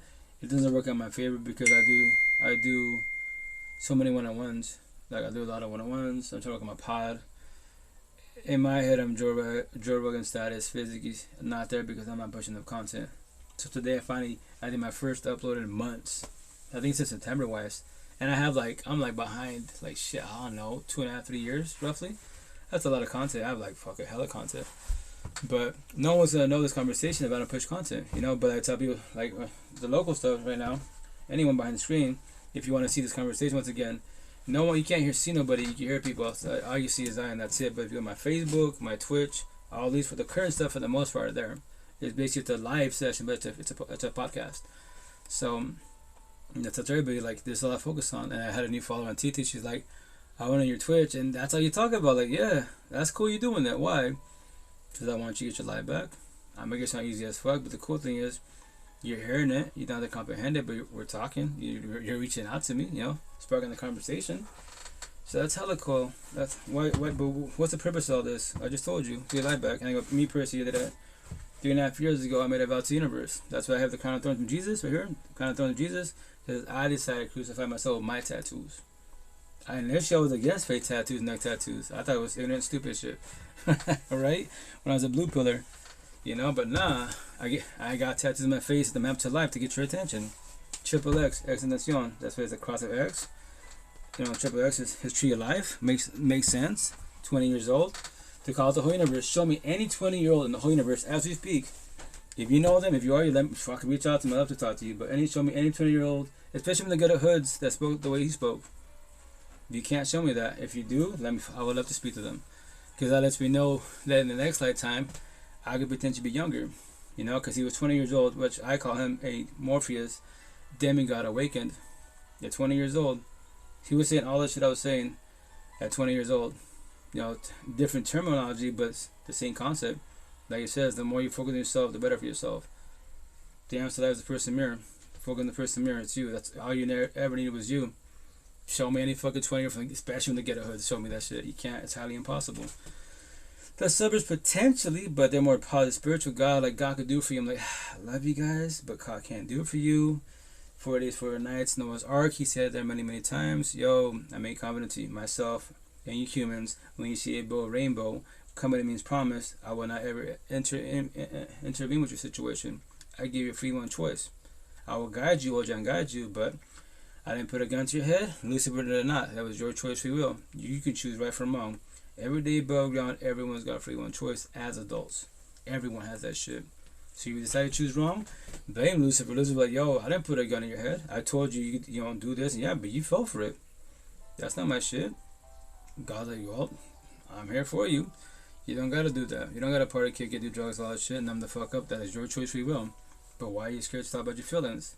Lucifer was like, no, don't listen to God, listen to me. To be blunt about, fuck God, listen to me. Go get high. Go get drunk. Buy that Gucci. Buy that product. All that shit will make you feel better. Then what are you break? Especially when you're fucking scraping by, you broke. Every which way. How the fuck are you broke? And you're buying man-made bullshit. They can't finish to save you. You bought the Gucci bag. But you're still depressed. You're still an addict. You bitch about life. You're in a toxic relationship. But yes, you got a pretty bag. A man-made bag. I pray for you and that's it, you know? That's all I can do for you. Nothing more, nothing less. That's why I tell a story to guide Forewarn. Man-made bullshit can't finish to save you. Nor does it make you a better person at all. I promise you that. But yes, that's your life. You know, and once again, nothing against OnlyFans. Once again, please make your money, but just use your money correctly. Don't fall to the dollar, right? And once again, on a quick touch on that subject was, a lot of boys like there's a podcast. I think it's called Whatever Podcast, right? I believe that's the name of it. It's on TT there everywhere. But all he does is fucking respectfully interview OnlyFans, and they have all the women on there, etc. I'm just like, which is called blooper conversation, entertainment. And that's why I put my comments under. You boys, not men, you boys are mad. And once again, they can do whatever they want, free will, free choice, whatever, right? I have nothing against that. To the queens, I have many one-on-ones that are OnlyFans. I just tell the queens, just don't get lost to the dollar. But I call them mammy rich. Like, they be like, what do you mean, why do you call me mammy rich? Or rich people rich? Because, like, rich people, but they have businesses and bullshit. They went through college, all this shit, right? The hustle. So when they sleep in, they're making money. So because your content, you're making money. Which I'm not against, you make your money, but with that said, don't get lost to the dollar. I go, so I tell my main comments, you boys are mad because, you know, we gotta work. We guys can try to do OF, whatever, I guess, but am I working in favor or not? But female, fuck, lost 1,000. She walks the streets, gay 3 times after I walk the streets, might get something out there, might, you know, pretty much common sense. Okay, you're just mad because they're rich people status. They don't have to work for shit. They don't even gotta work. Like me, I'm on 5 cell phone, 5 platforms. I tell my one-on-ones I do talking about with them. I go, you only got 1 cell phone? I go, I show them. I got my cell phone. I show them, what's this? It's called networking. Imagine you doing your OF instead of your live going 10 platforms. Your cyber tricks are buying the cell phones. I say at least your cell phones, a bill 30. Your cyber tricks pay for all that shit. Now you have 10 cell phones, good router, good internet. You got 10 paychecks for what you're doing, but then instead of 1 paycheck. Yeah, just tell them, but just don't get lost to the dollar. But with that said, that's why these boys are mad at you, because we gotta work hard. Be specific. I don't give a shit about dollar. It's man-made bullshit. You know, it's status, whatever. I don't care. It'd be nice to be financially stable, yes, but once again, my situation, a single father, 8 kids. I did it to myself, right? So now that's the situation best as. So for now, be broke for the rest of my life, you know, until eventually the pod, you know, makes it. If it does, and this becomes my career, trust, I'll be here fucking 8-10 hours doing this shit. Play all the videos, and I'm getting paid, because when I get off the live, I know I got paid. I get chill with my peoples, whatever, and relax, and that's it. You know, when I go back live, I've been doing this for 2.5 years. I've been doing it to my last dying breath. This is all I focus on. Is about, like, I'm not here to debate about OnlyFans. Getting mafiosos, like, I have nothing against to make your money, but remember this, man-made bullshit can't vision say you don't know to make you a better person. I know that. You can brag about it to somebody else. That's why anyone comes to me that wants, especially the boys, want to debate about. I go, I don't care about that. What? War, man-made war? That shit? That's not God. Man-made war. It's irrelevant to me. Pray for them. And that's it. Oh, that's fucked up. The gym, that's fucked up. Elaborate how so? Do you and I have money in power to fix anything? And if you did have money in power, did you know that who makes money off that? The elites do. The alpha, machista, energy vampire boys and girls that are fucking elites, quote unquote, that are broken, codependent, scared to abandonment issues inside. They are broken and get lost. They make money off you're fucking with their money. So trust me, you will stop that war. You have money, power. You won't be here tomorrow. I promise you that. So you don't get involved in man-made bullshit. It happens all the fucking time. X, why isn't he here anymore? Because he had 8-10 million followers. His music, he was doing good. He's telling everybody, yo, I can play many motivational things of X. That's why it's called everybody out in a positive manner. Show me any 20-year-old that spoke the way he spoke, male or female. I would love to meet them. You can't really show me that at all, because they're not taught that shit. They just have money, power, and fame. Gucci product, fuck, man-made bullshit. That's what he said. By 20 years old, I'm going to retire. Yeah, I have 8-10 million people now. I'm going to have like 20-30 by then, easily. And I'll retire at 21. And he could have, more likely. But he at least took him out. Once again, people don't believe me, like, yo, yeah, show me a 20-year-old. I would love to meet them. You can't. All these people that have the man category, social media, famous, Gucci product, I'm happy for you. But you, as an individual, you can't teach no one about life. The tree of life. The tree of life. Red pill, take the red pill, get your life. You can't teach nobody about that, because you have your own personal, my anxiety, you bitch about, respect to get your attention. You bitch about my anxiety, my depression, my paranoia, PTSD, suicidal thoughts, low self-esteem, anger issues. You bitch about not letting go your ex's, past pain, toxic love, and child trauma. Your triggers, overthinking. Yeah, that's what you're gonna bitch about for many years to be. To get your attention, many years to be. I bitched about that shit not knowing, keep it to myself for 39 years of my lifetime. Figure this shit out. 39. You're 20 years old, 25, 30-year-olds hearing this shit. Yes, can you beat me at 39? I challenge you. If you want to, if you have me prepare a support team, I will give you all the answers. You don't have to comprehend, but I'm very black and white. Very black and white. And if not, then once again, what you got the best job, money, power, and fame, what's gonna fuck you every which way, respectfully, relationships. If you're too empathetic, that narcissistic boy and girl will destroy the fuck out of you, and you can drop out of college. Quit your job, because when they're cheating on you or they break up with you, depression kicks in, overthinking kicks in, emotional breakdowns where you feel literally every fucking nerve of your body feel like 1,000 pounds. You want to move, but you can't move. You want to eat, but you can't eat, because of one person in the whole fucking universe, one, not two, one, destroyed you, because you allow yourself to get to that point. You put all the eggs in one basket, and that's what I tell people, like what I was going through. By you overloving them, you lost it for yourself. When you're crying for them, you're actually crying for yourself. Why? Because you're dying crying because you don't know you. You know everything about your ex. You know shit about yourself. You want to ask you, what do you like to do for fun? I don't know. What's your hobby? I don't know. I ask you, how's your ex? You know, what's your ex do for fun? Boom. What's your favorite color? Boom. You know everything about your ex but yourself. You overlove the wrong individual. That's why they intend to control your heart feelings. You know, be selfish, because you come first and foremost, and then them. And then, but remember, you don't need your partner, your wife partner. It's energy. You know when your partner's energy is shifting because less talking, less texting. You live in the same household. They ain't talking to you. The spark's ending. And that's what do? Do you wait for them to tell you? You're probably an ego? Or do you talk about it? You tell like, what's up with you? Why is everything changing? We've been 2 years, 3 years solid and shit. What's going on your side? And they don't have to respond to you. You can call them out. Is someone else catching your eye? They still have to respond to you. That's why you make a decision for yourself. Fuck this, I'm good. I've been there before. I'm not waiting for a fuck until they cheat on me or they're like, no, fuck this. And you just call them out, shut up. You don't have to respond. That's your choice for you. But with that said, I give us 10 days. What? We're solid for so long. It's been a week wise. You know, whatever time frame you want to give yourself, them to let you, so they don't open their mouth. They try to talk to you, right? I'm letting you know 10 days from now. If it does not get better, I'm going to work. You see that door right there? You point at the door. See that door right there? I'm going through that door. I'm not ever coming back. Ever. And they have to believe you. Because they be like, well, my ex is the same shit. You know? Cool. But then when they call you, where you at? 6 p.m., you should have been home by now. You got off at work at 5? Yeah, they got work at 5. So where you at? I'm at my parents. I'm at my boys. I'm at my cousins. What are you doing over there? Did I stutter? I told you. 10 days from now. Day 10 a day. I went to the door. I'm not ever coming back. So is there a problem here? It's over between you and I. So whoever you're talking to, whatever the fuck's happening with you guys, stick with them. Yeah, I could be part of your support team, but I'm your ex now. My tattoo, you see X? I am your ex now. That's it. It's over. It's like that. It is like that. Because I'm not wasting my energy on you at all. Because you're taking my energy.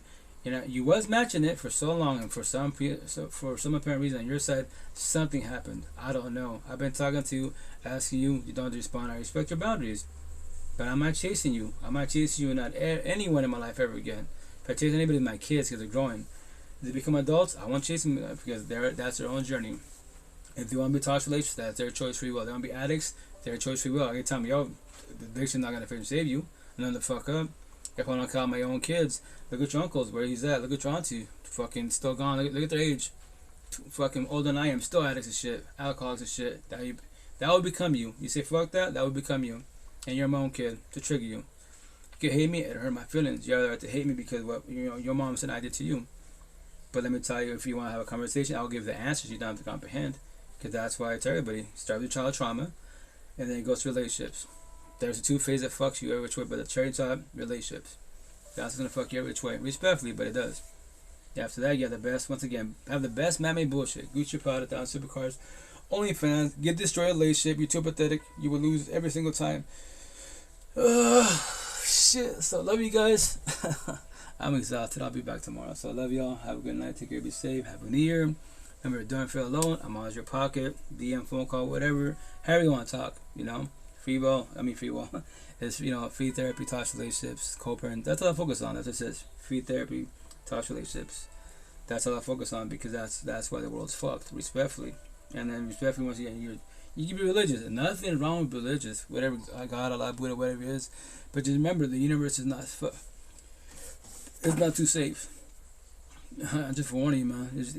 Just because I read the Bible, go to church, go door to door, go mission with you, does not make me a good person at all. Lucifer cannot step in God's house; he will catch on fire by the rules of God and Lucifer, right? Their little contract, quote unquote. But who's disciples? I can, you can. If you're too narcissistic, I am waiting for what? For the skins, TLC lust, and that's it. I was using for your beauty and lust. If I don't give my narcissist traits to everyone's narcissist traits, hate, pride, ego, lust, greed, power, and this might get attacked, jealousy, envy, and shit. Why would you allow me to do it to you, guys? Why did you miss all the red flags? Just because I read the Bible? So I sold you a dream. That's all it is. A lot of people use God, Allah, Buddha, just words, terms. Are they actually living the life of God? Are they doing God-like decisions? Look at the lifestyle. That's a lot of people fucking they use them terms. I'm like, yeah, your man-made God says you're doing good, but you're fucking up. My God says you're doing incorrectly. What? But maybe we're just different gods, I guess, And that's the situation. I can tell you, any female, they're actually, goddesses to be considered when they work on themselves. You go to church, right? You pray, plan, manifest, your man changes, right? The fitness past culture. But here's the kicker: the priest knows your man is a hoe, but he can't say that's a sin. And you feel good at church, awesome. So why can't you keep that same feeling at church 24/7, 365? Why are you trying to go back to home with him? You don't have to go back home with him. You come here because you love God. He comes here for his man-made God to feel good for 1 fucking hour, and that's it. He leaves church, Goes back in the cell phone, a manhole and shit. And you know what he's doing. Everyone knows what he's doing. But I get it. Trombones suck. I get it. I was you. You pray, but yes, I get it. But the cool thing, we have a conversation. I'm going to tell you 1,000 times, some last damn breath. The door's right there. And to get doors in your head, you're in a toxic relationship, right? Every time you leave your hell on earth, which is your dungeon, which is your toxic relationship at home, your dungeon, right? Your hell on earth. Count every door that you're in the streets. Your car door, 7-Eleven door, count every fucking door. Every day above ground. And then how many doors you go through to feel happy with your people, whoever the fuck it is. Anyone in Starbucks, me, I said them bullshit in. And I tell the queens at night, you go through this door right here, 7-Eleven, right? That's door 1. You're gonna go to the car, door 2. How many more doors you gonna go to the main door that you hate, dislike, your hell on earth, your dungeon? And there's one night to be. How much longer are you doing this for? Remember, you and I cannot get nor buy back love, time, and emotions at all. God can't even give that to you at all. So why do you waste your love, your time, emotions on him? And I don't know from Adam, you asked me a question about my tattoos. Tell you a quick story. You talking about your toxic relationship. Oh, is he brown? Like, there's your prom queen. What? 80% in the valley, 90% brown boys will fuck you over like him. All these, they're all gonna fuck you over. All like 90%. That's a high number. To scare you, put fear in you, so you be more observant. I'm talking to you right now. Am I acting nice? Am I being nice? Am I offering you toxic love or lust? Or am I actually loving lust? What is it? Can you tell? No, but we're in a conversation, right? So the positive, man. Look at you. No passing boundaries. You're showing your body off, right? That's cool.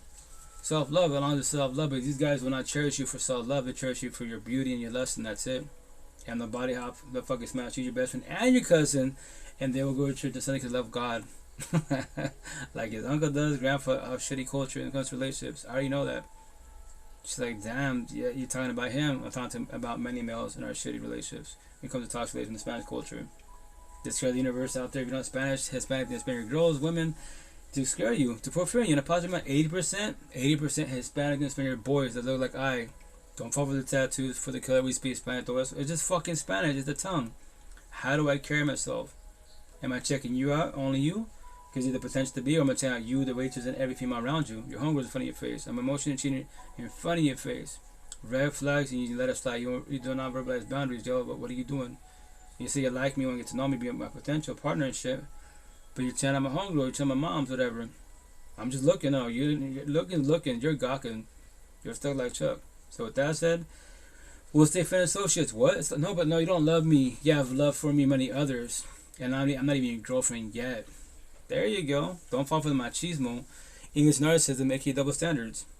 Because if you do that in Spanish culture, you girls will become slaves. You gotta be submissive. Dressed like a nun, talk to nobody, but that nigga shit like a manhole.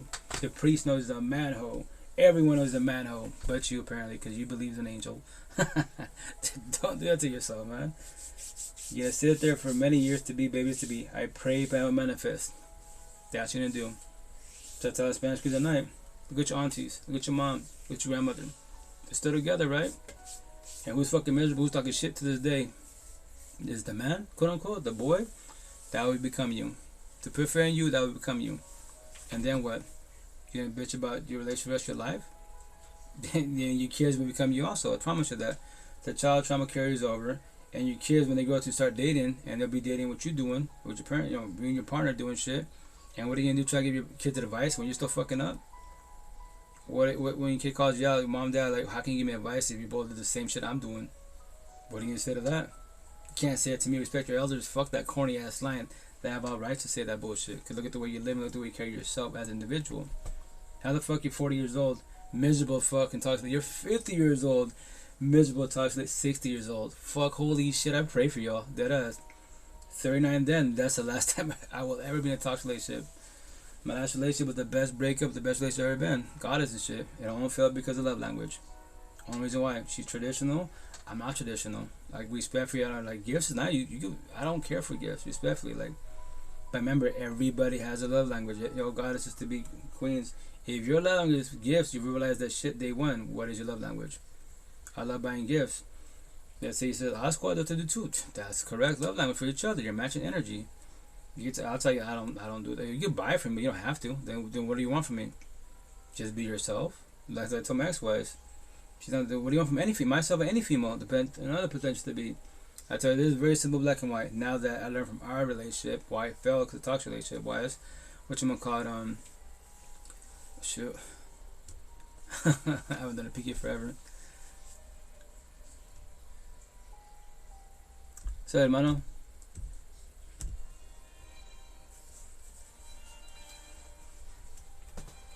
What up? What's up, hermano? How you doing? Happy New Year's, man. How you been? How you guys doing? Good. Oh, what up, Matt? How you doing, brother? Happy New Year's. How you been? How's life? How's everything? Good. Behaving, misbehaving? Yeah, I'm doing good. Oh, yeah.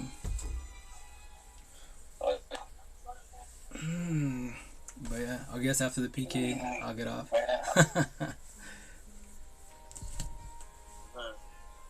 Yeah. What'd you do for New Year's, brother?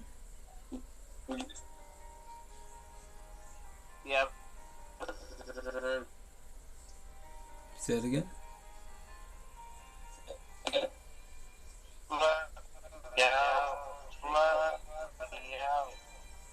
Damn, it's lagging bad.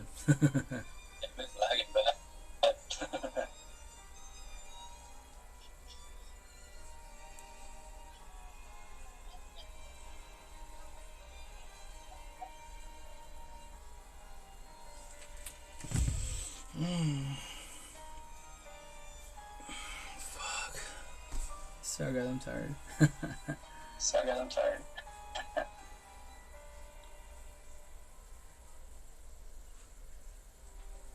But I'll be on tomorrow like midday guys. So. Damn, lagging. What up, Mr. T? Welcome back. But I'm about to get up in a minute. But if anyone's here that tell you any comments, questions, I got you guys. So if you want to jump in the box, sorry it's back feeding. You don't got a camera show your face, you just do audio.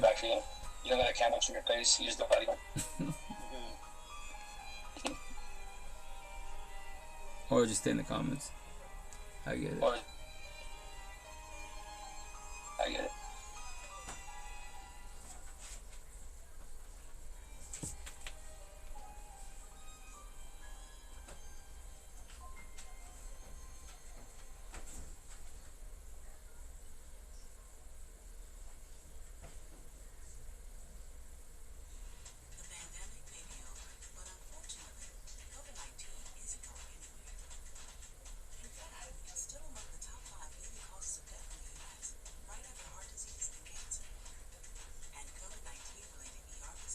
Well, I'm gonna play some videos, but it must even on back feed.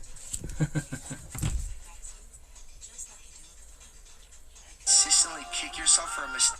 Forgiving yourself could be really harmful for people that don't know how to do that. If you don't know how to forgive yourself and you're just going to consistently kick yourself for a mistake that you've made in your past, that could cripple you from what you need to go through. If God sent his only son to feel that it was worth of forgiving you, if God feels that it's worth forgiving you, who do you think you are to feel that you're not? That's you telling yourself what you're worth. You don't have that jurisdiction. You cannot have a God that's in heaven look down at you and be like, it's okay, forgive yourself, move on, you are forgiven. For you to be like, no, I can't, I'm gonna kick myself in it. Because I used to have that problem. So me trying to tell myself, no, I don't deserve that, like I was really bad, I did this, like I don't deserve it, that's going against what you should be believing in. If you feel in your heart you've made a mistake and you want to move forward, forgive yourself and move on. Stop letting the devil make it seem like it's unforgivable. Yeah, buddy. That's George Janko. Pretty good beast. He is down with the religious talk, like I'm godly. The Catholic won't call me, then also spiritual on both sides, both the best worlds. So I elaborate on both sides. And once again, nothing wrong with religious, but the downfall I tell you, like if you're too religious, you're too pathetic, you will get destroyed. There's queens out here on TTYs. I feel they call them like Bible girls, whatever. They're pretty TT famous, man. I'll just say TikTok wise. But they're godly, spirit, beautiful, and very inspirational to the full. I'm just like, queens, you don't know that I could destroy you. Anyone too narcissistic that don't know these terms, the terminology, they do this shit every day above ground. They're fucking manholes, body hopping every which way. and you don't fall for the looks, Gucci and Prada, just because they talk about God, I pray for you. And especially when this person destroys the fuck out of you, especially the godly, like, quote unquote, read the Bible, all the Allah, Buddha and shit, and then destroy you, who do you blame? God, Lucifer? You know? It's like you fall for it every which way. All the red flags were answered in front of your face. But you teach on, or you learn the hard way, or you ask questions, you know? That's what I got life for, to forewarn. If not, then you'll fall in your face many, many times. You know? And that's the shit. Respectfully, that's the shit. It's not going to work out in your favor at all. As a forewarning, you know?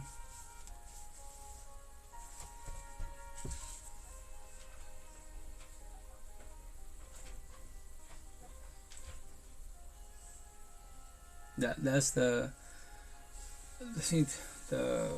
BR family. That's part of the family I'm in. That squad.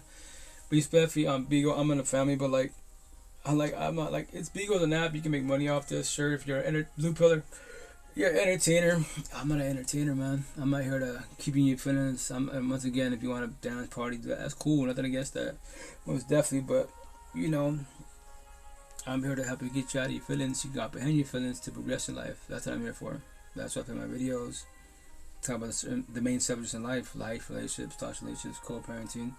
You know, if you're toxic, the door's right there. You can leave. You know, you're chasing someone, they ain't chasing you. Like there's like the ongoing. Like, I think like last night on TT, I just say TikTok. When I say TT, it's TikTok. You know, she was complaining about a relationship that, you know, that he told her that, you know, that he's sick and bullshit. But then she sees on social media, she's out there with the boys. I'm like, has he done it? It's like the first time doing it. Like, no, he does it all the time. There's your problem. You offer love. You always talk to love. It's narcissistic. So with that said, the door's right there. I know it's gonna hurt. You have kids? No, they run like Forrest Gump. Or you can stay there. Pray, plan, manifest. That he changes his ways. It's not gonna work in your favor, you know, but that's your choice, free will, you know. And she's, oh, I'm happy to talk to you. Like, it's cool. This is what I'm here for. But remember, we get off this live platforms. You didn't get off, whatever. The idea is that you do choose that, you become selfish and choose yourself. And she's about, yes, you don't want to be mean. That's the part when you're too empathetic, Wes. You don't want to be mean. You don't want to hurt his feelings. What will happen to him if you break up with him? I go to get your attention, because no one says this, because I'm blood as fuck. Fuck him. Pray for him. Go to the door, be selfish, get your life back. Fall back, start the healing journey. Have a support team. If you don't have a support team, I got you. I promise you, I'll give you all the answers to life. Black and white, you don't have to comprehend. But he is not your kid. He's an adult. Somebody in the universe will take him. He's at his boys right there. He can cry, fucking will play, we can tell a sob story. His boys can pick him up when he's down. He goes on social media. Some female like you are too empathetic will take him in. And he can paint that picture that you're a bad person, you really physically abuse, cheat, all this shit that he did to you. It's alright. Let him say that shit about you. Why prove yourself to somebody? You got destroyed. The next potential to be they'll get more destroyed than you did, because your ex took no time to heal their body hopping. Because they're scared, you know, wrong codependent, scared to be on abandonment issues. She's like, damn, that's kind of harsh, but it's the truth. The truth hurts. It's always gonna hurt. So this is how you choose, you know, yourself. Fall back and stay observant. All like, tell everybody go to McDonald's, Starbucks, anywhere that's busy. Sit down and observe everyone's energy. Study their facial expressions, their tone of voice, their eyes, the energy, environment, and what comes out their mouth. They ain't gotta say shit. No one's gonna, like, I'm playing piano music. I love piano music, you know, I just call it elevator music. No words at all, no fucking words. It's piano, violence, and bullshit. Opera music. Beautiful. Now you gotta do with study energy. What's the music like? Well, that sounds like sad, that sounds like exciting. There it is, energy. Feel the feelings, observe the feelings. Someone's sitting there stressing as fuck. They ain't saying no words. They bought the coffee, a little meal, and they're eating really slow, and they look fucking stressed the fuck out or worried about some shit.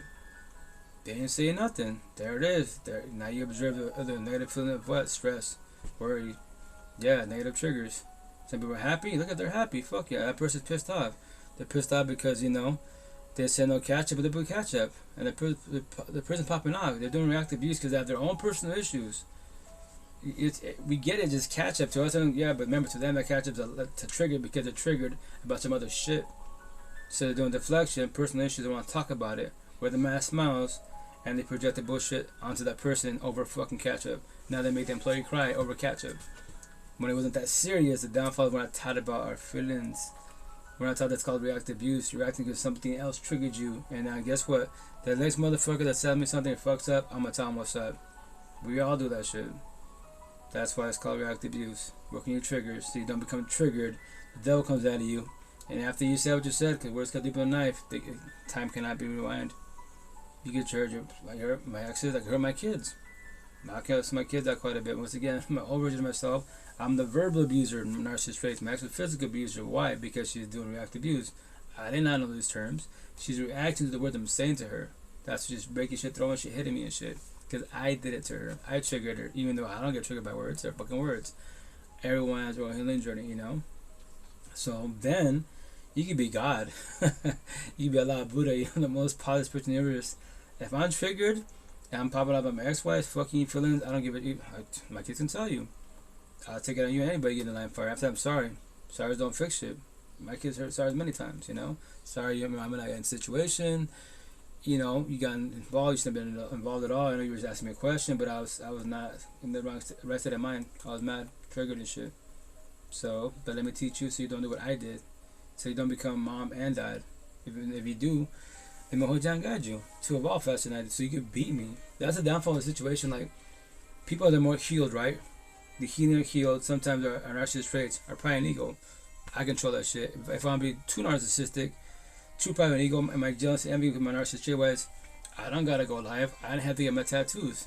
I have 8 kids. I can tell my kids an answer. I can tell them guide the shit. You know what? Fuck that. No. I learned the hard way. Let them learn the hard way. That's too narcissistic. That's too selfish as fuck.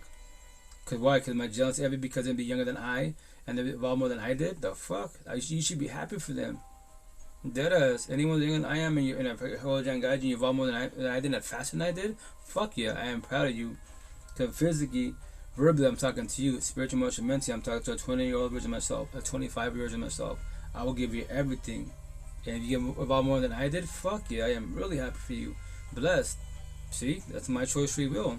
Other people out there that they call themselves goddess and all this, man-made terms they want to use and shit, but they're too bitter, hateful. They won't help others out. Why should I help them? I go, why fucking not? But you're jealous and envy because you know the answers, you know exactly what to tell them, but no, because they're younger than you. You want to learn the hard way, right? Then you call yourself a goddess, fucking, spiritual creature, whatever you call yourself, and I'll call you out. You're too narcissistic. Your narcissist traits. Control that shit. Why won't you let them? Because they're younger. Let them be. That's fucking. You should be happy for them.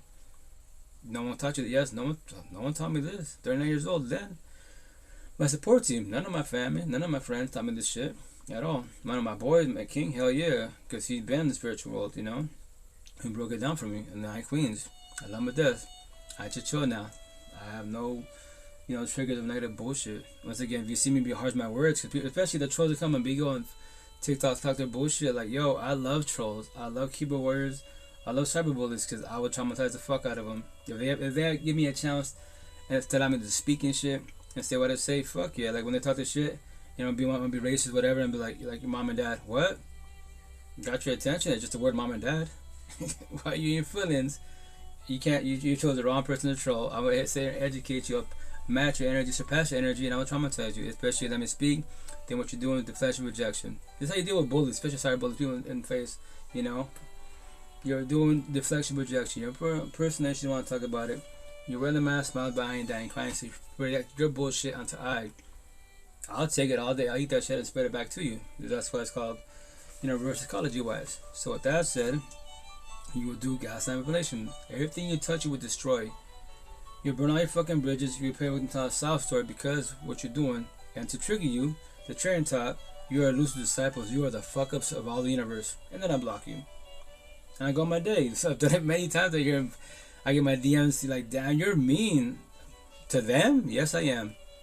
Yes, I am. If you're empathetic, no, I'll use certain words to get your attention. To be a little bit narcissistic, yes, but let me tell you what I'm saying. I got your attention. Just a word. You the same word and I only react to 4 weeks. Just a fucking word. It's a man-made word. So why don't you work on that part? But yes, I was mean to them because they're mean to I. So I didn't get my feelings about it. If you was in the live, people would be like, "You have hella patience." Yes, I have a lot of patience. I have hella patience because I worked on myself. Woke, all the great jazz. People are serving because they don't know what they are. They don't know they function. So by me traumatizing them, I tell them whenever you want to come back, make another account. If not, then everything you touch, you destroy. And as you're doing it, that motherfucker is right. It's not about me being right at all. It's not. I'm forewarning you. A lot of people are supposed to do the same shit you do. Everyone's narcissistic because we all have that shit within us. You're robotic. If you're too narcissistic, you're robotic. If you're too empathetic, you're robotic. Everyone's like that. The intense and master both sides. Yin, yang. On my tattoos. Right, wrong, positive, negative. Continuity, discontinuity.